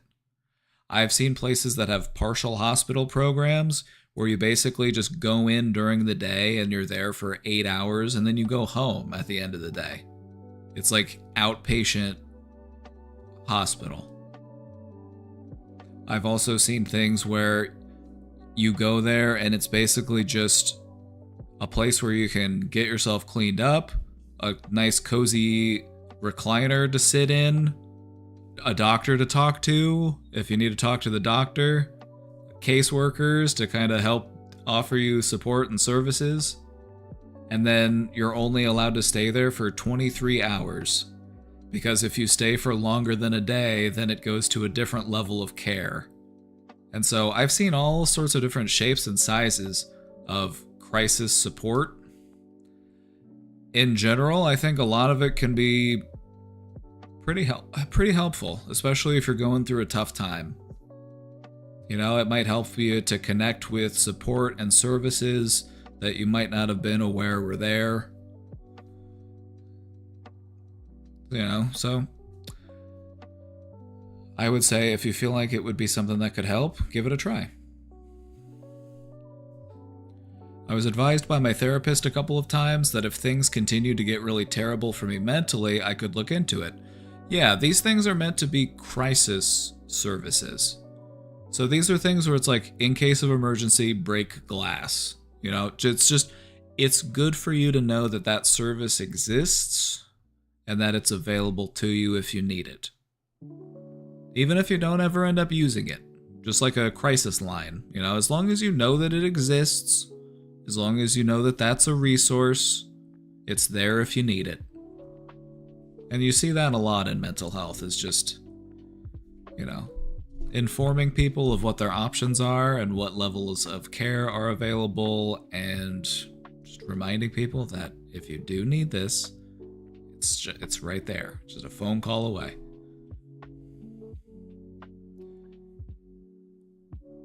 Apparently, the whole thing described to me was counseling and intensive care, but it's 3 days in a house with no electronics. So it's basically just like a mental health boot camp for 3 days, which could be helpful depending on where you're at. It could also feel a little intense depending on where you're at. So I would say just reserve this just in case you feel just overwhelmed, if you ever just feel like you're just at your wit's end and you're at the end of your rope, that's a good time to look into this option. Bring a book. Yes, bring a book.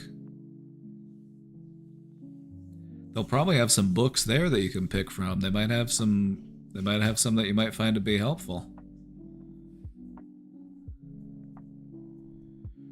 I'm not sure how to think about it, but my mental state has been so effing bleak lately.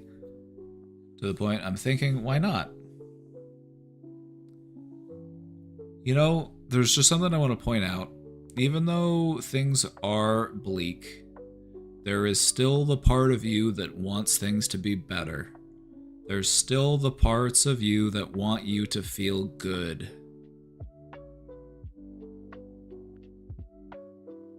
And that's good. That's a good thing. It's important to recognize those parts of ourself. Those are the parts that we want to learn to listen to more closely. The parts of us that are looking out for our best interest.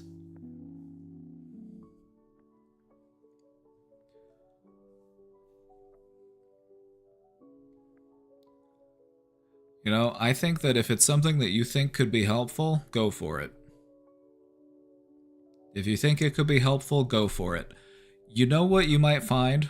This is something that I've heard a lot from people who have done like inpatient stays for psychiatric reasons. One of the things that I hear from people all the time is that they thought that they were crazy until they went and did an inpatient stay, and then it kind of like made them realize like, oh, I'm actually pretty good mentally. I'm actually not as bad as I thought I was. And so that very well is something that may happen. You might get there and you might just see somebody who's just very extreme symptoms, just very dysregulated, and it might make you feel like, wow, I have never felt more sane in my life.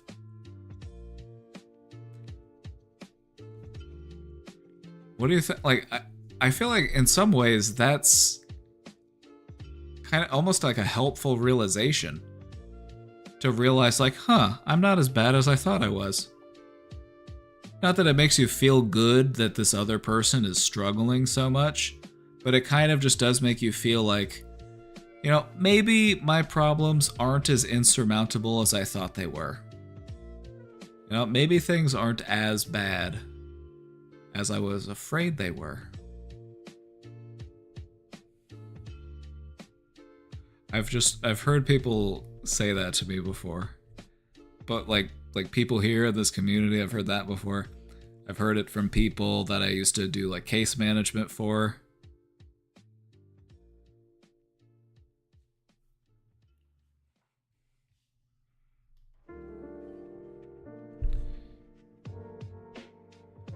I think if you do decide to go into it, just go into it optimistic.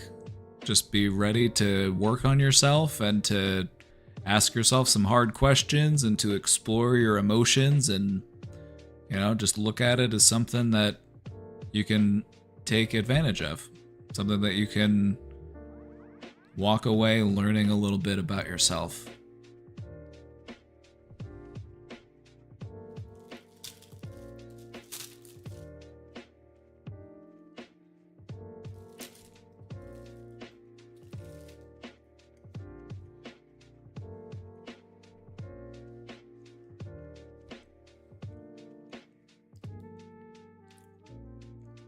Hey, no problem.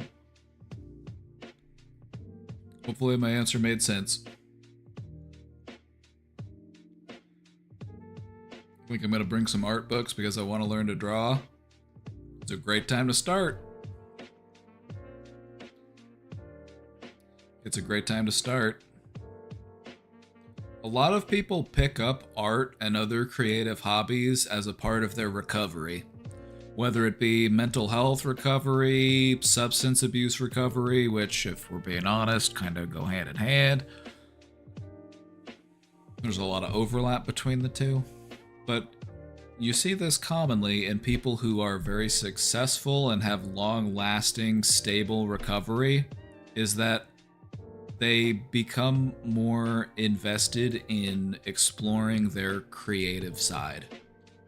Whether that be in drawing, or painting, or dancing, or singing, or gardening, woodworking.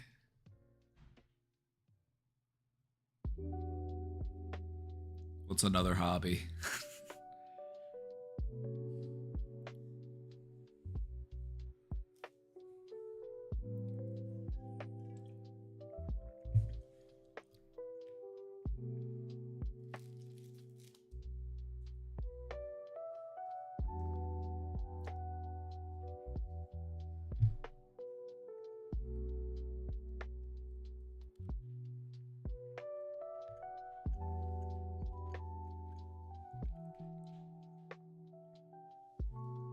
But yeah, it's good to know that that service is available if you do decide to use it. The people who work in those places tend to be pretty cool. They tend to be pretty cool. You'll meet some pretty down-to-earth people in that field of psychology.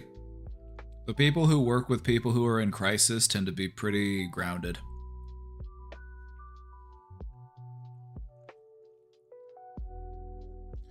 Writing, playing an instrument, throat singing.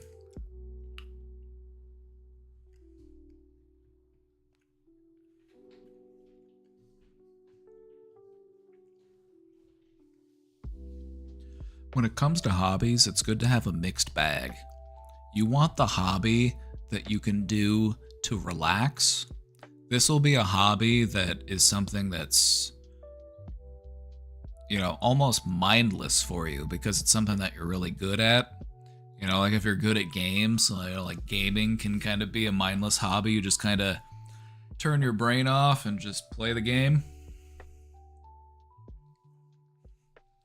But you should also have a hobby that's focused on your progression, something that you continually work on to try to get better at, like a craft. This could be learning to play an instrument. This could be, you know, woodworking or some other type of art, like painting, drawing, sculpting. Something that you want to grow and improve on.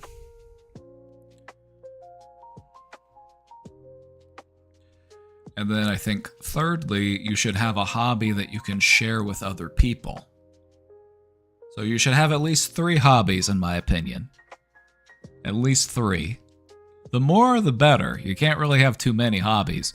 Actually, that's not true. You can't have too many hobbies. I've met people with so many hobbies that they have no time left for any of their hobbies.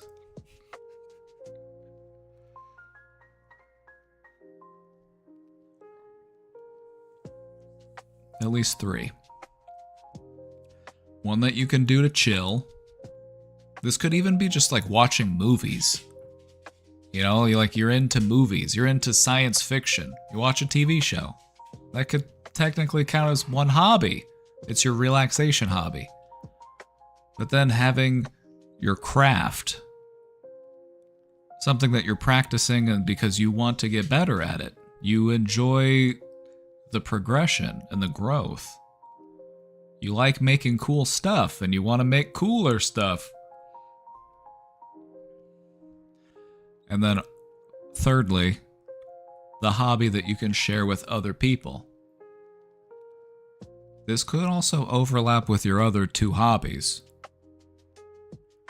But I think it's important to have a hobby that you can use as a means of engaging with other people. Like playing card games or board games or singing in a choir, walking in a walking club, riding bikes together. I don't know. It's all sorts of stuff. I think hobbies are a cheat code to make friends. Being passionate about a hobby is a cheat code for making friends. It's like you just find other people that are also into that thing, and then you hang out and do that thing together. And you have a good time, and it's fun.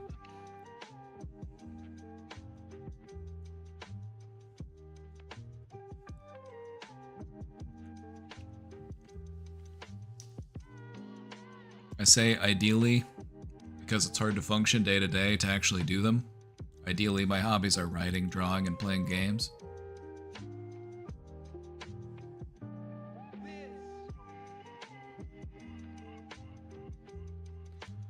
It's also normal for hobbies to kind of flow throughout the span of time. You might find that there are some parts of the year that you're more into certain hobbies versus other hobbies.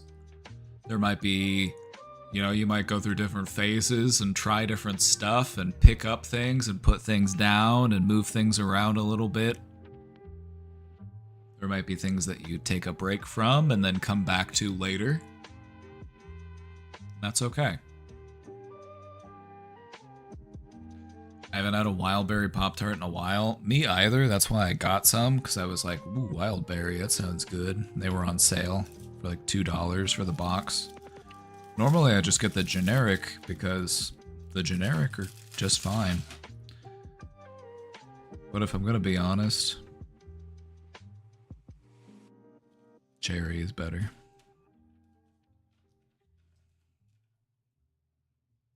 Cherry might be my favorite. Do they still hit? There's just something missing. It's like a shadow. It's like I'm eating an echo of a Wildberry Pop-Tart. Like it's almost there, but it's just there's something off about it. It's just not. If this was the Wildberry Pop-Tart that I remember eating from my childhood, this would be a S tier #1 10 out of 10 Pop-Tart. The actual Wildberry Pop-Tarts were the best ones. They were so good. But nowadays, it's like they're just not quite the same.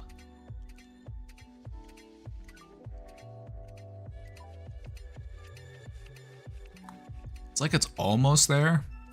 It gets like 80% of the way there.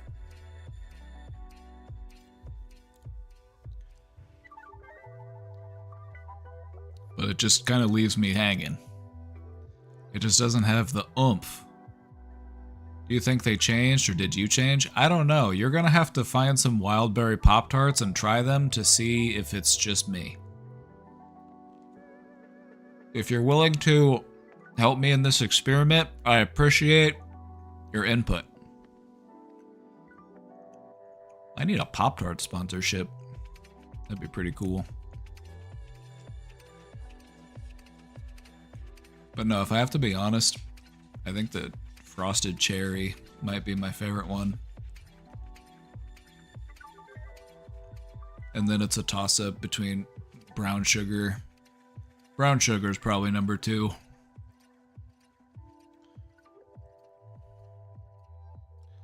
This is okay. It's about as good as a Strawberry Pop-Tart, which would be like #3.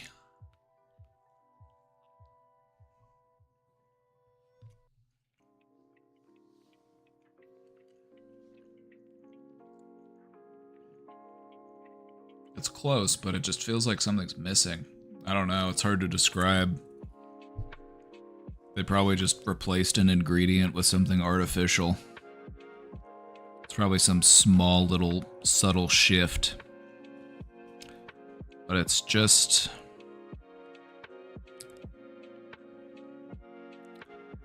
I don't know.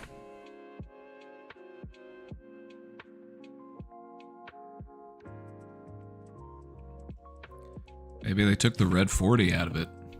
Maybe that's what it is. Maybe I just miss... Maybe they took a chemical out. That could be it too. Maybe there used to be more chemicals in it and they took one out. They found out it's bad for you. They're like, get that out of the Pop-Tart.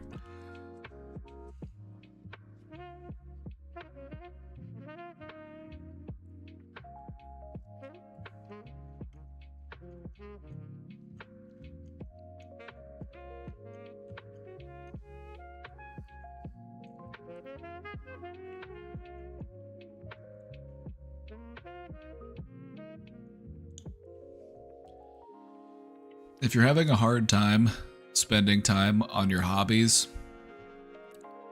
it might be helpful to schedule that time.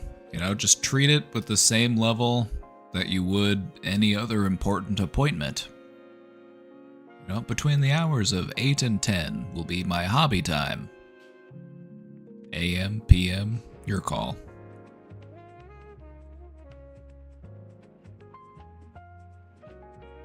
If we intentionally set some time aside that's dedicated to that thing, it might be tough to get started, to get the ball rolling. You might feel like you're kind of forcing yourself to do it, but it doesn't take long for it to become a habit. You know, there might be a little friction, a little resistance in the beginning, but just keep working it.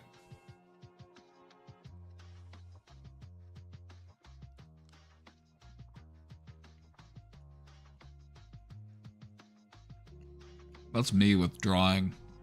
I need to do more art.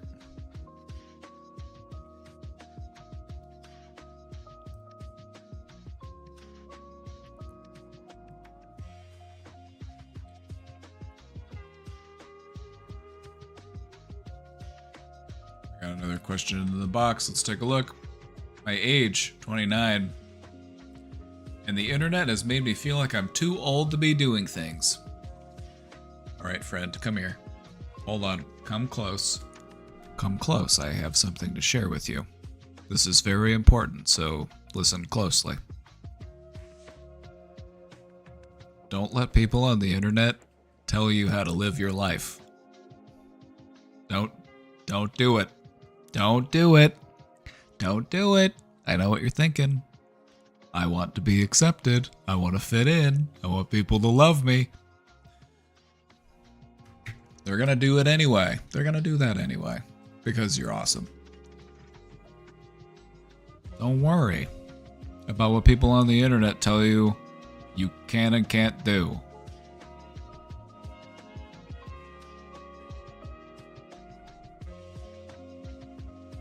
There are things that I enjoy doing and stuff I still want to do that would be considered a quarter-life crisis. Not by anybody that matters. Dating and going out, for example, I didn't really have a lifestyle of going out as a single person, but now I've been made to feel too unk. Too unk. The unkening has begun.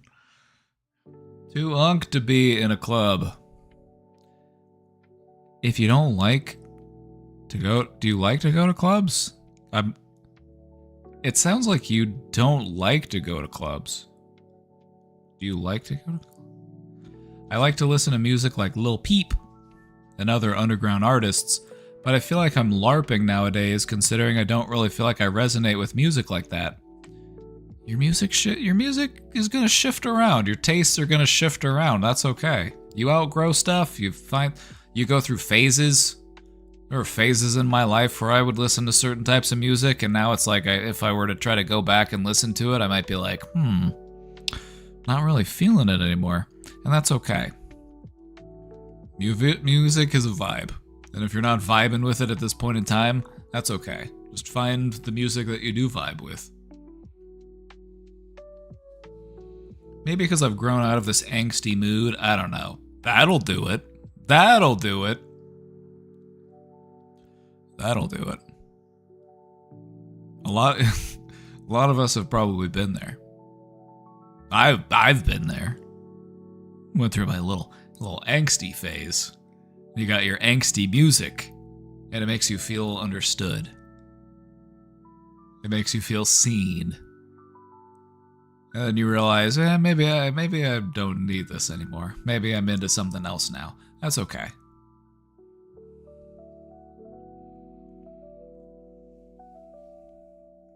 I can guarantee that you don't still listen to all the same music that you did.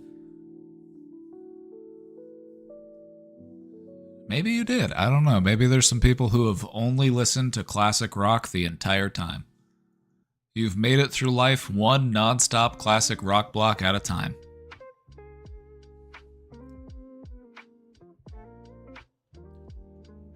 No, it's normal for our tastes to change.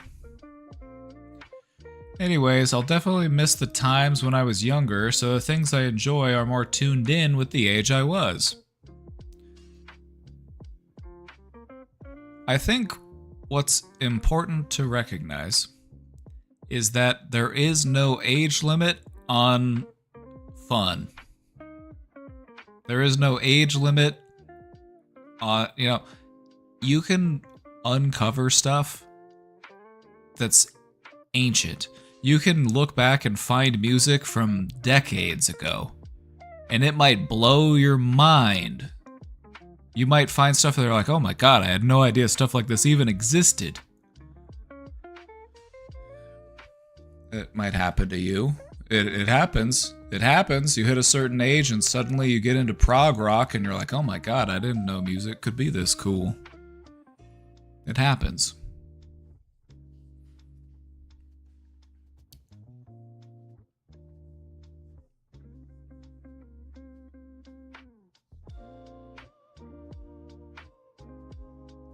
I think it's okay to have expansive tastes.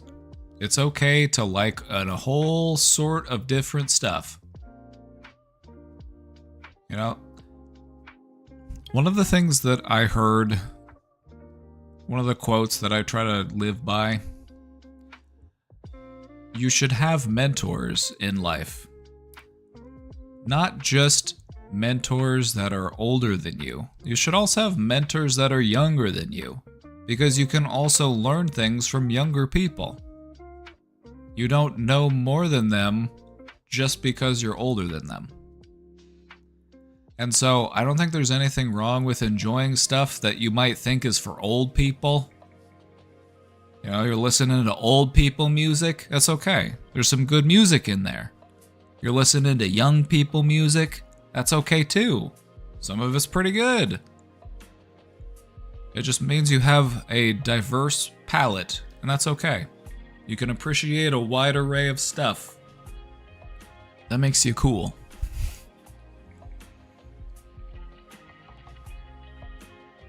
Any Coheed enjoyers here? I haven't listened to Coheed since high school. It's been a minute.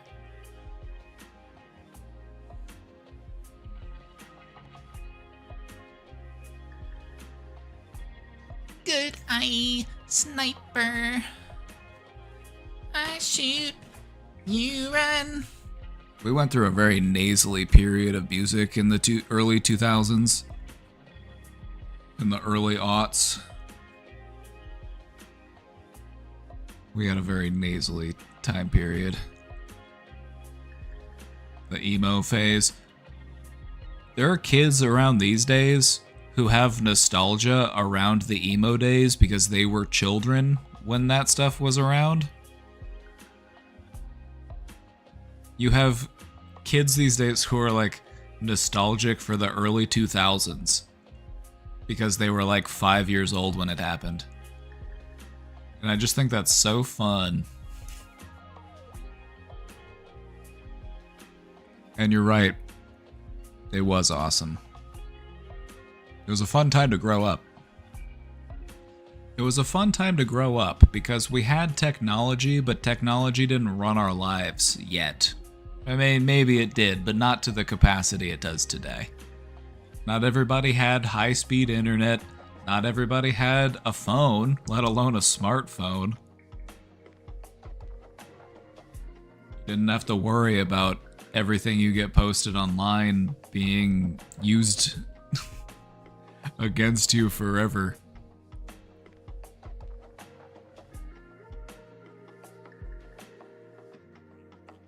I will tell you, the internet was way more fun in the early days.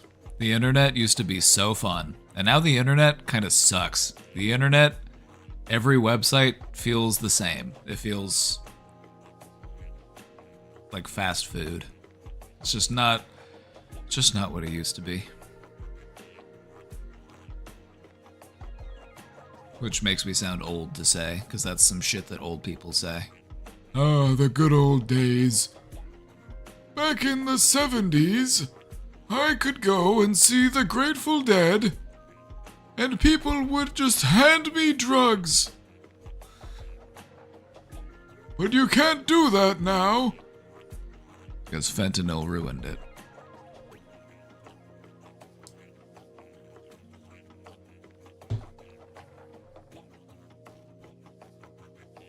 Back in my day, you were lucky if you could have more than one CD inside your CD player. It was considered a luxury to fit multiple CDs in the same CD player.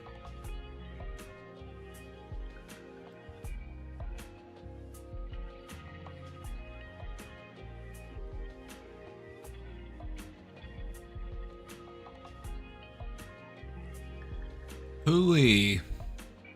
Hooey. Chat, I want you to try to make some time for your hobbies. Okay? Try to take some time for your hobbies. Whether it be tonight, tomorrow, this weekend, just try to set some time aside and do something just because you want to do it, for no other reason. It could be reading a book, it could be playing an instrument, it could be going for a walk in nature, doing some bird watching, doing some drawing or painting or sculpting or singing.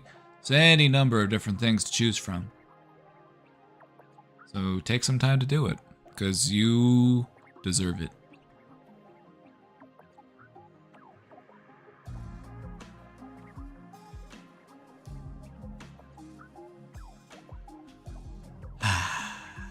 Well, what a stream. I went 5 hours. I wasn't planning on going this long, but it happened. Thanks for hanging out at the Brain Domain late night stream. I hope you had fun. Did you have fun? I had fun.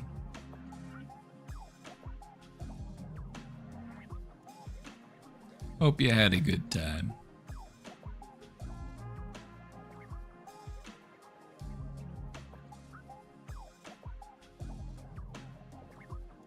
Alrighty, everybody. If you're not in the Discord, be sure to check out the Discord.